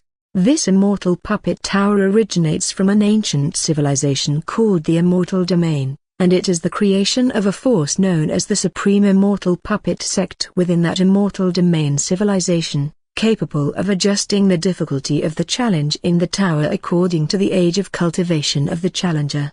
Hearing this, Song Yu was puzzled. Age of cultivation. For our torch ship captains, it's the time since the awakening of the Seed of Torch, Bai Xiuqin said, continuing, therefore, when exactly you choose to challenge this immortal puppet secret realm is up to you. There's no restriction on this, but you must be fully prepared before you go. Each person has only one opportunity to challenge. Afterwards, you will no longer be able to enter the immortal puppet tower, understand? Song Kai and the others nodded solemnly, but then they heard grandfather Song Ming Song speak again. To add one point, if you have enough confidence in your torch warship, you could take advantage of the few days after the acceleration of the immortal puppet secret realm ends to challenge it as soon as possible. With acceleration spanning tens of thousands of years, the immortal puppet tower will surely have nurtured new soldier figurine components of purple, and even orange quality.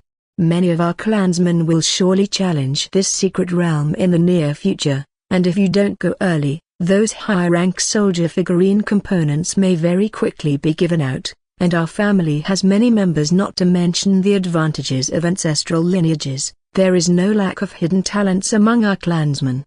Hearing this, Song Qi, Song Lin, and Song Wen did not take it seriously, as they were well aware of their own circumstances. Although they had obtained many good items recently, they paled in comparison to the true geniuses of the clan. However, Song Kai and Song Yu were somewhat interested, especially Song Kai, who knew the combat power of Kang Kyung all too well. Without claiming to overpower all peers, he could at least step into the top echelon. Thinking so, his eyes narrowed slightly, with a sharp light flickering within. With his personality, he naturally did not like to overexpose himself, but if what his grandfather said was true, relating to soldier figurine components of purple, and even orange quality, he would have to compete for them.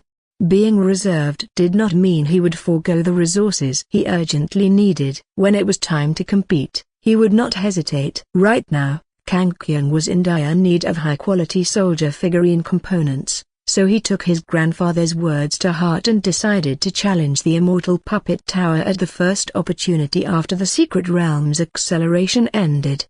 As he was resolute in his decision, Song Ding, who was beside him, began to speak. Although she had not yet awakened her seed of torch, she was very interested in these affairs of the Song family. "Grandma, what are those merit points you just got used for? And what are golden merit points?" Bai Xueqin smiled and rubbed the head of her granddaughter, explaining, "Merit points, you see, can be considered as the currency issued within the family. They can be used to purchase items at the merit tower within the clan or to assign family missions. As for golden merit points, they can only be obtained after completing major family missions or after turning in high-rank oddities and high-level resources.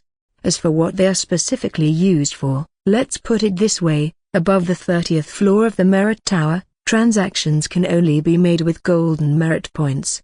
Hearing this, Song Yu immediately blurted out, "Then the 30th floor and above of the merit tower must contain extremely rare resources, right?" Bai Xueqin nodded. "Yes, let me give you a few examples: titanium crystals, orange quality oddities, purple fire source up rank, energy crystals, Zenjin, and so on. These can all be found above the 30th floor of the merit tower." Yikes! Instantly, Song Kai and the others took a sharp breath, gaining a basic understanding of what lay above the 30th floor of the merit tower. But Bai Xueqin's voice still continued, "Take titanium crystals, for instance. One golden merit point can be exchanged for 100 titanium crystals on the 30th floor." Quickly, everyone's gaze turned toward Song Kai, who they remembered had just earned 5 golden merit points. Originally, they didn't have a concrete concept, but as soon as Bai Xueqin mentioned it, everyone immediately became unsettled. 5 golden merit points, that was equivalent to 500 titanium crystals. Just the thought filled them with envy and jealousy. Of course, it was merely a momentary sentiment, although no one knew what exactly Song Kai had done in the battle against the Bloodblade Star Thieves. They were clear that since his grandparents and the people of the Song clan had acknowledged his contribution, Song Kai must have played a crucial role. Amidst the crowd's discussions, the Furious Lion's warp device had cooled down, and the second warp jump quickly commenced. With the end of this warp jump, they finally saw the sizable lake below. From above, it took the shape of a crescent moon, hence it was named Green Moon Lake. Green Moon Lake was over 100,000 meters in length and just over 50,000 meters at its widest. It was not considered large, but the lake water was clear, the shoreline was shaded with green trees, and more importantly, there was an island in the lake, less than 10,000 meters wide and over 30,000 meters long.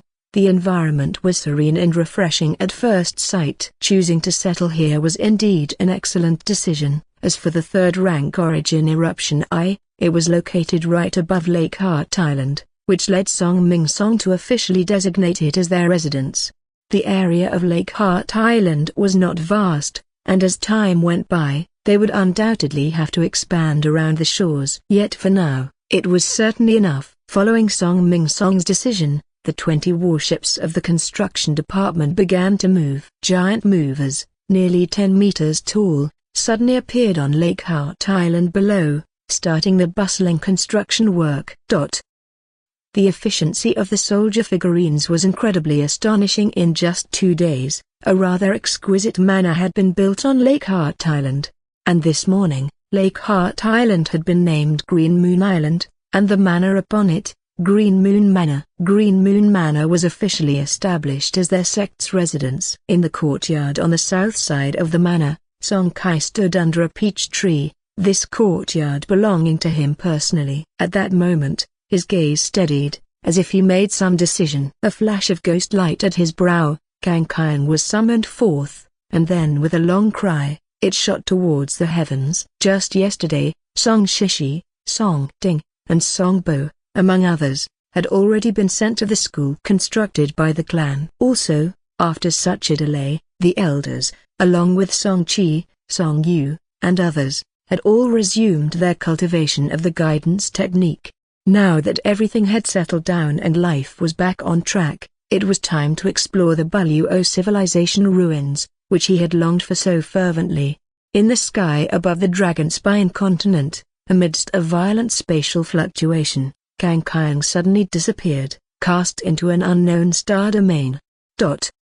In the pitch-black starry sky, Song Kai's gaze swept across the side-mounted Sky-Eye spatial radar, and seeing no presence of floating lands, asteroid belts, or other celestial bodies, he no longer hesitated, retrieving Kang Kaian and then swiftly vanishing himself. Above the yellow sand-floating continent, Kang Kaian shot downwards towards the massive 10,000-meter stone. It had been almost a month and a half since his last visit, and the terrifying 10,000-meter storm eye was no longer in sight. Whether its might had exhausted or drifted to another region, Song Kai wasn't sure and wasn't interested either. His target was clear, it was the Buluo civilization ruins. As he descended, he glanced at the Blood Soul Stigma component and noticed the third-rank peak sandworm was still hidden a kilometer underneath the same dune as before, without any change in position, stirring some speculations in his mind. It was highly probable that the sandworm had been severely injured by the mixed hollow extreme Yang Sword Intent Divine Light previously and had been hibernating the entire time, waiting for the day when its injuries would fully heal. As for the possibility of it being dead, that was not the case. The Blood Soul Stigma could only mark life forms if it had truly died. The mark would have deactivated immediately. Having no intention of going there, the third-rank sandworm was the target for Kang Kaian's upcoming promotion mission. There was no need to disturb it now. As Kang Kaian descended quickly, Song Kai soon found himself beside the massive 10,000-meter stone again. Compared to his first visit, Song Kai seemed much calmer this time after all. Compared to the Song clan's Dragon Spine Sacred Mountain, this 10,000-meter stone really wasn't much. Humming sounds filled the air. A large Hornet drone burst out of the bay and charged straight toward the spatial veil ahead, under the brainwave control of Song Kai. It wasn't long before Song Kai witnessed a horrific scene. In the first layer of space behind the spatial veil, countless severed limbs and arms were scattered everywhere. The green poisonous fog that filled the entire space had faded quite a bit compared to 7 or 8 months ago, but it still had not completely dissipated. These were not the focal points, as in each of the 4 corners of this first layer of space, lay an insectoid creature reaching tens of meters in body length, its surface covered with hard carapaces. This thing ... Is it an ironclad beetle? Doubts filled Song Kai's mind for a moment, but he quickly came to a realization. Are these the final victors among the tens of thousands of ironclad beetles that were left? They devoured all their zero-rank ironclad beetles and evolved into second-rank ironclad beetles. He vaguely remembered that when he left, there were still tens of thousands of zero-rank ironclad beetles remaining in the first layer of space. To think that in just a few months, without the control of the queen insect, these beetles had staged a perfect raising beetles game in this first layer of space. Over 10,000 zero-rank ironclad beetles had ultimately nurtured these 4 second-rank ironclad beetles. For a time, he felt sentimental about the law of survival of the fittest among living beings. Amidst his sighs, the engines of the Kang Kaian spaceship ignited. He moved toward the spatial veil without waiting any longer, convinced that there was nothing inside the ruins that could harm the Kang Kaian. Yes, boom boom boom boom. Once inside the first layer of the ruins, the first thing he did was to exterminate all 4 of the second-rank ironclad beetles. As individuals that had survived among tens of thousands of their kind, they were certainly strong, but they were of little use to Song Kai. The only value they might hold was the second-rank insectoid meat within them. the potential existence of energy crystals, and the 4 strands of first-rank floating land origin. Under the direct assault of the Pyongyang sword beam cannon, unsurprisingly, the 4 second-rank ironclad beetles were easily killed. However, Song Kai did not rush to dissect their bodies but instead continued to steer the Kankian toward the second layer. Another spatial veil in the second layer space needed to be broken, and what awaited in the mysterious third layer was still unknown. To avoid running out of time later, Song Kai thought it best to clean up afterwards. In the second layer of the ruins, since he and Shen King had already swept clean this layer of all insectoids last time, there were no second-rank insects present. Song Kai quickly arrived below the spatial veil that was a kilometer in diameter. Looking at the constantly emerging repulsion force fields on the spatial veil, Song Kai did not hesitate to press the fire button of the Pyongyang sword beam cannon. Boom! In the howling of the sword light, violent ripples flashed across the space veil above. While it didn't shatter in one blow, it was considerably more powerful than the combined attack from Song Kai and Shen King from before. Boom boom boom! With each violent roar, the space veil above gradually dimmed, visibly on the brink of shattering. Seeing this, Song Kai stopped the attack of the Pyongyang sword beam cannon and switched to using the electromagnetic ray cannon, a secondary weapon. Having learned from the previous experience, Song Kai would not foolishly break through the spatial veil directly, as doing so might awaken any insectoids in the space above immediately. His plan was to use the electromagnetic ray cannon to gradually erase the repulsion force field on the spatial veil, thereby avoiding alerting any potential insectoids in the upper space. As time passed by second, the repulsion force field above had dimmed to its limit. At this point, Song Kai had stopped the continuous firing of the electromagnetic ray cannon and started slow, single shots. Half a minute later, crack, accompanied by a slight crackling sound, the repulsion force field on the spatial veil completely dissipated. Without charging in directly, Song Kai continued to control the Hornet drone, still operable from the brainwave beacon, to rush upward. Pop! 2 seconds after the Hornet drone entered the spatial veil above, Song Kai aboard the Kankian's pupils suddenly widened with his eyes showing utter disbelief. After his pupils violently trembled, Song Kai quickly recovered. Although through the perspective of the bumblebee drone, he indeed witnessed a shocking scene, the fact at hand was that he was under the spatial veil, and everything in the space above was isolated from him. Most importantly, he had not yet exposed himself, nor had he alarmed the creature above. In other words, he was in the dark, while the other was in the light. With this in mind, he calmed his spirit and once again shifted half of his focus back to the bumblebee drone. Compared to the second layer of the ruins, the third layer's space was much larger, with both length and width exceeding 5 kilometers. Although it was not as vast as the first layer, it still constituted a considerable space. However, at this moment, there was a colossal being in this space. Right in the center of the space, near the small crystal box, lay a grotesquely bloated creature, its entire body wrapped in dazzling purple crystal skin, and its massive abdomen resting on the ground. This purple crystal insect's size was monstrous, with a length reaching 1 kilometer, almost 1/5 of this third-level space. But what was most crucial was its abdomen, swollen to the extreme. From the bumblebee drone's perspective, it resembled a giant balloon, trembling occasionally as if it would burst at any moment. "Is this also a queen insect?" he muttered softly, but Song Kai soon shook his head. "No, it's not the queen.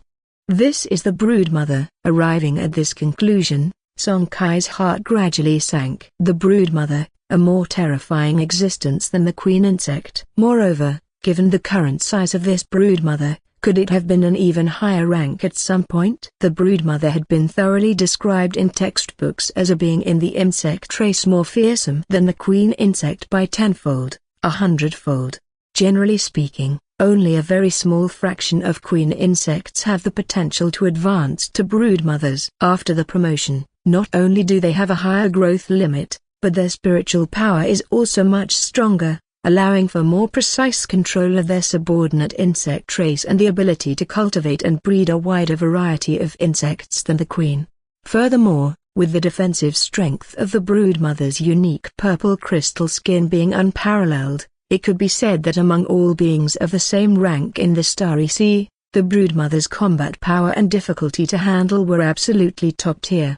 This is troublesome, it's actually a broodmother, and a third-rank level broodmother at that. Song Kai's face was grave, with a hint of gloominess. The broodmother itself wasn't the frightening part, it was the countless insect eggs stored inside its bloated abdomen like a giant balloon, and its terrifyingly defensive purple crystal skin. If the battle couldn't be resolved quickly, he would inevitably be drawn into a war of attrition against their swarming tactics. With this in mind, Song Kai knew he couldn't rush. He suppressed his emotions, and while managing the bumblebee drone to monitor the situation in the space above, he began to think rapidly about various countermeasures and whether Kankian was qualified for the battle. Minutes later, the Kankian, hovering below the spatial veil, began to take action at the bow. The Pyongyang sword beam cannon started to gather brilliance, commencing its charge.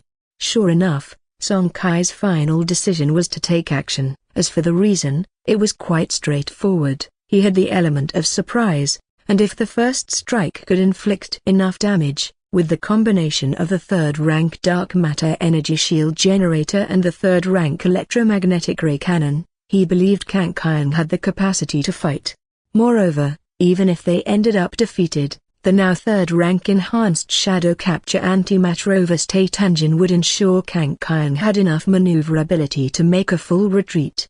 Dozens of seconds later, 100-meter sword intent divine light had already formed in front of Kankian. Right, there was only one chance for a surprise attack, so naturally, Song Kai directly used the strongest attack method aboard Kankian. Just a second before the sword intent divine light solidified completely, Kankian's engine roared, and the warship positioned below the spatial veil suddenly shot upward. Pop! The moment the warship pierced through the spatial veil, the Pyongyang sword beam cannon at the bow immediately erupted. Whoosh! Amid the sharp wail of the sword intent, the mixed hollow extreme yang sword intent divine light roared out. It had just fired 1 second before, but in the next second, it had already traversed thousands of kilometers of distance, striking right above the third-rank purple crystal broodmother. Hiss! How powerful was the third-rank broodmother's spiritual power? At the instant Kankian passed through the spatial veil, it sensed something immediately. Had it not been in deep slumber for years, even the previous bumblebee drone might not have gone undetected. However, compared to the already fully charged mixed hollow extreme yang sword intent divine light, its reaction was slower. Before it could respond further, the divine light had already crossed the thousands of kilometers and bombarded the purple crystal skin atop its head. Boom! In an instant, violent third-rank energy fluctuations, centered on the broodmother's head, surged outward fiercely. Mixed with it were the broodmother's shrill screams. After the first strike, Song Kai did not hesitate. With the Pyongyang sword light cannon entering a buffering phase, he rapidly fired the electromagnetic ray cannon, hurling electromagnetic thunderbolts roughly a meter in diameter continuously towards the broodmother thousands of kilometers away. In this way, the entire third layer of the ruins was engulfed in the roar of cannons, with lightning and sword shadows intertwined, illuminating the already small space completely. Inside Kankian, Song Kai, while distractedly controlling the warship to roam near the entrance area below the spatial veil, kept firing the main and auxiliary cannons. At the same time, he spared a part of his spiritual power, carefully observing the state of the third-rank broodmother. The electromagnetic ray cannon seemed only to tickle it, while only the Pyongyang sword beam cannon could truly inflict damage, especially the mixed hollow extreme yang sword intent divine light. Staring at the fierce wound atop the alien queen's head, a ghastly gash of over 10 meters long oozing scorching purple viscous fluid incessantly, Song Kai murmured to himself. Besides the wound on its head, there were no other serious injuries on its body. Even its abdomen, swollen like a balloon, displayed only sparse purple bloodstains. These bloodstains were the work of the Pyongyang sword beam cannon. As for the electromagnetic ray cannon, the electromagnetic thunderbolts couldn't leave a mark on its purple crystal skin. Seeing this, Song Kai was not in a hurry. He didn't approach the creature but continually fired the Pyongyang sword beam cannon from a distance. The spot he targeted was the massive gape on the alien queen's head, carved open by the mixed hollow extreme yang sword intent divine light. The defense of its purple crystal skin was terrifyingly strong. Even the Pyongyang sword beam cannon, enhanced to 3rd rank, could only leave shallow wounds of a few dozen centimeters, trivial compared to its kilometer-sized body.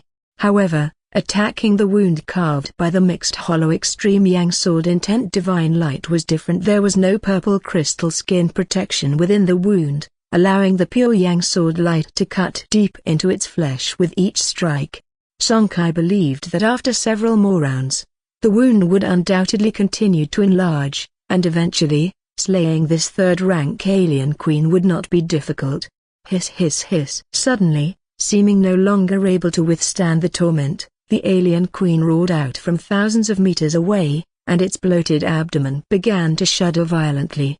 Laying eggs. Song Kai made the judgment instantly, and with preparations in place, he swiftly turned the muzzle of the electromagnetic ray cannon. Simultaneously, the Kankaion moved to the side, and upon adjusting to a suitable firing angle, the cannon fired abruptly. The thunderballs, about a meter in diameter, did not target the alien queen's body but aimed straight for the row of ovipositors at the tip of its tail. As a shipborne secondary weapon, the electromagnetic ray cannon indeed struggled to damage the 3rd-rank alien queen much, but when it came to destroying these freshly laid eggs, it was more than suitable.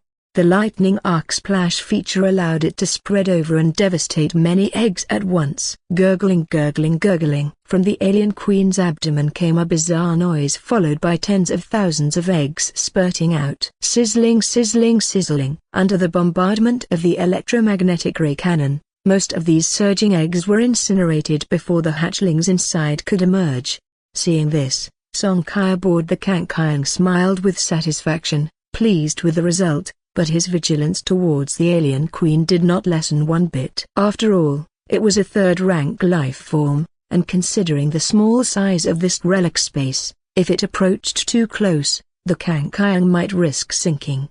Yet, just as Song Kai braced for the alien queen's potential rampage and the maintained high alert, the queen's reaction once again surprised him. It continued to circle closely around that crystal box without any sign of moving away. Song Kai's eyes narrowed. No matter how he looked at it, it seemed as if the alien queen was guarding the crystal box. Could it be that there's some starry sea oddity within this crystal box that's extremely important to it? Amid the doubts, the alien queen underwent another transformation. The purple crystal skin on its body suddenly shimmered with dazzling purple light. As Song Kai stayed vigilant for whatever significant move it might make, the trembling of its abdomen intensified further. Then, an even more terrifying number of eggs spewed forth. Sizzling sizzling sizzling. Aboard the Kankaion, the electromagnetic ray cannon was still firing at full strength. However, the amount of eggs the alien queen was expelling this time was staggering at tens, hundreds of millions, and even the cannon could not clear them all. Gazing at these eggs, Song Kai felt somewhat relieved. The eggs were only about the size of a child's fist. Even if all of them hatched, they should not pose a big threat to the Kankaion. Moreover, considering the clearing speed of the electromagnetic ray cannon, as long as the queen didn't continuously lay more eggs, these surplus eggs would soon be eliminated. But just as he thought of this and before he could rejoice, Song Kai's expression soon darkened. Crack crack crack. Those eggs that had not been immediately cleared by the cannon quickly cracked open. Small insect creatures crawled out one after another. That was far from the key point. Upon emerging from the eggs, they quickly started to nibble on the eggshells. Once they devoured these shells completely, Song Kai could clearly see the creatures had grown significantly larger. Yet that seemingly wasn't enough for them. They began to further consume the half-destroyed eggs around them, like a swarm of monsters that knew no satiety, devouring everything in sight.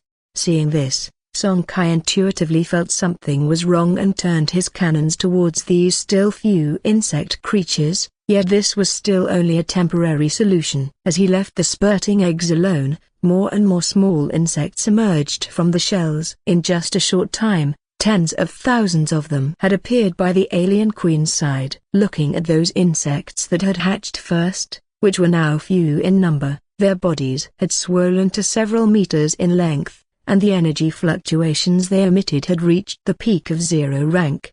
Realizing this, Song Kai's expression fluctuated, his understanding of the toughness of this alien queen deepening anew. Slowly maneuvering the Kankian to retreat, it moved toward the entrance of the spatial veil. According to the textbooks and the compendium of starry sea races and civilizations, if things went as expected, this third-rank queen insect would soon condense the energy stored within its body and subsequently expel it all, supplying these energies to the surrounding insect race, allowing them to undergo multiple evolutions in a short period of time and thus gain formidable combat capabilities. Of course, this kind of situation would only occur under circumstances where there was no other energy supply available. Normally, neither queen insects nor mother bugs would use their own vitality to supply their swarm. Currently, there were no other sources of energy in this relic space, so this possibility was very likely. Everything that happened afterward proved Song Kai's previous assumption to be indeed correct. Watching the queen insect before him, its abdomen having shrunk by more than half, Song Kai's eyes grew somber, as he saw the appearance of tens of thousands of first-rank and second-rank insects. After absorbing the energy stored by the queen insect, the evolution of this group of insects was astonishingly rapid, having evolved from 0 rank to their present state in the blink of an eye.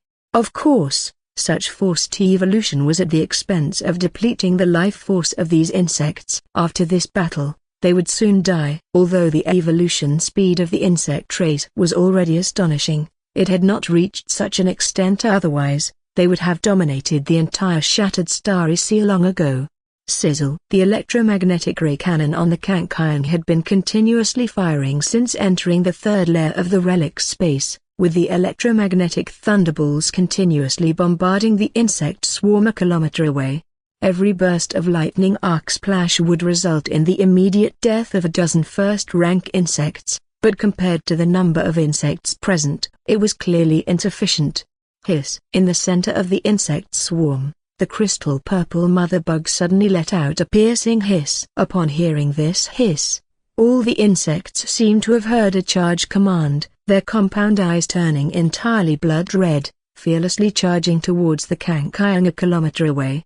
Inside the Kankian, Song Kai watched the dense swarm of insects intently. Splasher insects, twin-winged tiger-head insects. Song Kai felt a sinking feeling in his heart. Clearly, all the insect eggs laid by the mother were specifically aimed at countering and restraining the Kankian, with none like the iron armor insects. The splasher insects could spit corrosive acid while the twin-winged tiger-head insects possessed wings and could flexibly pursue the Kankian from the air. Moreover, their mouthparts, shaped like tiger jaws, were frighteningly sharp. If they got close to the Kankian, and the dark matter energy shield failed to activate, the Type V Starshine warship armor alone would not last long. Despite the urgency in his heart, Song Kai did not lose his composure. The electromagnetic ray cannon continued to pour fire, trying to hinder the insect's advance, while the Pyongyang sword beam cannon remained locked on the crystal purple mother bug thousands of kilometers away, firing immediately upon completing its charge. Song Kai understood that everything hinged on this third-rank queen insect. As long as he could deal with it, the leaderless ordinary insects would soon fall into chaos, and dealing with them would be easy. However, frustratingly, the queen insect was simply too large in size. Even though the Pyongyang sword light had bombarded the wound on its head more than a dozen times, it still showed no signs of weakness, its vitality exceptionally astonishing. This was extremely vexing, yet there was little that could be done. As time passed, countless winged tiger-headed insects rapidly approached the Kankian. Although the electromagnetic ray cannon served as a group attack secondary weapon, it still struggled to cope in the face of overwhelming numbers. Seeing this, Song Kai had no choice but to slowly descend the Kankian toward the second layer of the relic space. Even at this moment, Not a trace of the thought of giving up flickered in his mind. The primary reason for this lay with the third-rank queen insect thousands of meters away. No matter the reason that made it unwilling, or perhaps unable, to stray far from the crystal box, that fact gave Song Kai and the Kankai ample tactical space to operate.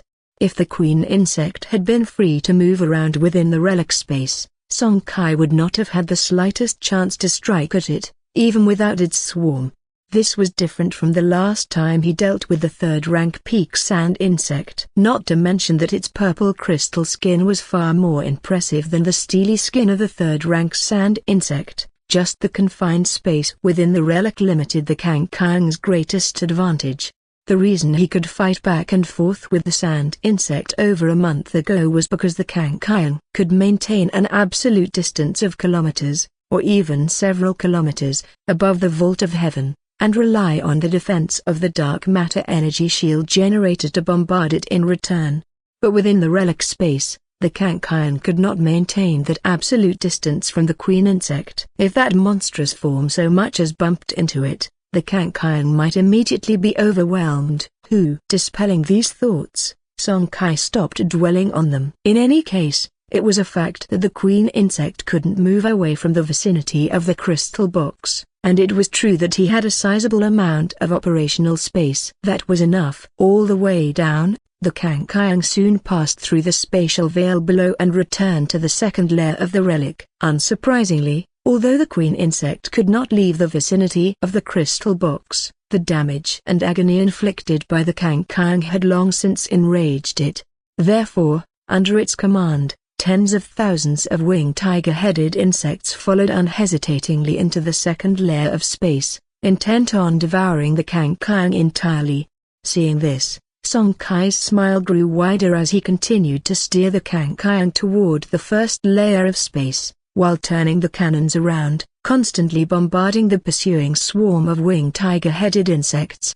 Thus, the considerable number of winged tiger-headed insects followed the Kankai out of the relic's stone expanse, and it wasn't over yet. Song Kai kept controlling the Kankai as it headed deeper into the vast yellow sands. Behind him, although the queen insect could issue commands to its swarm with powerful spiritual power from afar, it was unable to know the specific environment in which its swarm was situated. The order it gave to the group of winged tiger-headed insects was simply to catch up with and shred the Kankai. It was precisely this aspect that Song Kai exploited, keeping the Kankai in a state of almost escaping but not quite, always allowing the chasing winged tiger-headed insects to catch sight of the Kankai. Until a broken bar, a sandstorm hundreds of meters in diameter appeared ahead. Upon seeing the sandstorm, with a diameter of over 600 meters and a storm field around 5,000 meters, Song Kai's lips curled into a smile, a trace of delight spreading across his face. Under his control, the Kankai neither stopped nor changed its direction, charging straight toward the sandstorm. Vroom vroom vroom. As the Kankai plunged into the second-rank peak-level sandstorm, the ship began to shake violently, and even with its currently equipped shadow capture antimatter overstate engine, at third rank, it still struggled to stabilize amidst the sandstorm, underscoring the might of the external storm field. However, Song Kai paid no heed to these issues, focusing his attention on the rear. His face soon brightened with an even more radiant smile. As expected, over 20,000 winged tiger-headed insects followed the Kankai into the storm field, and how could such second-rank insects resist the terror of a second-rank peak-level storm? As time passed, one after another, the winged tiger-headed insects were caught in the storm's eye at the center of the field, and eventually torn apart by the fearsome force into blood and pulp. Seeing his objective achieved, Song Kai had no desire to linger and quickly broke free from the storm field with the considerable thrust provided by the shadow capture antimatter overstate engine and the phantom thruster. Looking around, there were still a few hundred lucky winged tiger-headed insects remaining. However, under the electromagnetic ray cannon, they were swiftly cleared out. Watching over 20,000 ferocious insects of the first and second rank being annihilated within such a short time, Song Kai inwardly marveled at the mighty power of nature. If not for the sandstorm, the Kankai alone, though eventually capable of dealing with the winged tiger-headed insects, would have needed dozens of times longer to do so. Letting go of these matters, and thinking of the crystal box within the third layer of space and the possible existence of a high-rank starry sea oddity within the crystal core, Song Kai had no interest in paying any more attention to these details and steered the Kangkang back into the interior of the relic space. In the third layer of the relic space, the Hornet drones which had been retrieved earlier were launched out again. Once it was confirmed that the second layer of space was essentially clear of winged tiger-headed insects, the Kangkang swiftly passed through the spatial veil and returned to the third layer of space. Hiss! Upon seeing the Kangkang appear, the queen insect instinctively hissed in response. Heeding its command, the remaining over 20,000 spitter insects began to spit corrosive acid at the Kangkang in unison. However, at this moment, Song Kai's confidence had substantially increased. Without those double-winged tiger-head insects that could gnaw at the ship's body up close, he was not afraid of just these remote acid attacks. Their dark matter energy shield generator, at the third rank level, had a shield value of over 4 million, and the key was that the defense value was over 100,000. Those first rank splatterbugs simply couldn't break through. And as for the not-so-numerous second-rank splatterbugs, the dark matter energy shield could easily withstand their attacks. Without paying too much attention to the dense attacks coming from below, Song Kai only diverted a fraction of his attention to perform necessary evasions, while the vast majority of his focus remained on that third-rank queen insect. After repeated attacks from the Pyongyang sword beam cannon, the wound on the head of the queen had expanded to over 30 meters, and the loss of large amounts of thick purple blood seemed to have weakened the giant creature with a body length of a kilometer.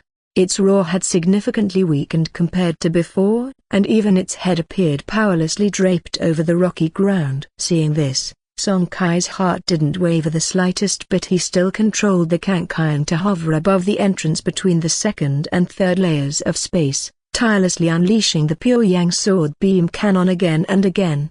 His idea was simple: regardless of whether the third-rank queen insect was truly weakened, it was absolutely impossible for him to risk bringing the Kangkang closer to it. After all, there were still more than 20 hours until the subsequent retreat, plenty of time. Instead of taking risks, he preferred a steady approach by slowly dealing with it using long-range attacks. Perhaps because Song Kai didn't take the bait, or possibly because it forcefully suppressed its own feeling of weakness. In any case, the queen insect's body once again underwent changes. There was another intense flash of purple light, followed by even more insect eggs being expelled from its body. With this round of egg-laying, its already shrunken abdomen deflated even more, but the eggs released this time were in the hundreds of thousands. Seeing this, Song Kai no longer paid any attention to the splatterbugs below. The electromagnetic ray cannon's muzzle turned, clearing away the dense swarm of insect eggs as fast as possible. As the Kangkang unreservedly cleared away its young right in front of it, the queen insect opened its mouth wide, revealing its ferocious fangs below. Song Kai thought it was preparing to issue some command again, but this time he was wrong. A dazzling purple beam shot out from its mouth at an incredible speed, piercing towards the Kangkang. This purple light ray was astonishingly fast, not much slower than the mixed hollow extreme yang sword intent divine light previously emitted by the Kangkang. Luckily, Song Kai had always maintained enough vigilance and had never underestimated the third-rank queen insect, so at the crucial moment, he entered the limit-breaking state for the first time, then fully controlled the Kangkang to make a minor deflection. Due to this slight deflection, the highly penetrating purple light ray only struck the side of the Kangkang, with about half of its might being dissipated. Glancing back at the dark matter energy shield's shield value, Song Kai's breath paused slightly. The 4 million shield value was now shockingly reduced to just over 1.5 million. If he hadn't entered the limit-breaking state to minutely control the Kangkang, the dark matter energy shield would have likely overloaded. After the initial fright, a hint of a smile quickly appeared in Song Kai's eyes because he was almost certain that the queen insect was indeed weakened. The purple light ray seemed to have drained a considerable amount of its energy, and after the attack, the purple crystal skin on the surface of its body had noticeably dimmed. If one were to compare its previous purple crystal skin to the tender skin of a young girl, then now it resembled the skin of an 80-year-old woman in her previous life, shriveled and wrinkled, clearly different at a glance. In the control room, Song Kai's eyes slightly narrowed, but he still had no intention of getting closer. A third-rank being was still a notorious queen insect of the shattered starry sea. He dared not take any risks. Who knew if the opponent had other cards up her sleeve? Just now, that purple light ray had nearly caused their dark matter energy shield generator to overload completely. If another such attack came, he was afraid he might have to stay here forever. Still controlling the electromagnetic ray cannon to eliminate those insect eggs, after about 10 minutes, even with Song Kai firing at full strength, tens of thousands of the insect race appeared in the third layer of space, in addition to the tens of thousands of splatterbugs from before. Almost 100,000 of the insect race were now stacked up in the third layer of space within the ruins. Looking at the insect race that nearly filled the entire space, Song Kai's brows remained tightly furrowed, but still, he had not the slightest thought of retreat. Aside from the 20,000 splatterbugs earlier, the newly bred insects were mostly zero rank, posing no great threat to the Kankian.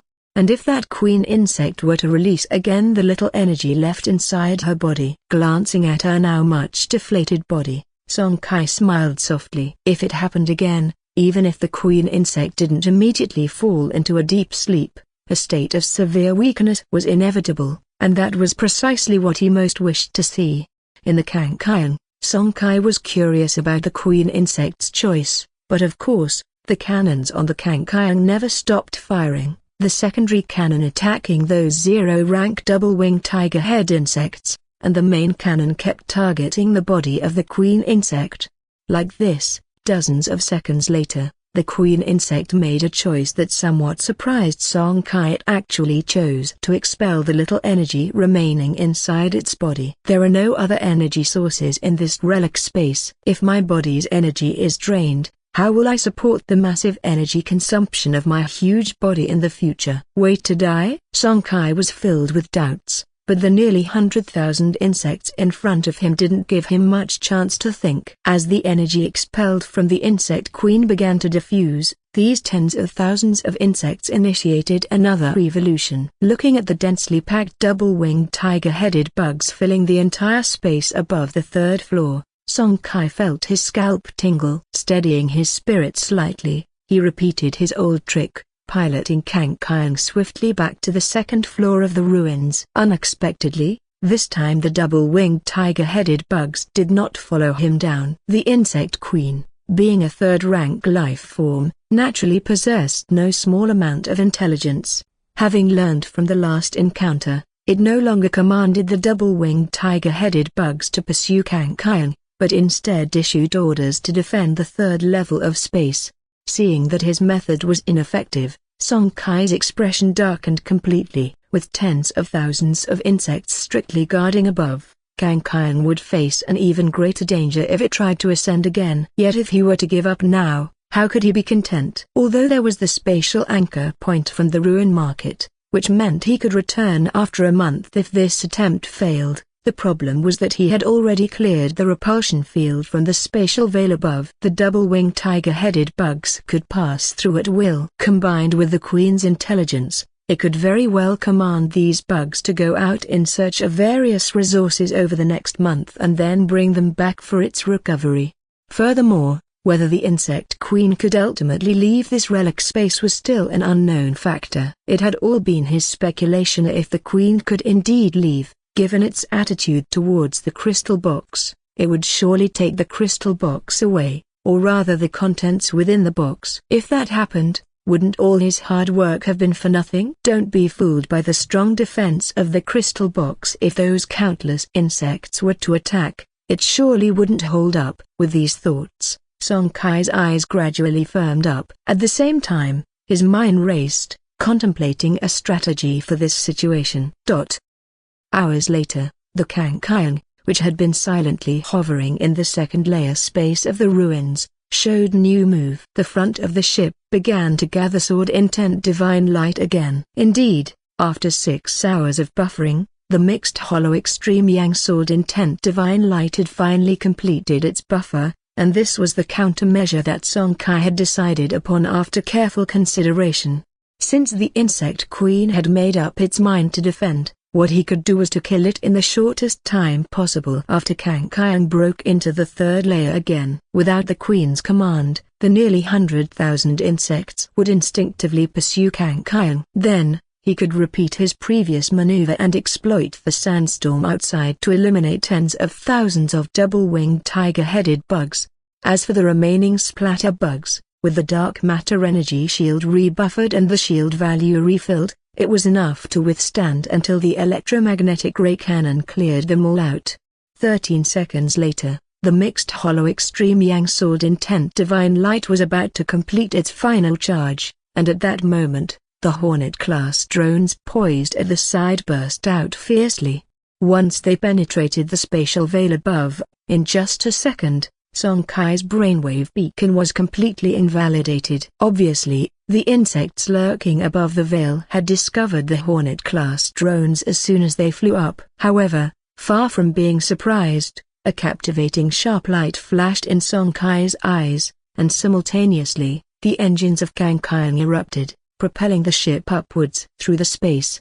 Pop! The moment Kang Kyung burst through the spatial veil above and reappeared in the third layer of space, it was, unsurprisingly, met with a barrage of attacks. Countless jets of corrosive acid sprayed onto the dark matter energy shield, issuing an intense sizzling noise. At the same time, many double-winged tiger-headed bugs swarmed in frenzy. Consequently, plenty of corrosive acid splashed onto them, corroding small black wounds on their bodies. However, these bugs, as if possessed, disregarded their injuries and charged straight at Kang Kyung. Soon, countless double-winged tiger-headed bugs breached the outer dark matter energy shield and clung onto the surface of Kang Kyung's hull armor, their tiger mouth-like mandibles voraciously gnawing at the Starshine V-type warship armor. Inside Kang Kyung, the semi-autonomous shipboard intelligence began transmitting constant warnings. Warning: warship armor damaged by 8%. Please make immediate repairs. Warning: warship armor damaged by 16%. Hull damaged by 3%. Please make immediate repairs. Warning: warship armor damaged by 30%. Hull damaged by 9%. Please repair as soon as possible. In just a moment, the extent of damage to the Starshine V-type alloy armor of Kang Kyung had reached 30%, and the hull itself had nearly 1/10 damage. This highlighted just how terrifying the mandibles of the double-winged tiger-headed bugs outside were. Yet, Song Kai disregarded this, and as the 100-meter sword-intent divine light fully formed at the bow, he suddenly directed the pure yang sword beam cannon towards a certain direction and then abruptly fired. A second later, an intense energy shockwave erupted once more within the third layer of space, mixed with piercing, miserable screeches. If all went as expected, the sound of agony belonged to none other than the insect queen. The direction in which he had just fired was not chosen at random, although the queen insect seemed to be able to move only around the crystal box. Hitting the giant gap on the top of its head with precision wasn't something that could easily be done if there were any slight changes. After all, with the Kang Kyung's appearance just now, countless winged tiger-headed insects swarmed in, nearly covering the Kang Kyung entirely. Song Kai had virtually fired blind. The reason he could hit the queen insect so precisely, even the gap on top of its head, was that he had previously used the giant Hornet drones to pinpoint the queen insect's exact position. If it weren't for that, why would he have bothered to sacrifice a drone for nothing? After firing that shot, Song Kai didn't wait to see the result. The Kang Kyung's condition wasn't good. Warning: warship armor damaged by 50%, warship damage at 18%, please make repairs as soon as possible. Hearing the urgent warning, Song Kai piloted the Kang Kyung to descend quickly, swiftly returning to the second layer of the ruins. The bad news was, even though the Kang Kyung had returned to the second layer of the ruins, many winged tiger-headed insects had followed it down. Those winged tiger-headed insects that were already attached to the ship's body were relentlessly continuing to gnaw at the Starshine V alloy armor. Warning, warship armor damaged by 52%, warship damage at 19%, please make repairs as soon as possible. Hearing the prompt again, Song Kai quickly controlled the electromagnetic ray cannon to clear the winged tiger-headed insects from the Kankiang's body while activating their healing fruit component loaded on the warship. With a flash of white light enveloping the entire ship, the warship armor, which had been damaged more than halfway, was largely repaired, and the same was true for the ship's body. Warship repairing, warship armor restored by 25%, current damage at 27%, warship body repaired by 10%, current damage at 9%, please proceed with comprehensive repairs immediately. Hearing this, a slight sense of relief washed over Song Kai. At least for the short term, the Kankiang was safe. Boom, boom, boom. With each blast from the electromagnetic ray cannon and the added feature of the lightning arc splash, all the winged tiger-headed insects on the Kankiang's body were soon cleared away, along with the several hundred others that had followed it down.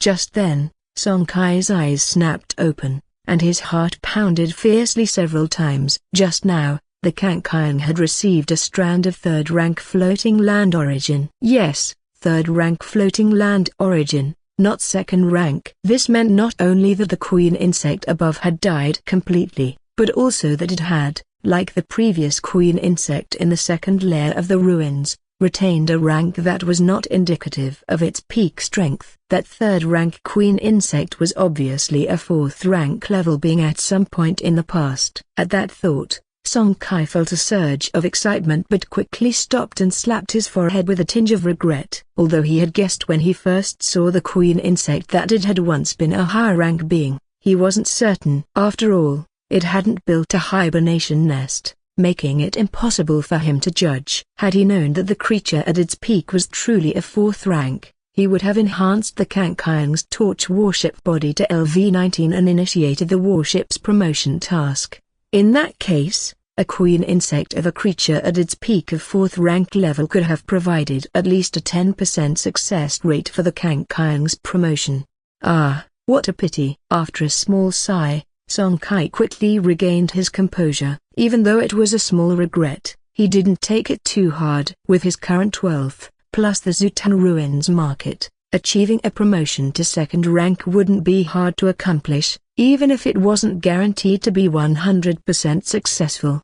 Moreover, even if the promotion failed, he could still use golden merit points to get from the family merit hall the resources that shortened the Seed of Torches recovery period. Once the Seed of Torches recovery period was over, with his available resources, he could quickly raise a newly bound torch warship back to first rank, giving him a second chance to strike at second rank. With these thoughts, ripples began to spread successively across the spatial veil above. Just as Song Kai had anticipated, after the death of the third-rank queen insect, the ordinary insect race turned into a headless swarm, only scurrying about instinctively, posing no further threat. With this in mind, his gaze hardened, and without paying attention to the sporadic insects rushing down from the spatial veil above, he piloted the Kankiang to ascend slowly toward the sky. Seconds later, the Kankiang broke through the spatial veil again and was exposed to countless insect race members, like headless flies. And with the Kankiang's emergence, it was like igniting a keg of powder. The chaotically scurrying insect race suddenly directed all their attention toward the Kankiang. Buzz, buzz, buzz. Countless winged tiger-headed insects flew in, their wings covering the projection screen in the main control room like a blanket. Having accomplished his goal, Song Kai didn't linger, rapidly descending and landing back on the second layer of the ruins. This time, without the queen insect's restraint, the dense winged tiger-headed insects flapped their wings and followed closely from the spatial veil above. Seeing this, the Kankiang quickly headed for the entrance between the first and second layers. Before long, employing the same tactic, Song Kai once more lured tens of thousands of winged tiger-headed insects from the giant stones of the ruins, and then headed straight for the depths of the sand sea. The eye of the storm he chose this time was even larger than the last. There were simply too many winged tiger-headed insects, and he was worried a smaller storm wouldn't be ample. In less than half an hour, more than 40,000 first-rank and second-rank double-winged tiger-headed insects were utterly eradicated within the eye of the storm. Song Kai sighed lightly. It was a pity that the massive number of double-winged tiger-headed insects were all gone, not to mention whether they had energy crystals or not. Tens of thousands of first-rank and second-rank insects, just the meat that could be cut, was already quite valuable. After a brief sigh, Kang Kyung returned swiftly to the ruined space. Although it was a pity to lose that insect trace meat, compared to the meat of the mother insect infused with fourth-rank energy essence, and the crystal box in the third layer space of the ruins, these were simply not worth mentioning.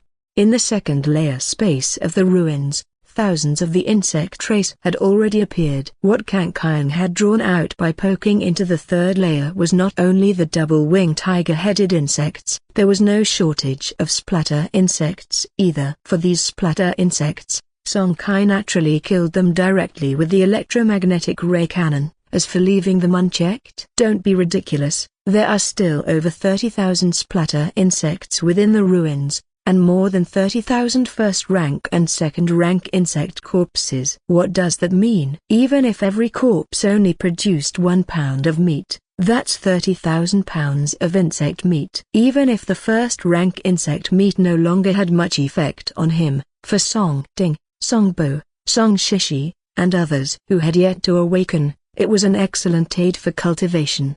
Look at it another way. Even if all this first-rank insect meat was exchanged with the family, it could probably yield thousands, if not tens of thousands, of merit points, right? Of course, ordinary merit points, golden merit points, are impossible, unless he is willing to offer the mother insect meat infused with fourth-rank energy essence. That might be possible to exchange for golden merit points, but obviously, Song Kai would not do that. Instead, he would rather use that mother insect meat to enhance his guidance technique level. With the threat from those double-winged tiger-headed insects gone, the splatter insects were naturally not a concern to Song Kai. In less than half an hour, he cleared the second layer of all splatter insects. Without hurrying to collect these insect corpses, Song Kai continued to control Kang Kyung into the third layer of the ruined space. As expected, near where the crystal box was located, the third-rank mother insect was already lifeless, but still, there were tens of thousands of splatter insects in the third space, and a few hundred double-winged tiger-headed insects were scattered about. Nearly 2 hours later, the third layer space was also cleared, all the insects eradicated. As for the pile of countless insect corpses, in Song Kai's eyes, these were all chunks of meat. Humming, Kang Kyung slowly hovered above the crystal box. Having already secured the strand of third-rank floating land origin, Song Kai was no longer worried whether the mother insect was feigning death. Click, click, click. The doors of Kang Kyung opened, and 10 fire peony soldier figurines holding cutters jumped from high above, beginning to dissect the shriveled and unrecognizable mother insect corpse. Although he was eager to open the crystal box below, Song Kai decided to let the fire peony soldier figurines handle it first to avoid the might of the Pyongyang sword beam cannon from damaging the mother insect's body. Even if the defense of the mother insect's purple crystal skin was frighteningly strong, his concerns were basically unwarranted, but there was no choice. The body's value was immensely high, and Song Kai had to play it safe. Not to mention the chunk of mother insect meat inside. Even if there were no energy crystals, just the layer of purple crystal skin was worth more than an ordinary purple relic. From what he understood, this unique purple crystal skin from the mother insect could be used to make bionic skin battle armor, and particularly this peak period, 4th rank level purple crystal skin. Bionic skin battle armor not only had a defense far superior to ordinary exoskeleton armor or alloy battle armor, but its material also made it as comfortable as regular clothing without affecting the torch ship captain's maneuverability. This pseudo 4th rank purple crystal skin battle armor could likely withstand most attacks below 4th rank, an absolute dream for all torch ship captains. However, Song Kai found it problematic that the pseudo-4th-rank purple crystal skin's defense was indisputable, but it also made it extremely difficult to dissect. Even though Song Kai had equipped the Fire Peony soldier figurines with higher-level alloy cutters, it still took almost 4 hours to completely strip the purple crystal skin from the mother insect body. Upon finishing with the purple crystal skin, what followed was much simpler. 10 Fire Peony soldier figurines quickly cut out a full 100 kilograms of mother insect meat from the corpse. However, the bad news was that no energy crystals were discovered. After carefully storing the 100 kilograms of mother insect meat into the ruins market secret realm, Song Kai finally turned his focus towards the crystal box below. After 2 hours of continuous bombardment by the Pyongyang sword beam cannon, the crystal box finally shattered completely. At the moment of its breaking, Song Kai's heart suddenly stopped, as did his breathing, and his gaze firmly fixed on the scene below. Because the radiance bursting forth from the shattered crystal box was an eye-piercing red. Yes, a red radiance. Song Kai rubbed his eyes to make sure he was not mistaken. Once confirmed, his heart began to pound like a drum, thumping erratically. What did the red radiance signify? It signified that the item sealed within the crystal box was an epic-level starry sea oddity. Orange glory, red epic, meaning, below laid an even higher quality starry sea strange object than orange quality. It must be an epic treasure that can be transformed into a shipborne component. At this moment, Song Kai's heart roared. Pressing down his somewhat trembling hands, Song Kai took a deep breath, and at the same time, the Kankyang above also began to slowly descend. The reason for his excitement, of course, was because he now fully understood the value of a red-level epic component. If he had been asked to describe the value of a red-level component 6 months ago, he would not have been able to articulate it, nor did he have a clear concept. But now, after experiencing the great battle with the Bloodblade Star Thieves and entering the Moruo secret realm, he had gained a basic understanding of the value of a red-quality component. After all, in the eyes of the great figures of the Song family, the value of an entire Moruo secret realm was equivalent to that of a single red-quality component. Just this alone was enough to fully illustrate the value of a red component. As thoughts flew through his mind, the Kankyang also slowly hovered about tens of meters above the ground. Then the hatch suddenly opened, and Song Kai, wearing a suit of military exoskeleton power armor, leapt down. Thump. After the dull sound of landing, Song Kai looked forward. However, this glance once again gave him a small surprise. In front of him, the glow that radiated was not just red, there was also a faint purple hue, only it was almost completely overshadowed by the overwhelming red light. Stepping forward, Song Kai reached out and grabbed the purple relic, pressing it to his forehead, and soon, he acquired the attributes of the purple relic transformed into a shipborne component.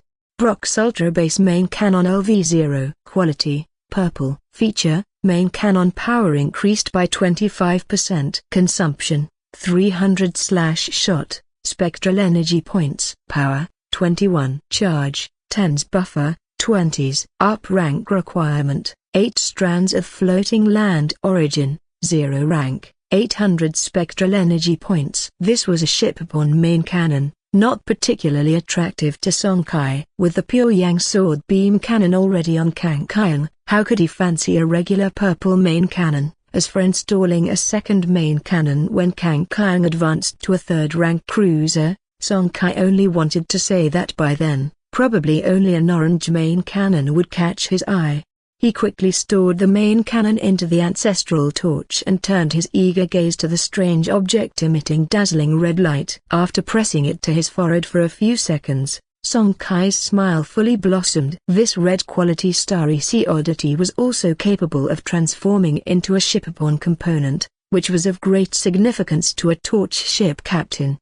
Enslavement Medal LV0. Quality, red. Feature, Bridge of the Mind. Feature 2. Enslavement Mark, Frenzy. Feature 3, Size as you will, small. Consumption, 1000/use. Spectral energy points. Enslavement Marks, 2 halves. Effect, capable of enslaving life entities no greater than 0 rank, to be completely controlled by the torch warship captain. Limitation: the weaker the will of the enslaved to resist, the higher the chance of successful enslavement, and vice versa. Up rank requirement: 50 strands of floating land origin, 0 rank, 5,000 spectral energy points. Note: this component requires 3 special slot positions. Bridge of the mind: the enslaved can communicate mentally with the warship captain. Enslavement mark: frenzy, consumes 5,000 spectral energy points to put a chosen enslaved subject into frenzy state at the cost of its life. After going berserk, the enslaved subject's power will increase by 1 great rank. Frenzy duration: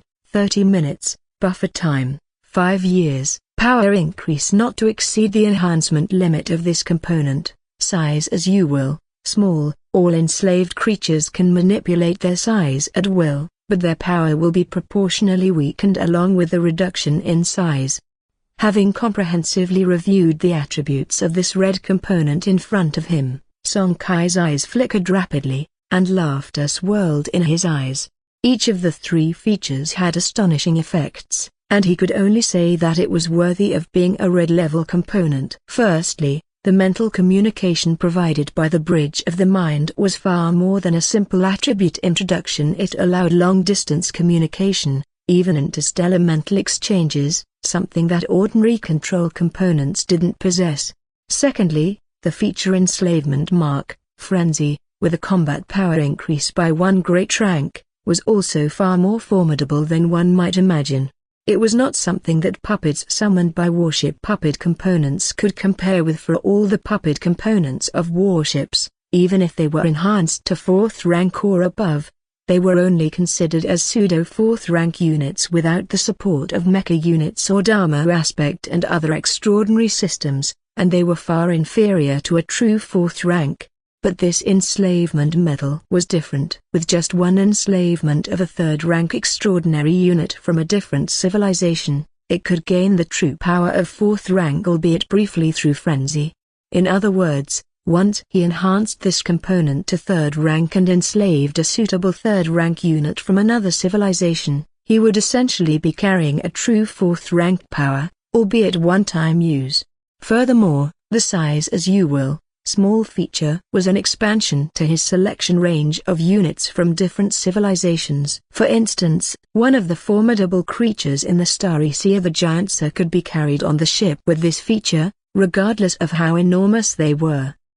If things went as expected, the Mother Bug had been enslaved from beginning to end by the so-called Baluo civilization creature using that enslavement medal, and the last command it received was most likely to guard this enslavement medal. However, Song Kai still harbored some doubts at the bottom of his heart. If the Baluo civilization truly had enslaved the Mother Bug so early on, why did they seal it within the ruins before their civilization was destroyed, rather than letting it out to fight the enemy? A 4th rank level Mother Bug's combat power would not be weaker than a primary fleet of an ordinary intermediate rank civilization, and might even far surpass it.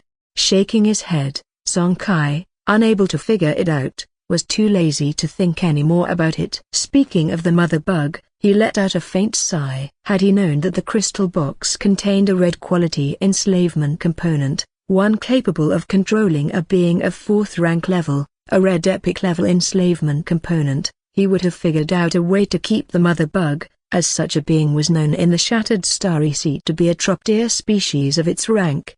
If he could have kept it, just thinking about the terrifying tactics of insect swarms in future battles, the insect race catastrophe, it would definitely have been a great asset for the Kangkyung. The key point was that such creatures were rare. Having missed this opportunity, who knew how many years it would be before he encountered another Mother Bug?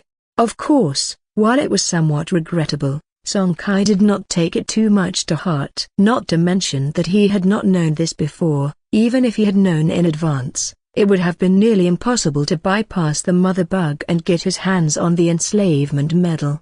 Having come to terms with this, Song Kai naturally did not dwell on it. With these thoughts, he then turned his gaze to the remarks section. Note: this component requires 3 special slots. The meaning of this remark was simply it meant that in order to install this red component, 3 slots were needed. Ordinary components only required 1 slot, but this one needed 3, which was no small restriction. However, for the Kangkyung right now, it was still manageable currently. At only a level 10 torch warship body, the Kangkyung's 14 special slots still had 6 vacancies. Even with the installation of the enslavement medal, there would still be 3 left, which was very ample.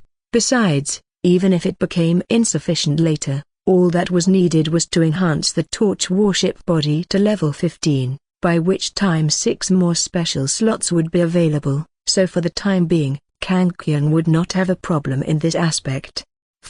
Suppressing all the various thoughts in his mind, Song Kai's spectral energy circulated within him, and then he leapt up violently. After returning to the Kangkyung, he didn't rush to install the enslavement medal, but instead opened the warship's hatch, while the warship slowly descended.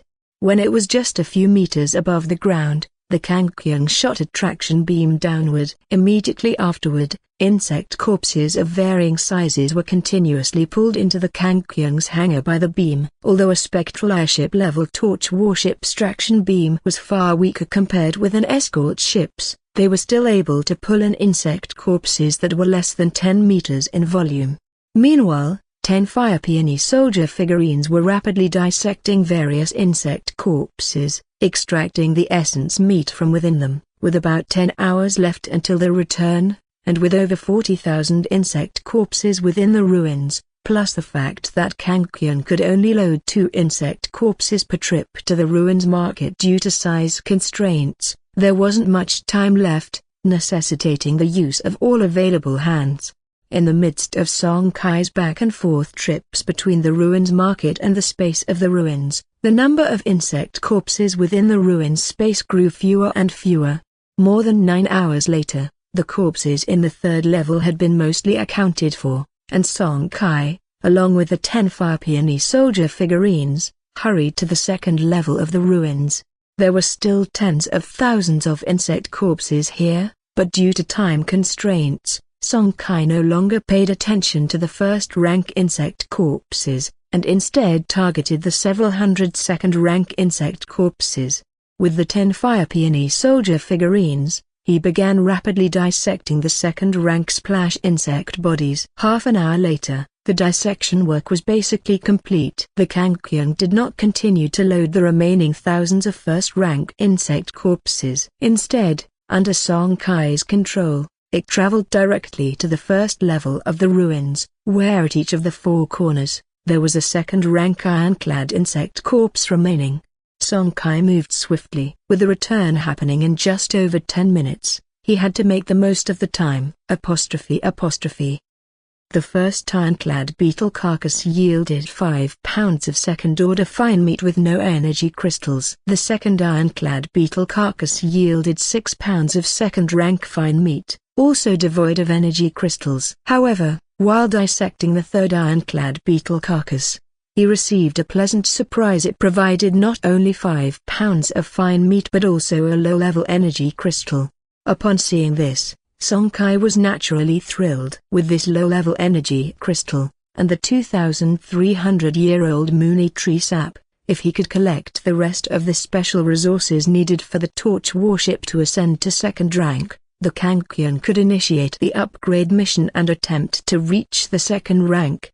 Excited, he quickly ran to the last ironclad beetle carcass. This time, of course, there were no energy crystals. Such treasures are exceptionally rare, so finding even one was lucky enough. How could he be so fortunate as to find a second one just by chance? After securing another 5 pounds of second-rank fine meat from it, Song Kai didn't hesitate any longer, and commanding the Kangkyung, he burst forth from the ruins and sped straight up into the vault of heaven. Above the yellow sand floating land, the Kangkyung had just reached a suitable area of the sky when it received the return signal and then vanished amidst violent spatial fluctuations within this star domain. The Dragon Spine continent, tens of thousands of meters in the air, the Kangkyung reappeared from the high atmosphere. Looking down at the vast continent below, Song Kai, in the Kangkyung main control room, had a smile on his face with excitement he couldn't hide. This expedition to the Buluo civilization ruins could very well be described as a windfall. Insect trace fine meat, low-level energy crystals, pseudo 4th rank purple crystal skin, the queen's fine meat containing 4th rank energy essence, purple main cannon, special components of red quality. All of these, if even one were to be taken out, would be considered a rare and immense haul in the eyes of other torch ship captains of the same rank, yet these were the rewards of his single exploration. Thinking of this, he was naturally ecstatic. Of course, along with this excitement, he felt a deep gratitude towards Shen King. If Shen King hadn't taken him to the Buluo civilization ruins, he would never have had such a bounty of treasures. Thinking that he should thank Big King properly when he had the chance, Song Kai controlled the Kangkyung to descend towards Green Moon Lake below Green Moon Manor, within a private courtyard. Once he retrieved the Kangkyung and returned to his room, Song Kai immediately entered the Zutan Ruins market. In the market, whether it was the free stall area or the empty streets, they were now piled full of countless insect carcasses, are those of the first-rank insect trace he previously stored in the market. Standing at the market's entrance, Song Kai's body surged with the power of laws, and then with a light wave of his hand, nearly 100 law blades, condensed from the power of laws, appeared above the numerous carcasses.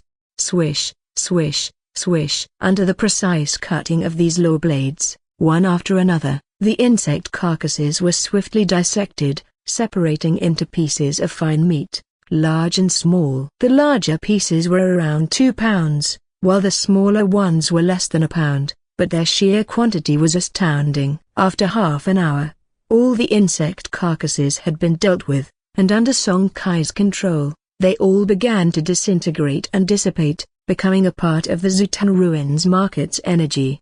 The Zutan Ruins market was capable of drawing energy from the void of the outworld on its own, without the need for additional contribution from its owner. However, with so many insect carcasses, this was the only practical way to dispose of them. Leaving the carcasses aside, the piles of fine meat beside Song Kai had now exceeded 40,000 pounds. And these were only first-rank fine meat in the sealed storage space. There were also tens of thousands of pounds of second-rank insect trace fine meat. Regrettably, among the over 30,000 first-rank insect carcasses, not a second energy crystal was found. Song Kai wasn't particularly surprised by this, as these were products catalyzed by the Queen. Their probability of condensing energy crystals was naturally much lower than that of the regular insect race. Looking at the terrifying amount of essence meat, Song Kai thought for a moment and decided to keep all of the second-rank essence meat for himself. As for the first-rank meat, he planned to leave some for his younger brothers and sisters, such as Song Ting, Song Shishi, and Song Ming. The rest would be exchanged with the family. Thinking this, he summoned the Kangkyung and started to place all of the first-rank essence meat into it while taking out the enslavement medal. Are you sure you want to consume 50 strands of 0-rank floating land origin plus 5,000 spectral energy points to enhance the enslavement medal from LV0 to LV1? Confirmed. As he swiftly enhanced it, the enslavement medal was quickly upgraded from LV0 to LV10, using a total of 1,010 strands of 0-rank floating land origin. Looking at the over 4 digits of first-rank floating land origin he had stockpiled, Song Kai did not hesitate and continued enhancing. In a short while, the enslavement medal was enhanced to LV20. In total, it cost 780 strands of first-rank floating land origin. However, after upgrading to second rank, if he wanted to continue enhancing their enslavement medal, he would need to use titanium crystals. And from LV20 to LV21, it would require 3 titanium crystals. Although he currently had 25 titanium crystals at hand, they were clearly not enough to raise their enslavement medal to third rank. For their enslavement medal, every great rank is an important threshold. As for small-level upgrades within the same rank, they aren't particularly significant. Therefore, Song Kai decided to stop enhancing it for now. Then, examining the specific attributes of the second-rank enslavement medal, It had changed significantly as expected. Firstly, the number of enslavement marks increased from 2 to 4, meaning that this component could enslave 4 alien species creatures at the same time in the future. Secondly, there was the enslavement mark, Furious Rate, which had its furious duration increased from 30 minutes to 2 hours and its buff reduced from 5 years to 3 years. Besides that, the effects of the other 2 features had greatly improved, although it wasn't apparent from the attribute panel. He would need to test them himself later. Half an hour later, Song Kai, who had just stepped out for a while, returned, and now there was an additional item aboard the Kangkyung. A forest wolf. He was going to test the effects of the enslavement medal. This forest wolf was merely a 0-rank creature, so it was quickly and successfully enslaved by the 2nd-rank enslavement medal. In the private courtyard's room, a roughly 1-meter-tall forest wolf lay quietly on the ground. Meanwhile, within the Zutan Ruins market, Song Kai's body was enveloped in spectral energy, which slowly converged at his forehead. Inside the ancestral torch, the miniaturized Kangkyung trembled slightly as the enslavement medal it carried was activated by him. Using the enslavement medal as a medium, he soon established communication with the forest wolf outside, commanding it to howl. As expected, he successfully heard the howl emanating in his mind. Pleased with this outcome, Song Kai was delighted because it meant that what their brainwave remote control system couldn't do in the past, their enslavement medal could now achieve. In the future, he only needed to leave an enslaved creature outside after entering the ruins market, and he would be able to get real-time information about the outside world, without the need to rely on luck himself. In addition, he tried sending the forest wolf tens of light years away into the starry void, then returned to the Dragonspine continent himself. Even so, whether he was communicating with the wolf from the Dragonspine continent with his spiritual mind or waiting to communicate after entering the ruins market's secret realm, it was still easily done. Having arrived at these 2 conclusions, Song Kai had a good understanding of the powerful effects of the enslavement medal. Indeed, worthy of the red quality component, it could effectively ignore the restrictions of the Zutan Ruins market and function. However, this was just a preliminary test. Later, during the next star domain exploration, he would have to conduct further tests between the deployed star domain and the yellow sand floating continent's star domain. If, after being entirely separated by who knows how many tens of thousands of light years, these 2 star domains still managed easy communication, then he could use their enslavement medal to accomplish many things. For instance, using both their enslavement medal and their ruins market guest token, he could remotely control a proxy within the Torch human civilization territory to buy or sell various items or resources difficult to deal with openly. Additionally, he could remotely control one or a few high-potential individuals or powerful figures from the various alien races entering the Zutan Ruins market to help him gather more rare resources. Therefore, as long as their enslavement medal can work across star domains, and even across river domains or cluster of river domains for remote mind induction and communication, he would have vast room for manipulation in the future, and it wasn't impossible to establish forces throughout the shattered starry sea that were loyal only to him.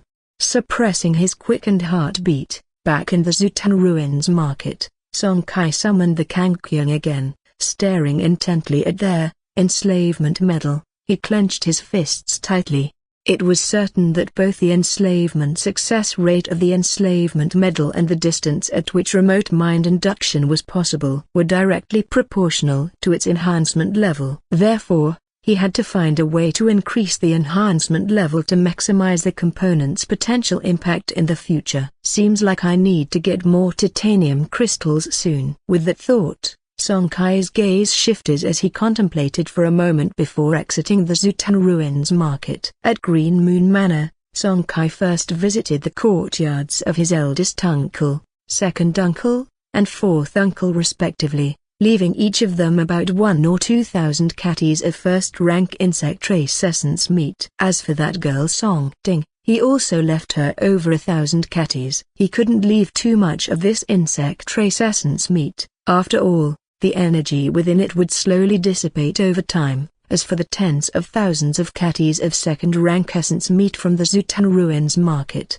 he specifically used the power of laws to seal it, preventing this situation. However, he couldn't discuss this with the elders, so he didn't use it on the first-rank essence meat either. Moreover, for those like Song Ting who hadn't awakened yet, about 1,000 catties for each person was already enough. There is such a thing as too much of a good thing. They had not awakened and their bodies had limited digestive capabilities. Originally, his eldest uncle and the others wanted to pay him with the first-rank floating land origin as compensation, but Song Kai refused.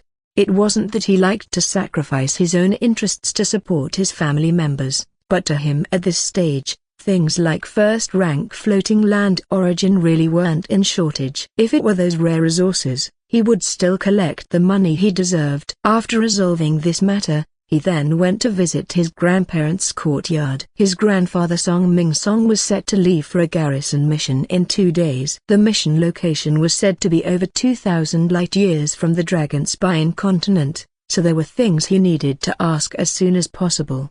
"Grandfather, I wonder if our clan has any strong creatures suitable for enslavement?" Hearing his question, Song Ming Song raised his eyebrows but didn't rush to answer. Instead, he asked, "Did you get a control-type component this time from your exploration?" Song Kai nodded, relieved that his grandfather did not ask about the specific quality. After thinking for a while, Song Ming Song said, "If grandfather remembers correctly, our family has indeed raised quite a few species with exceptionally superior genetic lineages. Some of them are right here on the Dragon Spine continent. However, these are the family's properties. If you really want to enslave them, you need to go to the Merit Hall." With this knowledge, Song Kai then took out the entire portion of the pseudo-4th-rank insect queen's purple crystal skin. To make this into artificial skin armor required a special crafting method, as well as the assistance of professional artificial skin technology personnel. He couldn't accomplish it with just a word. He needed his grandfather to make the decision. Upon seeing the impressively large area of the pseudo-4th-rank purple crystal skin, Song Ming Song was greatly shocked. Yes, shocked, not just surprised. He could tell that this unique purple crystal skin from the insect queen had been recently removed, which meant that his grandson most probably had dealt with a powerful insect queen by himself during his exploration.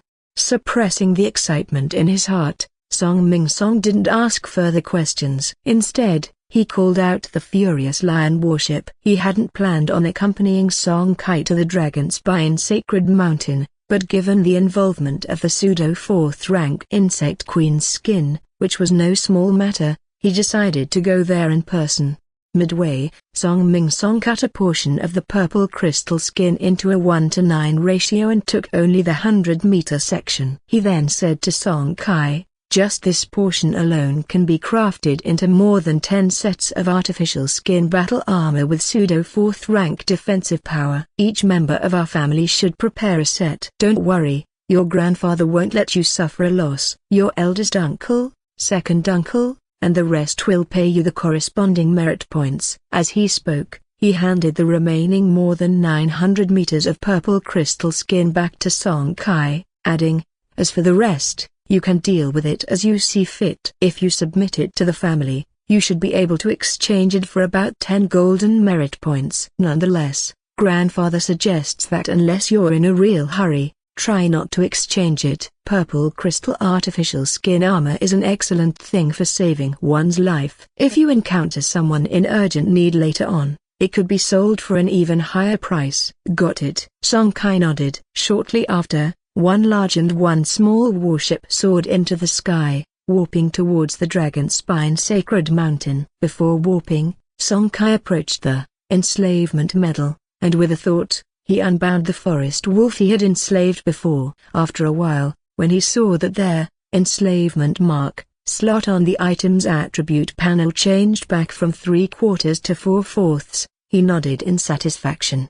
He had originally thought about testing the enslavement mark, frenzy feature of the component, but considering its long 3-year buffer time, he eventually dropped the idea. At the foot of the Divine Mountain, at the entrance of the 5 major halls of the Song family, Song Kai and his grandfather Song Ming Song went separate ways. Song Ming Song headed to the technology department under the Internal Affairs Hall to deal with the purple crystal skin, while Song Kai went to the Merit Hall, partly to trade the remaining 30,000 catties of insect trace essence meat to the family, and also to take the opportunity to explore the Merit Tower. He had heard from his grandmother that the Merit Tower was an all-encompassing treasure trove, allegedly stocked with all kinds of novel and rare items, and Song Kai had been curious about it for a long time.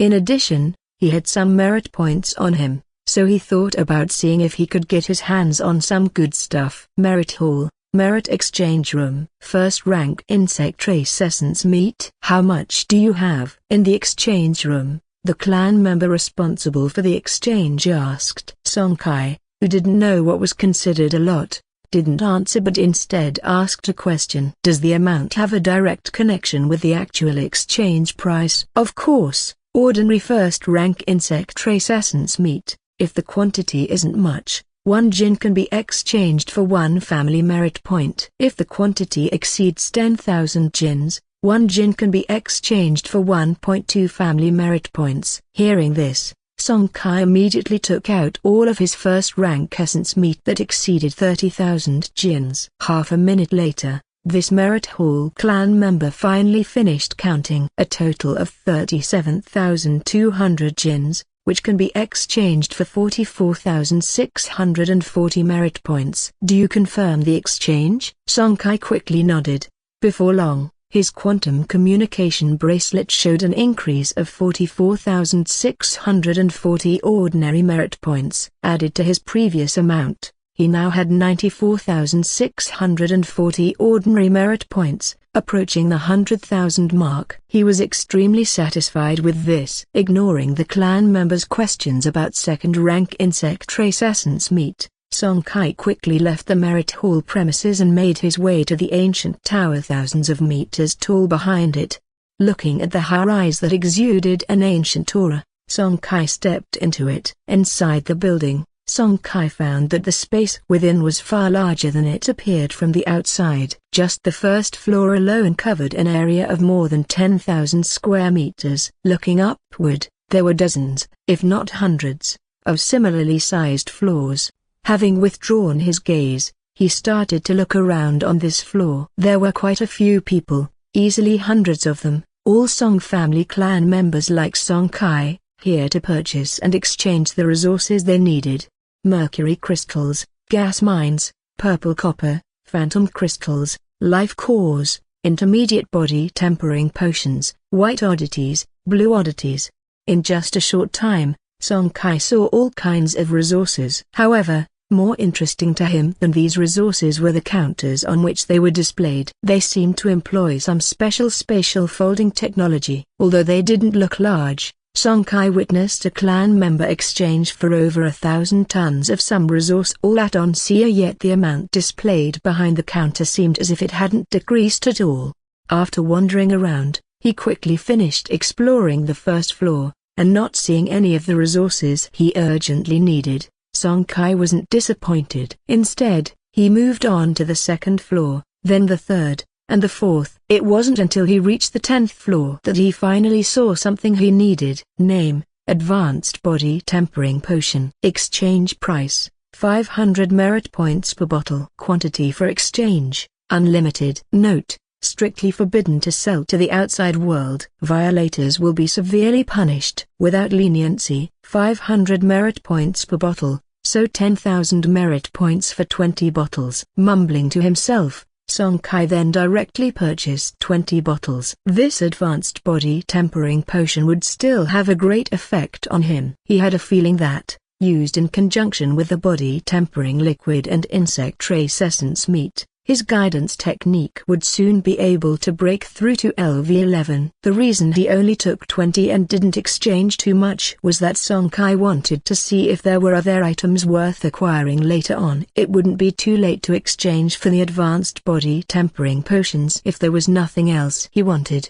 Holding the 20 advanced body tempering potions, Song Kai continued to head for the higher floors. When he reached the 20th floor, he stopped again, pausing in front of a special exchange counter. This counter was different from the others. It wasn't about exchanging with merit points but was an exchange between different grades of floating land origin.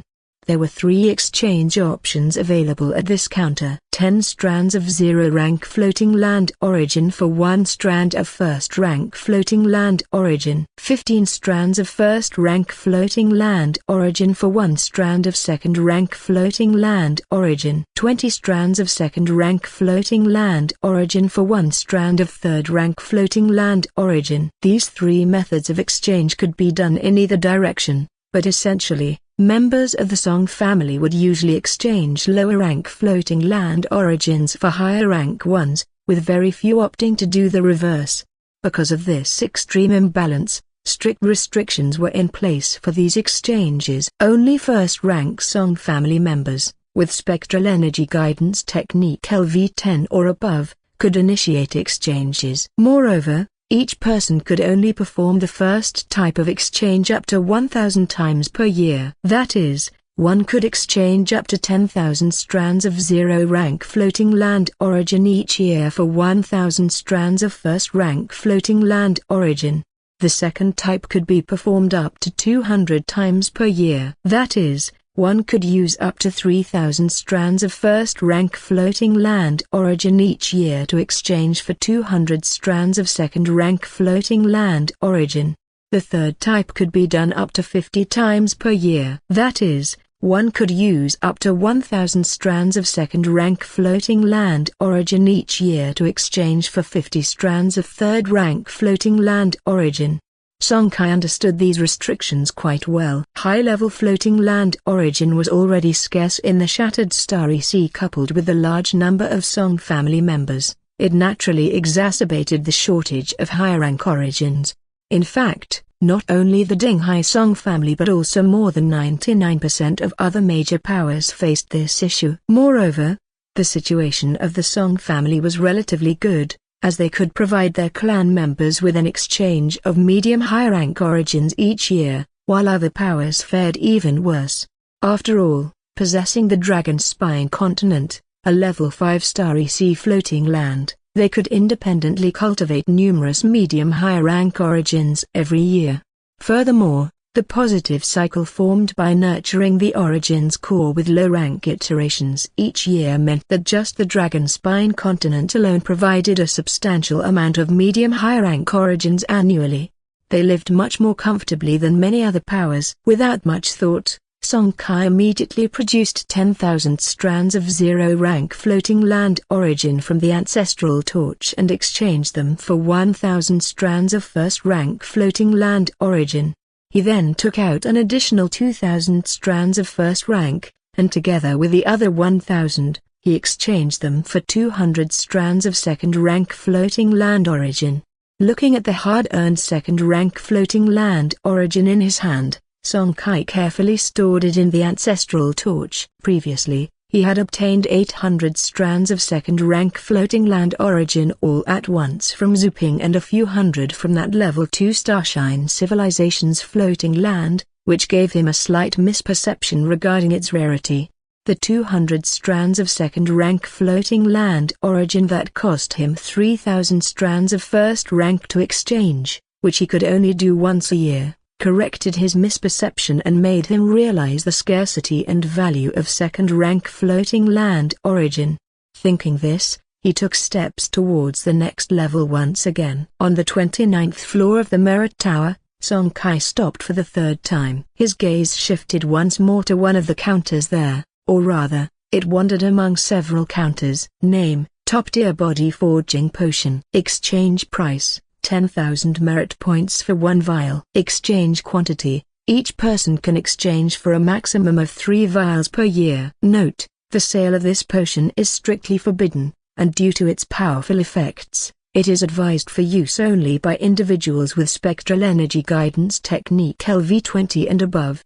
Looking at the exchange counter for the top-tier body forging potion, Song Kai pondered for a moment and eventually decided not to exchange for it. After all, he wouldn't need it in the short term, so he turned to another counter instead. This counter wasn't for exchanging items but for obtaining the right to enslave the family's domesticated creatures. Two-headed jackal wolf people enslavement certification. Creature name, two-headed jackal wolf people. Species, jackal wolf people. Genetic bloodline rating, 49. Natural ability, dual element magic mastery. Merit points required for enslavement. First rank two-headed jackal wolf people, 300 points. Second rank two-headed jackal wolf people, 3,000 points. Third rank two-headed jackal wolf people, 20,000 points. Domestication location, Black Mountain Plains, Dragon Spine Continent. As Song Kai studied the information displayed on the counter, he fell into thought. What he was looking at was one type of creature that could be enslaved under the management of the Song family. These two-headed jackal wolf people had considerable potential, and their innate gift of dual-element magic mastery implied they had multiple attack attributes and methods, guaranteeing substantial combat power. As for the genetic bloodline rating column, this number was the Song family's comprehensive evaluation of a species' potential, natural ability, physical condition, and combat power at the same rank, among other aspects. With an upper limit of 100, generally speaking, the closer a species' genetic bloodline rating is to 100, the rarer the species and the higher its overall value.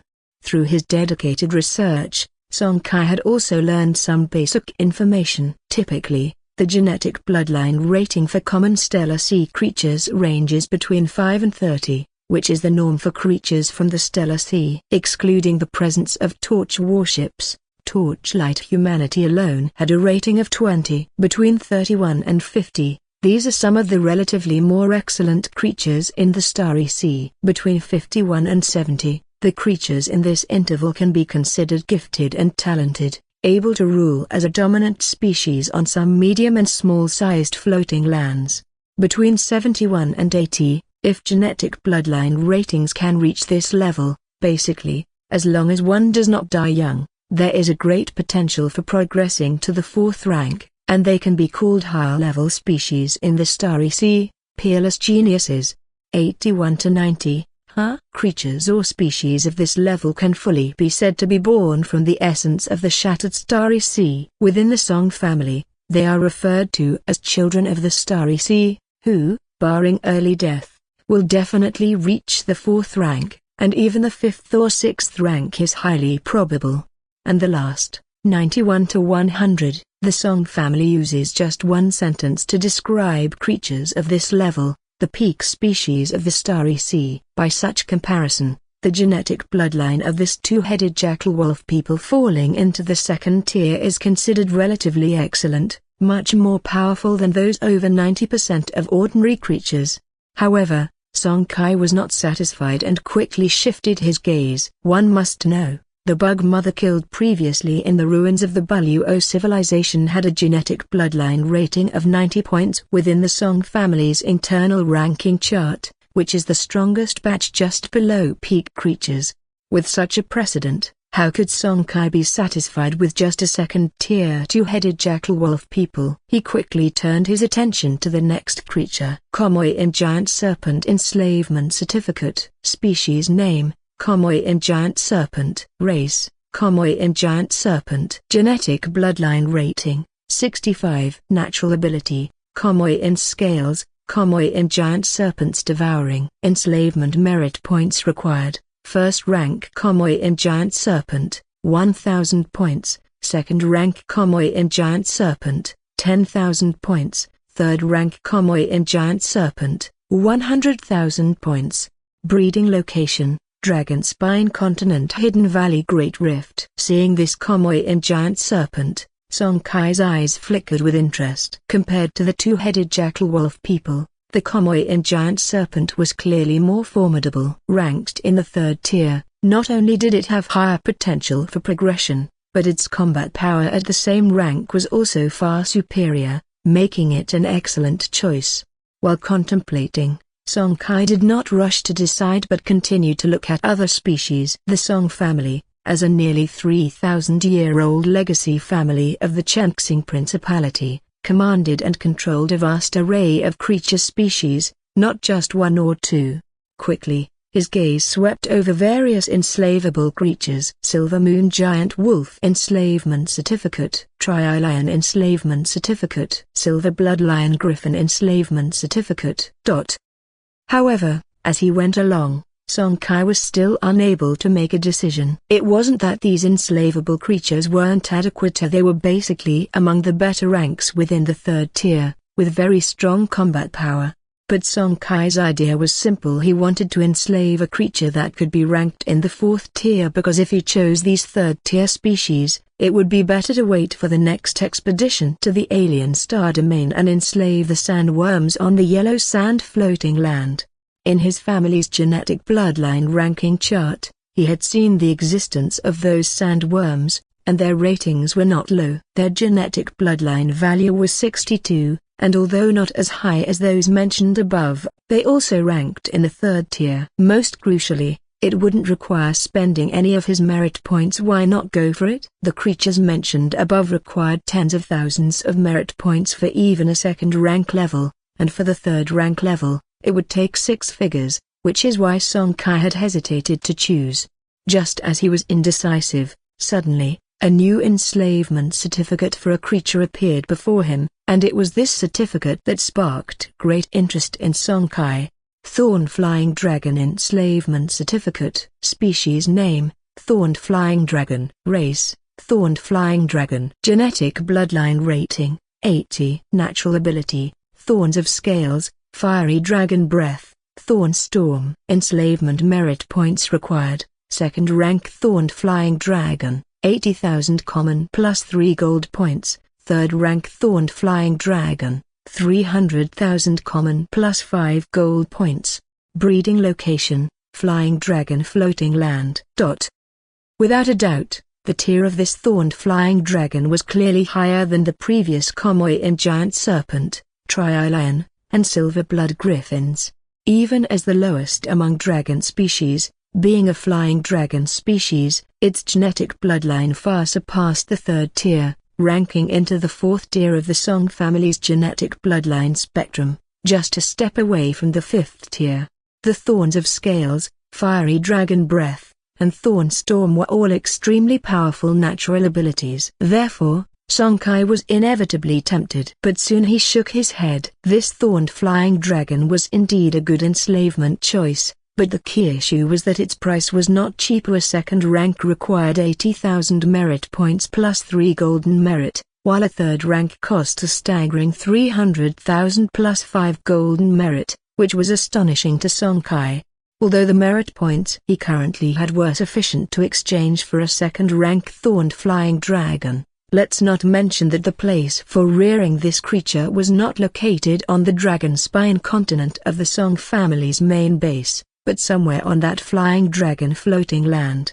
Song Kai used the family's standard quantum communication bracelet to check briefly. This flying dragon floating land was nearly 2,000 light-years from the Dragon Spine continent, close to the border between the Dinghai Star Domain and the Northern Red River Star Domain.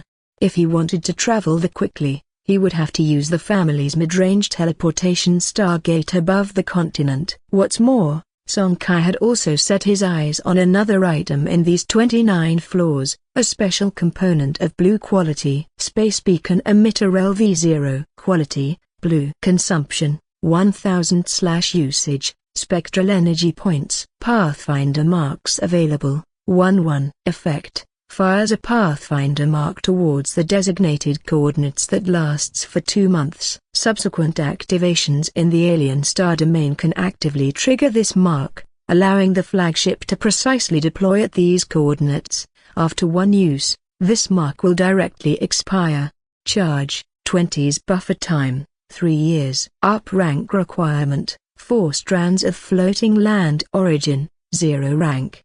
400 spectral energy points, 4 life cores, 0 rank. Exchange for merit, 40,000 points. This space beacon emitter could complement the space anchor point in the ruins market secret realm at a critical moment. After all, the market has yet to add a second space anchor point, so having this space beacon emitting component was essential. After hesitating for a moment, Song Kai made a decision. He swiped his quantum communication bracelet over the display counter in front of him and saw 40,000 merit points deducted. He successfully acquired the blue quality, space beacon emitter, component. Then he returned to the exchange counter for the Komoin Giant Serpent enslavement certification and exchanged one with 10,000 merit points for a second-rank Komoin Giant Serpent enslavement certificate.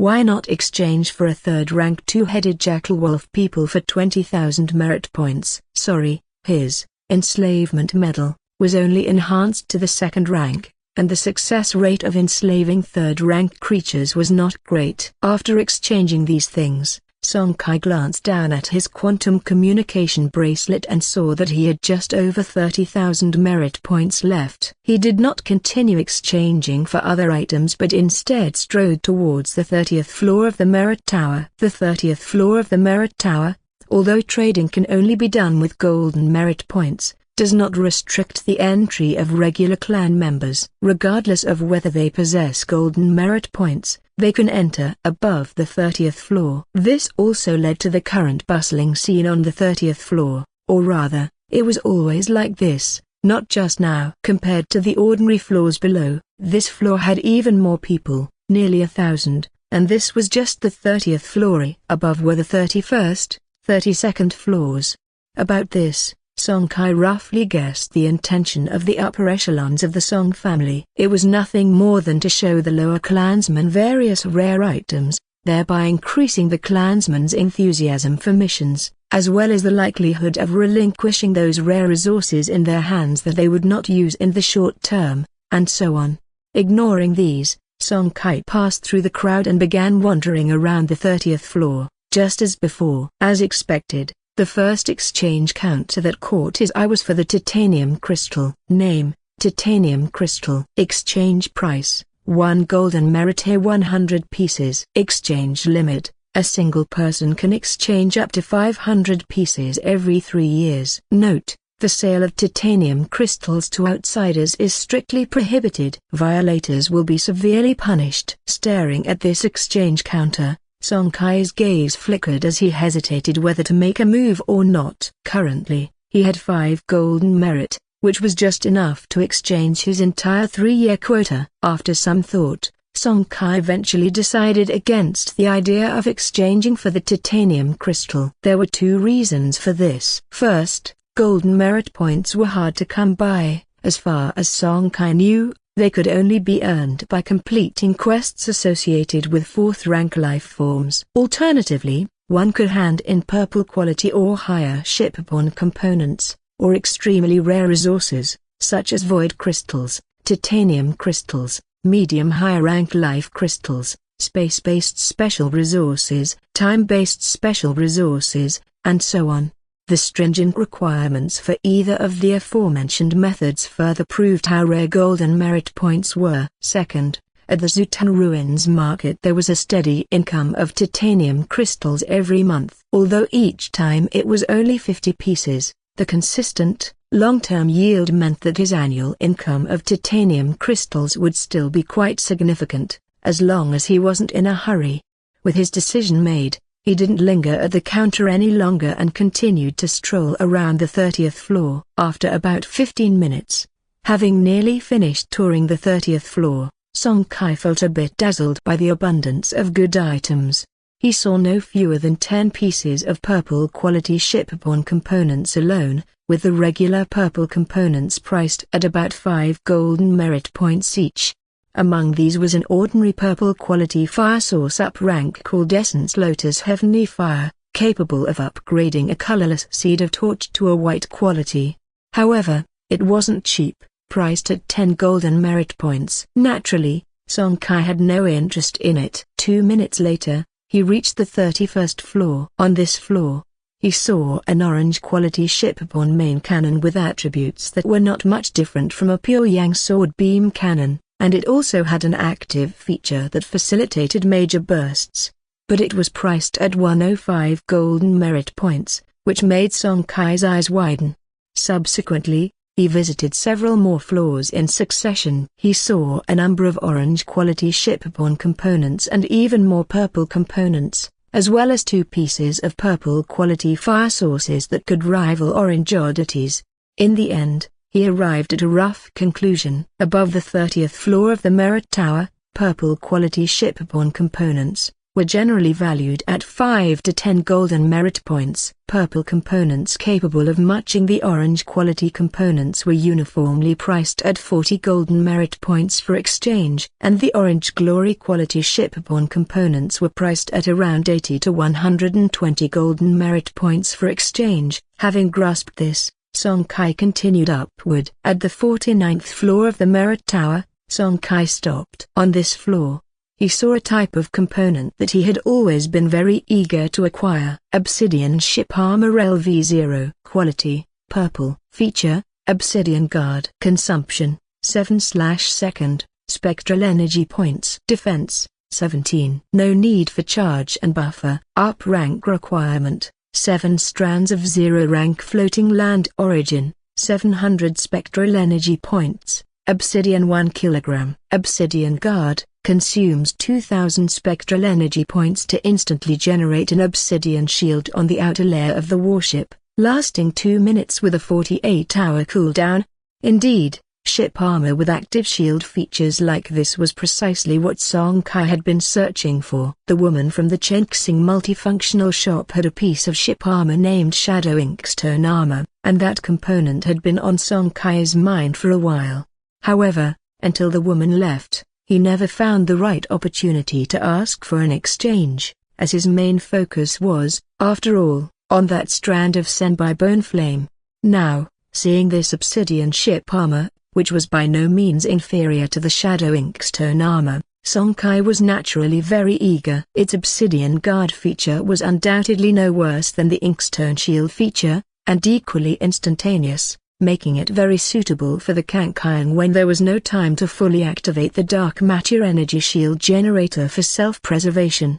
However, eager as he might be, the exchange price for this obsidian ship armor remained unchanged, demanding 10 golden merit points, making it one of the most expensive purple shipborne components, second only to the top-tier fire sources. This gave him a headache. The collection counter on the 49th floor of the Merit Tower is one of many such counters, each floor having one. Their purpose is to facilitate the appraisal of items in the hands of clan members and the corresponding issuance of merit points. Song Kai stepped up to the counter. His ancestral torch slowly opened at his brow, and he took out the Brox Ultra Base main cannon, placing it on the counter. "Excuse me, how many golden merit points can I get for this purple main cannon if I hand it in?" He took out that main cannon, which he had obtained along with the enslavement medal from the ruins of the Buluo civilization, pondering whether he could gather enough golden merit points by selling this main cannon to exchange for the obsidian ship armor. However, the reality was somewhat disappointing to him. Even with this main cannon added, it still wasn't enough. A standard purple main cannon can be exchanged for 4 golden merit points. Upon hearing this, Song Kai frowned, because in the more than 10 floors he had browsed through earlier, all the purple main cannon components after the 30th floor, if their attributes were not exceptionally top tier, such as having special armor piercing or shield breaker features, were typically worth 5 golden merit points. He hadn't expected the clan to only offer 4 golden merit points when repurchasing similar components, which amounted to selling at the list price but buying back at 80% of it. This was a surprise to him. And even with the additional 4 golden merit points, it was still insufficient to exchange for the obsidian ship armor. Moreover, he had plans to save up for later exchanges, like the 3rd rank level of the Thorned Flying Dragon enslavement certification. After gritting his teeth, he retrieved the Brox Ultra Base main cannon and suppressed the idea of borrowing money from his parents, deciding to wait a little longer, as his parents had also just returned to the clan and were likely in urgent need of golden merit points. Then, he considered whether to bring out that remaining piece of 900-meter-long purple crystal skin, but after thinking for a moment, he shook his head. The purple crystal skin was from a pseudo-4th-rank insect queen, and the chances of acquiring more in the future were very slim. With grandfather Song Ming-song revealing a small portion at the technology department, it was very likely that many from the Song clan would come seeking it, and waiting to sell at a high price would be the best choice. Consoling himself with a few soft whispers, he thought, perhaps after a few more visits to the ruins market for trades, he might acquire other purple warship components. Dismissing the idea of directly exchanging for the obsidian ship armor, Song Kai continued walking towards the 50th floor of the Merit Tower. But this time, he was stopped by a quarantine light screen, or more precisely, the quantum communication bracelet on his wrist was blocked. Access to floors above the 50th requires more than 20 golden merit points. Your golden merit points are insufficient. You cannot enter the 50th floor. Hearing this prompt in his ear, Song Kai felt helpless. In the end, he could only leave the Merit Tower with the second-rank Komoyin Serpent enslavement proof, the space beacon emitter component, and 20 advanced body tempering potions.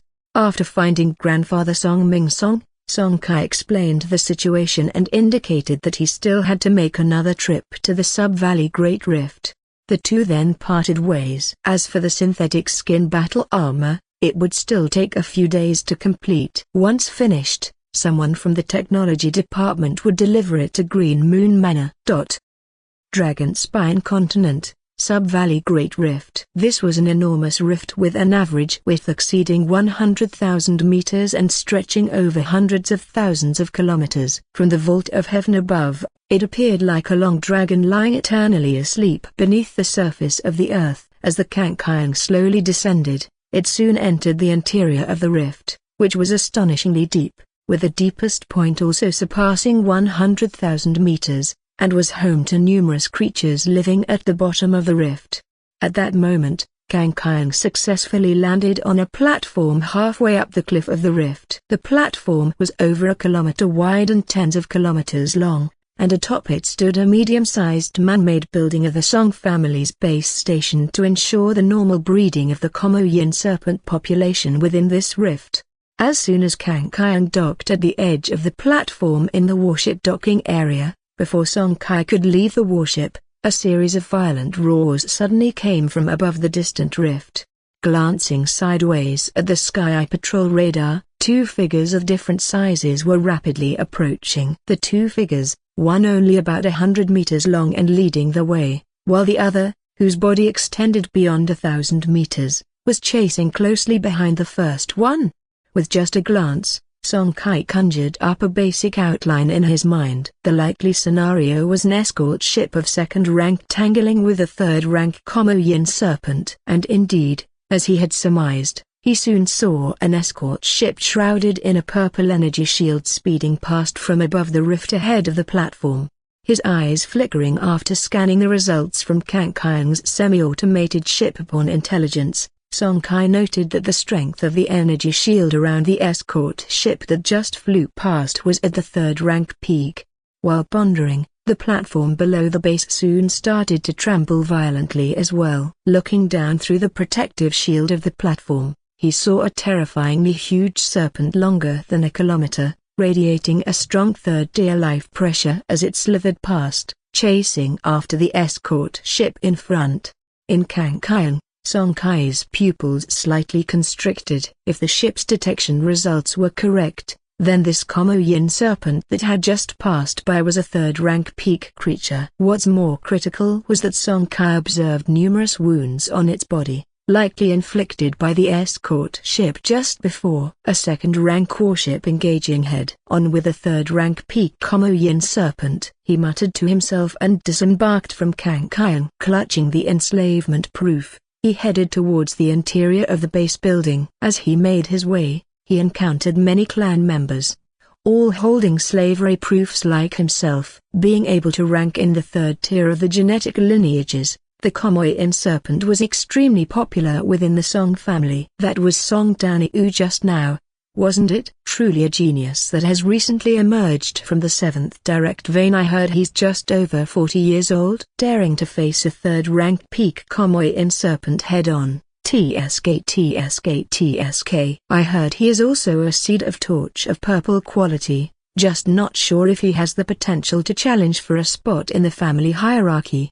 What are you thinking? Believing that a mere torch can take on the hierarchy? In recent years, haven't the number of torch members in our family decreased? And let's not forget, the 6 main ranks of our Song family haven't changed for a full 20 years. This Song Danny-u is indeed not bad, enough to dominate among those 4th-rank families in the duchy, but he still falls far short compared to our family hierarchy. Agreed. I remember when His Highness Song Ming of the 5th rank, whose flagship had just advanced to 2nd rank not too long ago, directly demolished the attack of 3 cruisers from the Red River Star Thief Group. It should be okay to call him Your Highness here, right? Hearing the discussions around him, Song Kai's steps didn't halt, nor did his expression change, but deep down, quite a few ripples were stirred. The 5th rank of the Dinghai Song family, Song Ming, just entered 2nd rank and directly took on 3 cruisers. Song Kai felt somewhat heavy in his heart. He put himself in the situation and realized that if his Kankian were to advance to 2nd rank right now, he would undoubtedly face a cruiser head-on without fear, but to contend against 3 cruisers, to be honest, he didn't have much confidence. To put it another way, the likelihood of failure would be high. Although the Kankian was already equipped with an orange energy shield and an orange main cannon, boasting absolutely luxurious configurations, to be frank, the warship armor was a weak spot. If they were to face 3 cruisers head-on, the odds were high that they would be sunk in the encirclement. I hope I can get a purple quality ship component in the ruins market this time. The blue quality Starshine V-type alloy armor is indeed dragging us down. Determined in his heart, Song Kai soon entered the interior of the base Deep Valley Rift Garrison Base, Servitude Department. The middle-aged man looked up at the calm-faced Song Kai. From the 10th direct vein, a first-rank torch ship captain, are you sure your flagship can accommodate that 2nd-rank Komoin serpent after enslavement? The middle-aged man, named Song Xiao, was a 3rd-rank torch captain, a permanent resident of the Deep Valley Rift Base, and originated from the 3rd direct vein. His reason for asking was simple. Ordinary white and blue control components can't adjust the volume of enslaved creatures. Only purple-level control components can achieve reduction up to 20 times. Song Kai showed a smile on his face and nodded lightly. Seeing this, Song Xiao did not say more, as his reminder was out of goodwill because the 10th direct vein had only recently returned, and the family had clearly expressed its intention to offer a certain degree of support. But having said that, he naturally would not interfere too much with Song Kai's own choices. Do you need me to take action, or will you try first? Song Kai's response came quickly. I'd appreciate your help, Grandpa Xiao. Hearing this, Song Xiao nodded lightly. Before coming, Song Kai had checked the identities of several 3rd-rank residents at the Deep Valley Rift, and since Song Xiao was about as old as his grandfather, it was appropriate to call him Grandpa. Half an hour later, the Kankian burst out from the Deep Valley Rift. With the assistance of the 3rd-rank torch captain, Song Xiao, Song Kai easily enslaved a 2nd-rank Komoin serpent with the enslavement medal. Inside the Kankian, in front of the main control panel, Song Kai was meticulously operating the spacecraft. If someone familiar with him were here, they would have noticed a slight difference about him compared to usual. On his shoulder lay a miniaturized serpent of just a few centimeters long. Though in its miniature form, those who looked closely could see the extraordinary nature of the ultra-smooth scales that shimmered with a faint fluorescent light on its body.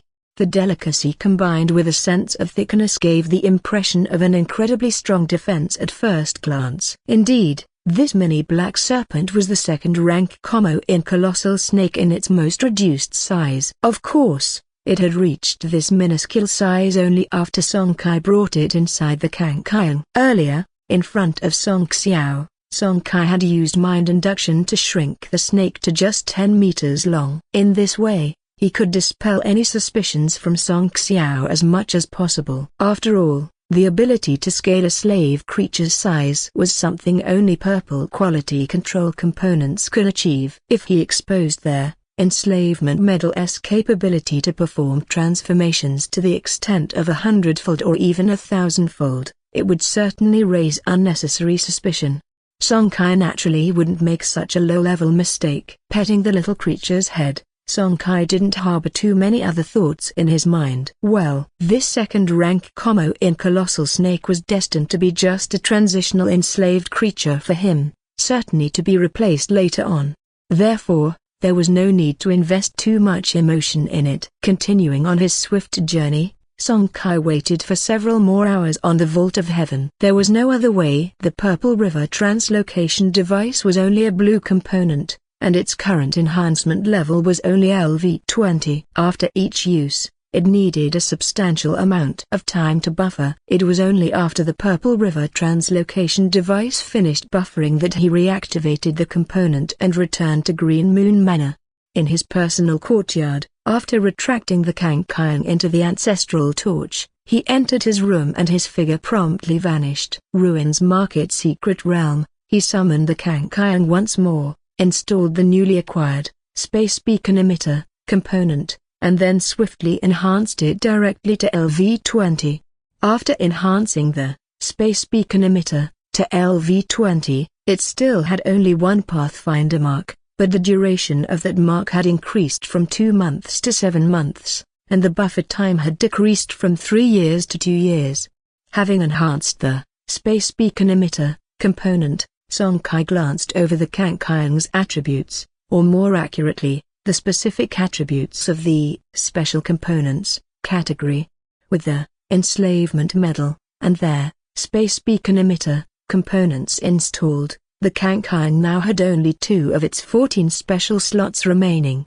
Additional components: Fire Peony Soldier Figurine Tree, White, LV20, Brainwave Remote Control System, Purple, LV23, Abnormal Status Purifier, Blue, LV20, Purple River Translocation Device, Blue, LV20, Healing Fruit, White, LV29, Fixed Point Launch Pad, Blue, LV20, Phantom Thruster, Purple, LV20, Blood Soul Stigma, Blue, LV20, Enslavement Medal, Red, LV20, Space Beacon Emitter, Blue, LV20, 1214. Thinking this, he casually enhanced the torch's ship body from LV10 to LV15. Afterward, the additional component slots instantly increased by 6, from 14 to 20, with the number of available slots once again rising to 8. Having finished with that, he strode down the central street of the Ruins Market towards the shopping area. After pondering for a moment, Song Kai cleared out one of the shops and changed the text on the projection screen above the central counter with a thought. 13 strands of 0-rank floating land origin in exchange for 1 strand of 1st-rank floating land origin. 14 strands of 1st-rank floating land origin in exchange for 1 strand of 2nd-rank floating land origin. 15 strands of 2nd-rank floating land origin in exchange for 1 strand of 3rd-rank floating land origin. 20 strands of 3rd-rank floating land origin in exchange for 1 strand of 4th-rank floating land origin.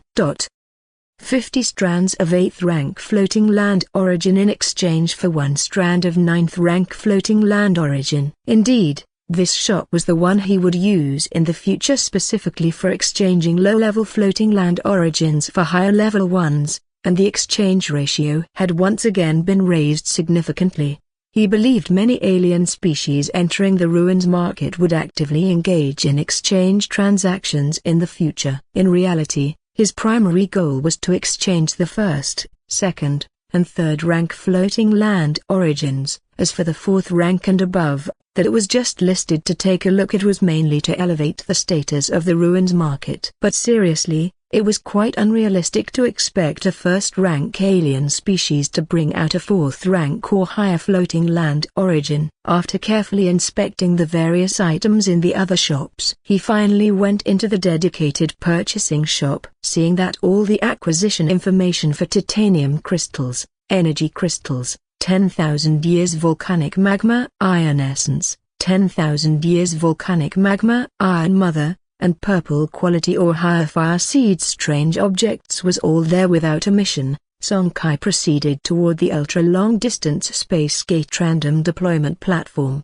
Almost 2 months had passed since the last opening of Ruins Market for trading, and he was already eager to proceed. Soon, the ultra-long-distance space gate random deployment platform was activated. After being upgraded to LV-16, it could now deploy up to 43 spatial gates. Watching the 43 space vortexes appearing at the entrance of the Ruins Market, Song Kai waited in silence. Time flew by, and in the blink of an eye, half an hour had passed. It seemed his luck was still not that great. Most of the deployed space gates had not been discovered by intelligent beings. Half an hour later, only a little more than 100 alien species had gathered inside the Ruins Market. Fortunately, Zhu Ping, as usual, arrived as expected, and he still brought with him 50 titanium crystals and 1,000 units of body tempering liquid, 100 units of body tempering paste. 8 hours later, although there were a few more alien species in the Ruins Market,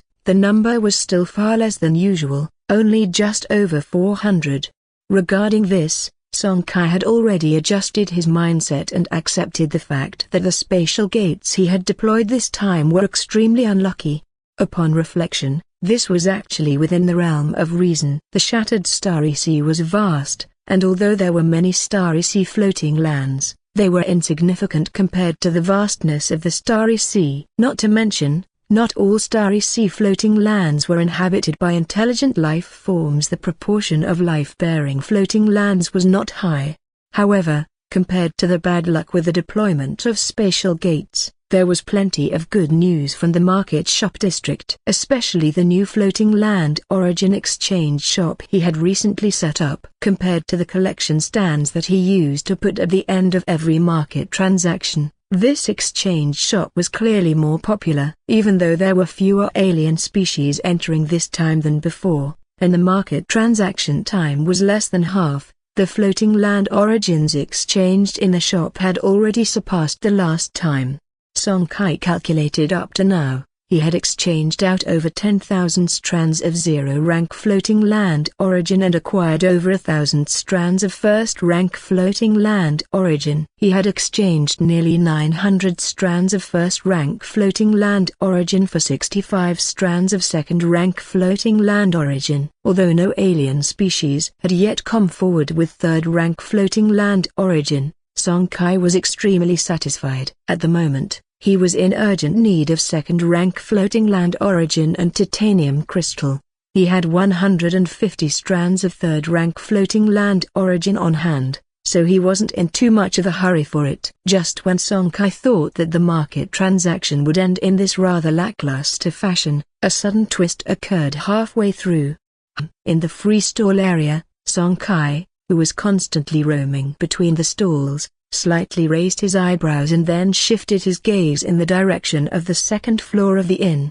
Just now, he had felt a new request for transmission from a Ruins Market guest token. It was not the one in Zhu Ping's hands, but the very first one he had issued. Could it be that the Centaur tribe has already gotten their hands on that so-called Red Origin Heavenly Fire? For a moment, Song Kai's heart grew hot with anticipation. The first Ruins Market guest token he had given out was to a centaur who claimed they could procure an item of orange quality fire seed marvel, the Red Origin Heavenly Fire.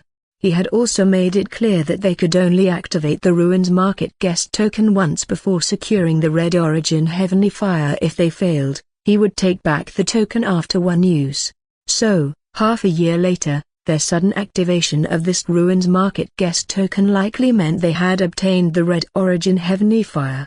With this thought, how could Song Kai not be excited? A marvel of fire seed with orange quality. Even if it couldn't serve as the seed of torch fire source up rank, its value was undoubtedly beyond imagination. In his delight, he nodded mentally, agreeing to the other party's transmission request. Soon, a familiar figure with the head of a human and the body of a horse walked down from the second floor of the inn. To Song Kai's surprise, it was indeed holding a fiercely burning flame in its hand. Unless there was a mistake, this was the bundle of orange quality red origin heavenly fire. Under Song Kai's watchful eye, the centaur, excited, made its way to the procurement shop, clearly thrilled at the prospect of entering the Zutan Ruins market once more.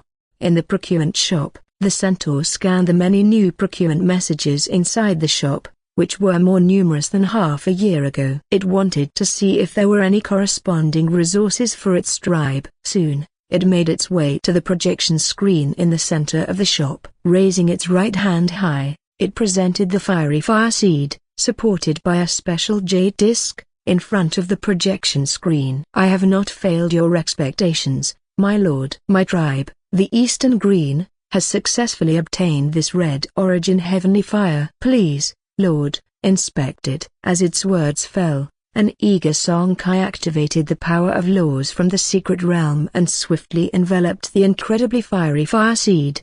But as the saying goes, the greater the hope, the greater the disappointment. Upon learning the specific attributes of this fire seed, Song Kai took a long sigh. Just as the centaur from the Dongqing tribe had said, this red origin heavenly fire was indeed an orange quality fire seed marvel, but it could not be converted into a seed of torch fire source up rank. As such, its value was undoubtedly greatly diminished, at least for Song Kai, and for all the torch ship captains of the torch human civilization. Marvel, red origin heavenly fire. Quality, orange. Evolvable, no. Remarks, a top-rank fiery fire seed marvel, nurtured over 30,000 years deep within the volcanoes of the Pegasus floating continent's red origin tribe, has been cultivated by the red origin tribes for thousands of years and has officially joined the ranks of the orange fire seeds. It is an extremely rare kind of fire seed in the shattered starry sea. Suppressing the intense disappointment in his heart, Song Kai's thoughts shifted slightly, and he provided the corresponding response on the projection screen at the center of the exchange shop. Yes, I'll make good on the promise made earlier and grant you 10 more opportunities to re-enter the ruins market. At the same time, he waved his hand gently, and the power of laws within the market once again mobilized, quickly passing over the ruins market guest token in the centaur's hand. When the first-rank centaur looked at its ruins market guest token, it found that the counter which had originally been reset to 0 now impressively read 10/10. Overcome with joy, it bowed to the projection screen in front of it and then turned and left the purchasing shop, excitedly heading off to browse other shops.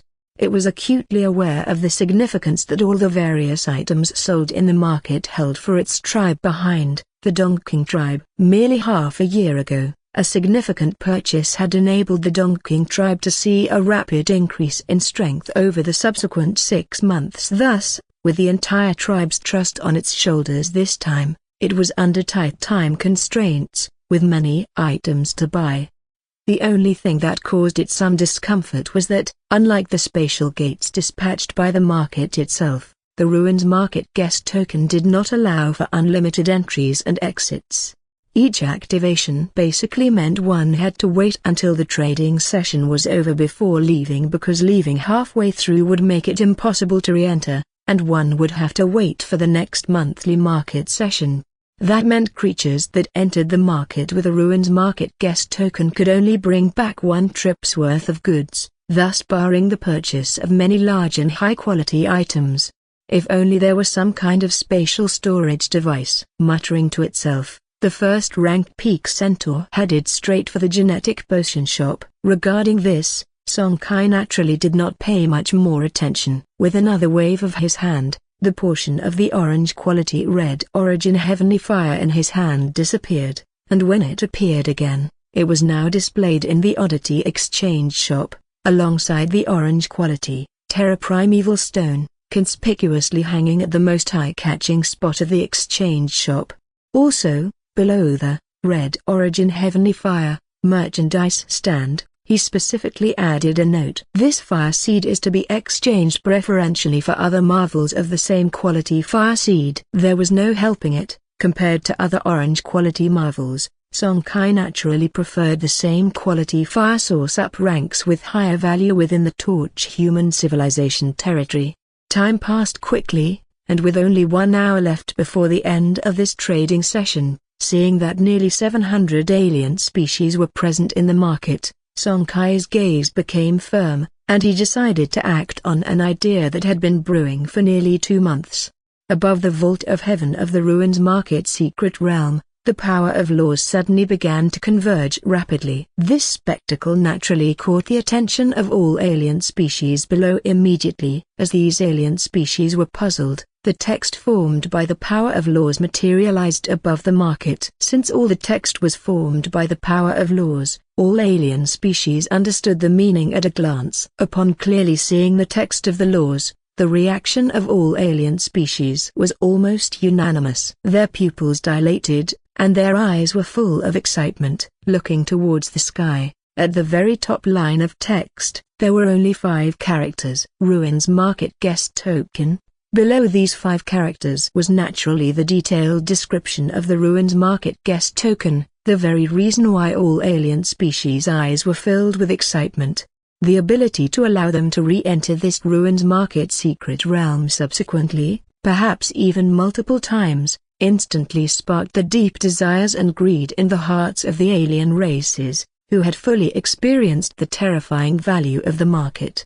Knowing this well, Song Kai timely employed the power of laws to reveal the methods for obtaining the Ruins Market Guest Token. The first method, an auction. Creatures willing to participate in the auction bidding can confidently bring forth their various rare resources and starry sea oddities, of course, shielded by the power of the Ruins Market laws so other creatures cannot see these items.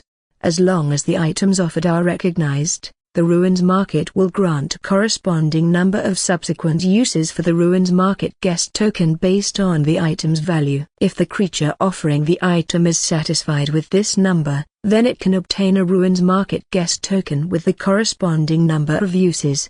The second method, exchange. If one is unwilling to simply give away higher rank resources or oddities to vie for a Ruins Market Guest Token, they can choose to visit the oddity exchange shop. Completing an exchange that is significant enough to be recognized by the Ruins Market itself between high rank resources or high rank oddities can also secure a Ruins Market Guest Token. However, a token obtained this way will only have one opportunity for use. If they can't replenish the uses subsequently, the token will be reclaimed after the next Ruins Market trade session. As he detailed the 2 methods for obtaining the Ruins Market Guest Token, unsurprisingly, the entire market erupted into lively discussions, with all the alien races showing different emotions on their faces at the same time. Some were hesitant, some were full of confidence, and there were alien races sighing in resignation. In the free stall area on the left, Zhu Ping sat cross-legged in front of his stall. Clad in a blue vestment robe and carrying a Kingfing longsword on his back, he appeared unmoved by the law texts floating above the market, projecting an almost otherworldly aura, which attracted curious glances from many alien races nearby. However, inside, Zhu Ping was somewhat proud. As one who had already obtained a Ruins Market Guest Token, he listened to the exclamations and eager voices of all the alien races around him, and their desire and chases for the Ruins Market Guest Token filled him with a sense of shared glory and even a feeling of superiority. Not just him, a nearby centaur felt the same way. Unperturbed by the changing expressions of these two, Song Kai, in a corner, was intently using the power of laws to meticulously check the items brought forth by the alien races. The appeal of the Ruins Market Guest Token was indeed extraordinary. Following his presentation of the 2 acquisition methods, a large number of alien races started to present their items. Even with the power of laws, he found it difficult to quickly evaluate everything. Among the nearly 700 alien races present, almost half had offered items, and even the normally deserted oddity exchange shop was now bustling with over 100 alien races. With his spirit concentrated, He entered the limit-breaking state without hesitation, and, bolstered by the power of laws, his fourfold mind utilization expanded to well over 100 concurrent thought processes. Several seconds later, he had successfully evaluated all the items, categorizing them according to their value. Firstly, items of value equivalent to only white or ordinary blue oddities were immediately dismissed by him, which alone eliminated over 300 alien species. Of the remaining alien races, there were 63. Among these 63, Song Kai quickly ruled out those items that couldn't be transformed into warship components, or had very limited use within the Torch human civilization territory, or were completely unfamiliar minerals and materials. This move directly cut down another 90%. The last remaining alien species numbered only 5. As Song Kai looked over these 5 alien species, he considered his options. Aside from the 2 tokens in the hands of the Centaur and Zhu Ping, there were 4 Ruins Market guest tokens left on him, one of which had to be reserved for his own disguise, leaving only 3 usable tokens. That is to say, he had to choose 3 out of 5. Having clarified this, his gaze swept over the 5 alien races again. Among these 5, 2 were within the oddity exchange shop, holding respectively a purple quality engine and an ordinary purple relic seed of torch fire source up rank. In the stall area, there were 3, and the 3 items they offered were a 10,000 years volcanic magma iron essence, a bundle of intermediate rank floating land origin, 100 strands of third rank floating land origin, and the third alien race had 2 items, 2 football-sized pieces of zircon. Considering these 5 items, Song Kai quickly did some calculations and then dismissed the purple engine. If handed over to the Song family, it would only fetch 4 golden merit points, whereas the ordinary purple fire source up rank could potentially sell for 7 golden merit points in the merit tower, and the family would likely offer about 6 points for it. As for the 3 items in the stall area, they posed a dilemma for Song Kai. The 10,000 years volcanic magma iron essence was a special resource required for a torch warship to advance to 3rd rank. Its value was certainly no less than that of an ordinary purple relic. Moreover, it was often so rare as to be priceless. Running into it now, it was a must-have, especially since Grandma was preparing to advance to 3rd rank. Then, the 100 strands of 3rd rank floating land origin high rank origins like these were seldom seen. Even for a major clan like the Song family, clan members could only exchange for 50 strands of 3rd rank floating land origin each year, so acquiring them was definitely not an opportunity to be missed. The final 2 pieces of zircon, to be honest, as one of the few special resources potentially needed for the 1st rank torch warship to be promoted to 2nd rank, this thing has the lowest value. However, it is precisely Song Kai's current urgent need. He estimated that the Kankian would likely initiate the promotion mission within the next 2 or 3 months, so gathering all the resources needed for the promotion as soon as possible was one of his most important tasks at the moment. While conflicted, Song Kai knew he couldn't delay for too long, with so many alien species watching him. With gritted teeth, he finally made a decision. With a slight wave of his hand, the normal purple fire source up rank, the 10,000 years volcanic magma iron essence, the 100 strands of 3rd rank floating land origin, and the 2 pieces of zircon, almost simultaneously floated up into the sky. Yes, his decision was to take them all. Since he was conflicted, he might as well take everything. For this, he even brought out the Ruins Market guest token he had originally reserved for himself. As for the issue of disguising himself later, once the Ruins Market transactions were over, the market level should be able to go from LV16 to LV17, and then he could replace it with the newly condensed Ruins Market guest token. Having made his decision, what followed was a specific assessment of the number of uses of the Ruins Market guest token for each of these 4 items. The rightful owner of the purple fire source up rank didn't need to be mentioned, as he had exchanged it in the strange object shop for a dragon claw of the earth, and the Ruins Market guest token could only be used once. For the 10,000 years volcanic magma iron essence, Song Kai gave 4 uses of the Ruins Market Guest Token. The 100 strands of 3rd rank Floating Land Origin Token had 3 uses, and the token for the 2 pieces of zircon had 2 uses. Upon hearing his offer, the 4 owners of these strange items did not object, with that, this somewhat unconventional auction had successfully concluded. The alien species that didn't obtain a Ruins Market Guest Token all felt a great disappointment. Although the distributed Ruins Market Guest Tokens all had a limited number of uses, they understood one thing. Regardless of the number of uses, only those who secured the Ruins Market Guest Tokens had the possibility to engage in other operations afterward, whereas they, once the Ruins Market transactions ended, would find it difficult to enter this Ruins Market secret realm again in their lifetimes. Song Kai saw all this happen, but he didn't care. The number of Ruins Market Guest Tokens was limited, and they went to the highest bidder. There was nothing much to discuss. After securing all his items, as time continued to fly by, and just before the end of the Ruins Market transactions, Song Kai found Zhu Ping, who was packing up his stall, and the half-centaur at the peak of 1st rank. His goal was straightforward. He wanted to inquire if they were interested in renting a shop to exclusively sell the unique resources backing them. Of course, it wasn't free. They would need to pay a monthly rental fee of 50 strands of 2nd rank Floating Land Origin. This rental fee was carefully considered by Song Kai. It was not too painful for either party and their backers to bear, and it was also a considerable income for him, just right. As for the confidence with which he asked this question, it was obviously because compared to setting up a stall, a shop in the Ruins Market would attract more customers and transactions. This could be seen from the current Floating Land Origin exchange shop. When faced with the rule text floating in front of them regarding the rental issue, both Zhu Ping and the half-centaur gave the same reply. They would have to discuss with their elders and provide an answer at the beginning of the next trade period. This response was expected by Song Kai, otherwise, he wouldn't have waited until the Ruins Market was nearly closed to inquire with them. After the Ruins Market transactions concluded, and once all the creatures had left, Song Kai immediately began to tally all his gains from the trade.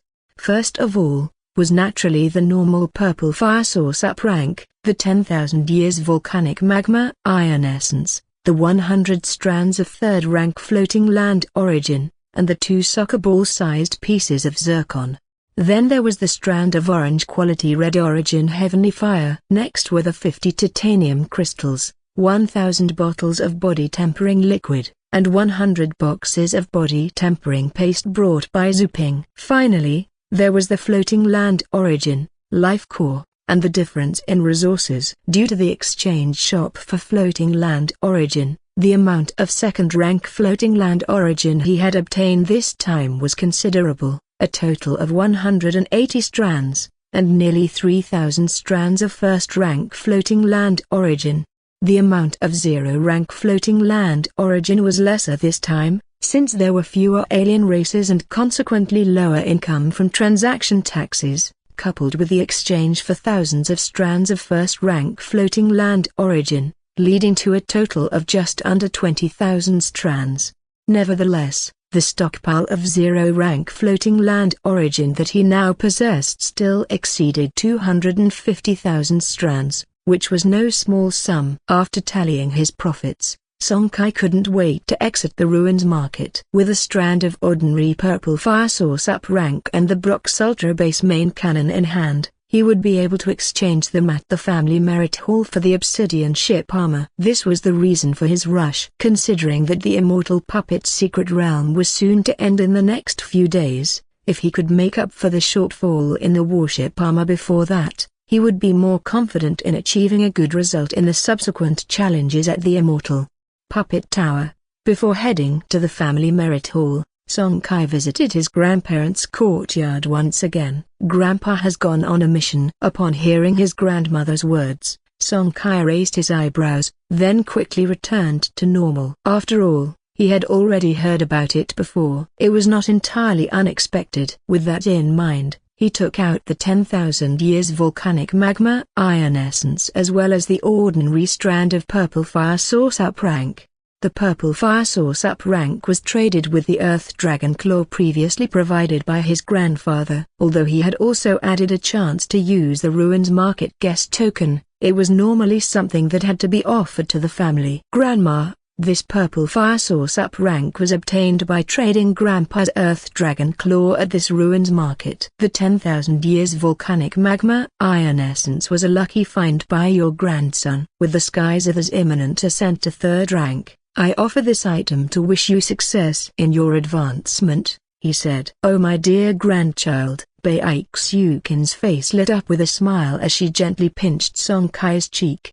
Having been a great help to the family in the past 6 months, her fondness for Song Kai grew more and more. She took delight in everything about him. After carefully storing the 2 items, she handed Song Kai the quantum communication bracelet and transferred him 6 points of golden merit. Then, she turned and tossed him a piece of 10,000 years volcanic magma iron essence. Just as Song Kai was about to say something, Baeksukin spoke first. All right, this piece of 10,000 years volcanic magma iron essence was left for you by your grandpa. He calculated that the Kankiang should be nearing its advancement, so take it. Your elder brother still needs to refine it for another year and a half. Thank you, Grandma, and thank you, Grandpa, said Song Kai. Since it was a token of affection from his grandparents, Song Kai did not refuse further, and indeed, he was in need of the 10,000 years volcanic magma iron essence. A few minutes later, the Kankiang soared into the sky from above Green Moon Manor and headed towards Dragon Spine Sacred Mountain. Inside the Kankiang, Song Kai focused on the 4 items before him. Primary Energy Crystal, 2,300-year-old Mo Moon Tree Sap, 10,000 years volcanic magma iron essence, Zircon. The first 2 could increase the success rate of the Torch warship's advancement from 1st to 2nd rank, while the last 2 were 2 of several special resources needed for the advancement. Once I collect the Sea Spirit Crystal and the Moon Rock Stone materials, I can begin the Kankiang's advancement mission, he murmured. Muttering to himself, Song Kai clenched his fist. His eyes narrowed slightly, and a faint sense of excitement surged in his heart. The 10,000 years volcanic magma iron essence, Zircon, Sea Spirit Crystal, and Moon Rock Stone are precisely all the special materials that may be needed when a spectral airship is upgraded to a Guardian-class spectral spaceship. Of course, this is to say that all spectral airships, when being promoted to escort ships, are highly likely to use some of these 4 materials, but not that every spectral airship must collect all 4 materials before initiating the promotion mission. It mainly depends on individual capacity and willingness, and Song Kai is clearly the type who prefers to be cautious and safe. Generally speaking, a spectral airship may use 2 to 3 of these materials during its promotion, but this is not always the case. Some Torch warships may not need any at all, while a very small portion of spectral airships may need all 4 materials. It's really down to personal luck, and no one can say for certain. Above Green Moon Lake's sky, with the activation of the jump drive, Kankiang quickly disappeared. At the foot of Dragon Spine Sacred Mountain, the 49th floor of Merit Tower, he scanned the personal panel on the quantum communication bracelet in his hand. Golden merit points, 11. After some thought, Song Kai still turned in there, Brock's Ultra Base Main Cannon, and then his golden merit points reached 15. Having done all this, he went to the counter where the Obsidian Ship Armor component was displayed. After 10 golden merit points were deducted by the quantum communication bracelet, he successfully obtained this long-desired purple warship armor. He absorbed the component into the ancestral torch and, without stopping there, Song Kai made another run to the 30th and 32nd floors, which respectively contained the materials Sea Spirit Crystals and Moon Rock Stones. He acquired both using 1 golden merit point each, and thus, what was 15 golden merit points just a few minutes ago was now suddenly down to just 3. Seeing this, even Song Kai, who earned money much faster than a regular torch ship captain thanks to the Zutan Ruins Market, felt a sting. After all, these were the golden merit points accumulated through the prior battle with the Bloodblade Star Thieves. and the subsequent issuance of all the Ruins Market guest tokens, which did not come easily. Overall, though, his excitement outweighed the pain by quite a bit. After all, not only had he obtained their obsidian ship armor, he had also gathered all the potential special resources Kankaion might need for its promotion. Plus, with the energy crystals and the Moruo tree sap in his possession, once Kankaion initiates the promotion mission, its success rate is guaranteed to exceed 20%. With more alien species eliminated and sufficient bathing in the blood of aliens, reaching a 70% success rate should be easy. Containing his emotions, Song Kai tapped the second-rank floating land origin in his hand. 360 strands, is that a bit low? Muttering to himself, he turned and went back to the 49th floor. This wasn't just the place for exchanging different levels of floating land origin but also her counters for converting golden merit points into floating land origin, such as second-rank floating land origin. 1 golden merit point a 200 strands of second-rank floating land origin. Looking at the exchange rate, Song Kai gritted his teeth and exchanged another point. After the exchange, he had 560 strands of second-rank floating land origin, but his golden merit points had come down to just 2. Without lingering any longer in Merit Tower, Song Kai left, fearing he couldn't resist spending his last points. As for upgrading the obsidian ship armor with more obsidian, he had already acquired plenty from a special mineral shop in the Ruins Market secret realm, at least enough to enhance it to the threshold of 3rd rank. Half a day later, Song Kai returned to Green Moon Manor and once again entered the Ruins Market. In the free stall area, Song Kai boarded the newly summoned Kankaion. His first action was to remove the Starlight V alloy armor and replace it with the newly obtained obsidian ship armor. After some enhancements, and using hundreds of strands of 0 rank and 1st rank floating land origin, he enhanced the component to LV20. But Song Kai didn't stop there. Eventually, with the cost of 486 strands of second-rank floating land origin plus 110 tons of obsidian plus 60 titanium crystals, he boosted it all the way to LV30. He also infused 200 tons of space solidification stone into it. This spatial attribute special resource extracted from the Moruo secret realm had been something he'd been reluctant to merge into the Starlight V alloy armor for fear of waste. He had specifically checked at Merit Tower before the space solidification stone wasn't cheap, with 100 tons costing 1 golden merit point.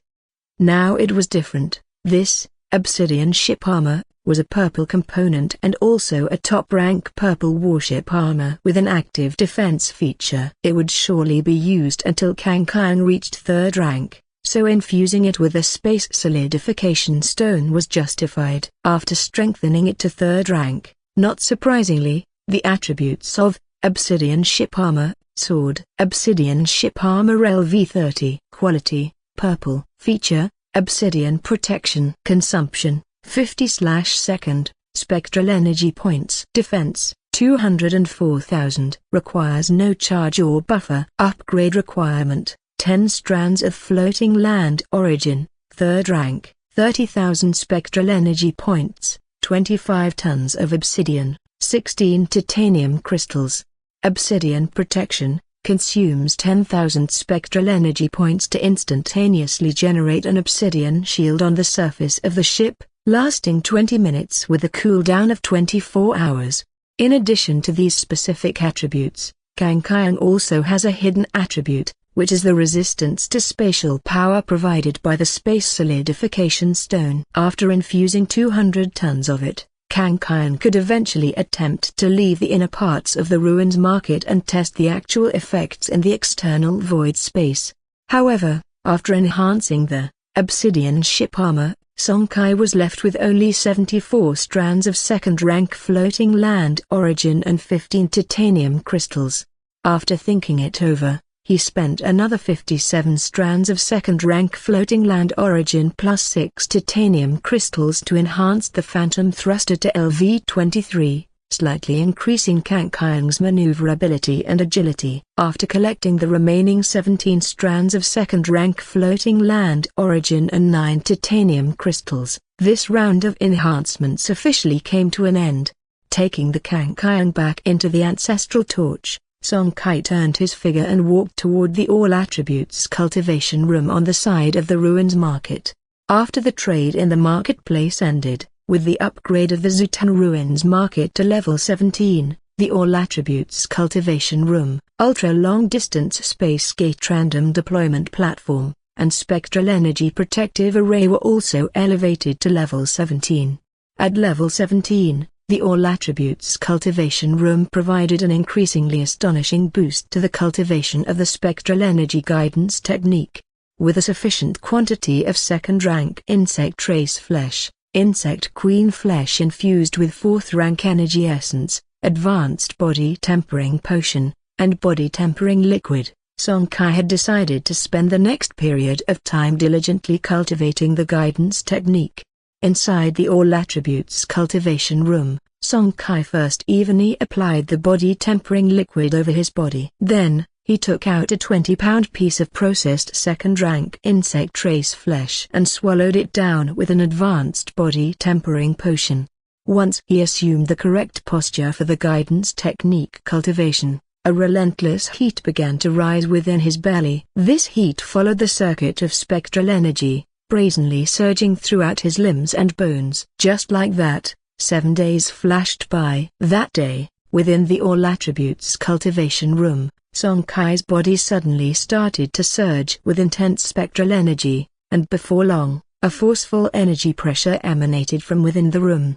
When the door to the cultivation room opened, the flushed, burning hot Song Kai emerged with a smile on his face. Just now, he had successfully broken through from level 10 to level 11 in the guidance technique. Over the past month, he had already been consistently cultivating with second-rank sandworm flesh combined with the body tempering liquid, so the guidance technique was not far from level 11. Therefore, with the help of the advanced body tempering potion these past 7 days, he was able to break through the level 11 bottleneck in one fell swoop.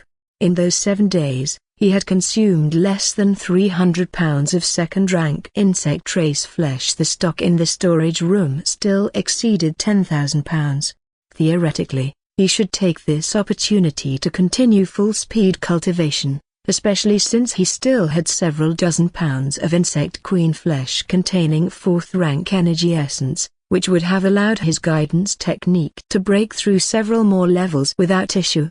The reason why Song Kai hurried out of the ruins market was, naturally, his own. 7 days had passed, and he estimated that the acceleration period for the family's immortal puppet secret realm should be about over, something he needed to attend to sooner rather than later. He had been considering high-level puppet components for more than a day or two. Now that his family had this benefit, all clan members had the opportunity to challenge the immortal puppet tower secret realm once, and it was freer. They didn't need to use any merit points nor floating land origin. Naturally, it was important to him. After leaving the ruins market and having a thorough wash, Song Kai left his courtyard, planning to head toward the Dragon Spine Sacred Mountain. But before he could summon Kangkayang, his mother Chen Lixia's call came first. Entering his parents' courtyard next door, Song Kai asked with a smile, "Mom, why aren't you cultivating?" Chen Lixia's spectral airship, Dragonfly, hadn't even been upgraded for half a year, and her own guidance technique was currently stuck at level 19, so she had been busy lately with cultivation assisted by the body tempering liquid and advanced body tempering potion. It had been almost half a month since they last met. Seeing her son's concerned gaze, Chen Lixia smiled. "I've already touched the bottleneck of second rank. It might take half a year." As she spoke, she handed over a briefcase. "What's this?" Song Kai raised his eyebrows, and his expression turned to great joy as soon as he opened the briefcase. Inside the briefcase was a battle garment glowing with faint blue fluorescence, its surface covered with a grid pattern, looking extremely exquisite.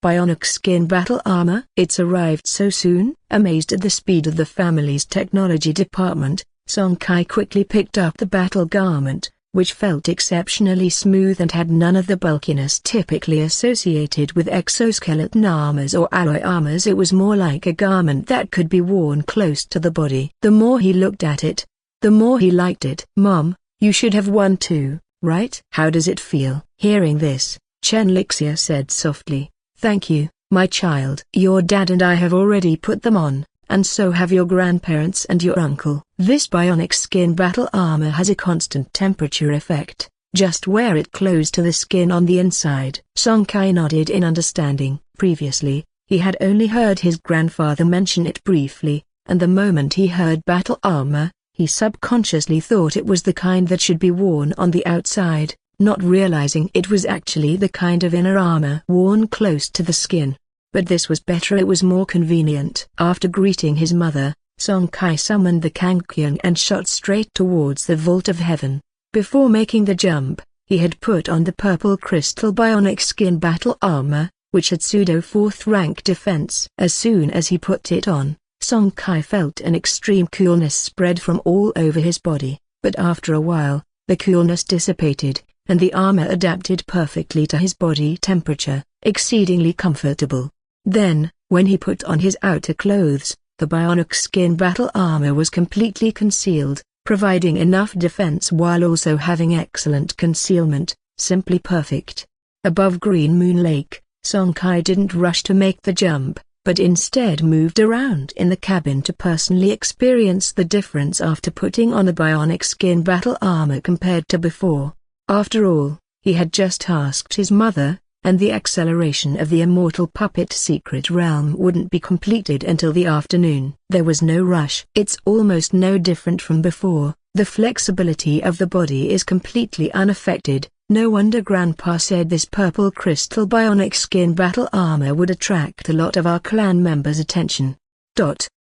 Halfway up the Dragon Spine Sacred Mountain, there's a not small flat area. Within the Song family, this place is known as the Secret Realm Platform because on the side of this platform, which is over 10,000 meters in both length and width, there is an entrance that leads directly inside the mountain body of the Dragon Spine Sacred Mountain. It is said that all the entry points to the secret realms under the Song family's jurisdiction are located within this mountain body. Above the Secret Realm Platform today, things were extraordinarily lively. One could see hundreds of warships of various sizes suspended in the sky, all waiting for the acceleration of the immortal puppet secret realm to end. Among these more than 300 torch warships, over 80% were 100-meter-long escort ships, and there were also more than 20 cruisers, with the rest being spectral airships. Blending in with the 30-odd spectral airships, the Kangkyung was not conspicuous. Inside the Kangkyung, Song Kai felt a chill in his heart. Over 240 escort ships were suspended in the sky, with more than 20 cruisers measuring a kilometer in length among them. At first glance, the visual impact was quite significant. However, this emotion did not linger in his heart for too long. Soon, his gaze shifted to the mountain body of the Dragon Spine Sacred Mountain ahead. Surrounded by a subtle ghost light, the dense and ancient patterns covered the entire body of the Divine Mountain, giving one a sense of invincibility. Looking up along the mountain body, the top of the Divine Mountain vanished into the clouds, and one could vaguely see where it connected with the shield that covered the sky in the depths of the vault of heaven. This turns the entire body of the Divine Mountain into the core pillar of the Dragon Spine continent's floating land shield, bolstered by the origin core of the entire Dragon Spine continent.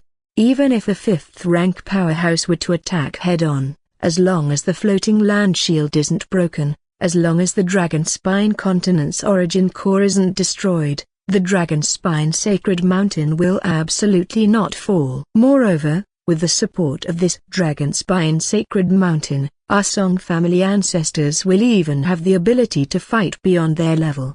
Through the courses he had taken regarding floating land shields and origin cores, Song Kai had made some speculations of his own. He knew his speculation was certainly inaccurate, with many errors and omissions, but one thing he could be sure of was that the Dragon Spine Sacred Mountain was even more terrifying than he had imagined, and absolutely not less. How could the Dinghai Song family, with nearly 3,000 years of accumulation, firmly control the Dragon Spine continent for 2,000 years without some means and trump cards to deter outsiders? While pondering, An old voice came from the mountain cave entrance. The immortal puppet's secret realm acceleration has ended. Clan members wishing to challenge, recall your warships, enter in an orderly manner. Upon hearing this aged voice, Song Kai felt a chill again. If not mistaken, this voice should come from a fourth-rank existence responsible for guarding the family's various secret realm entrances. Fourth-rank torch ship captain, controlling mechas that can enter mythical mesh transformation like the Zulu warship. Such a person, although not reaching the status of an ancestor within the Song family, was definitely among the family's top combat power, capable of suppressing an entire starry sea floating land, holding significant sway within the family.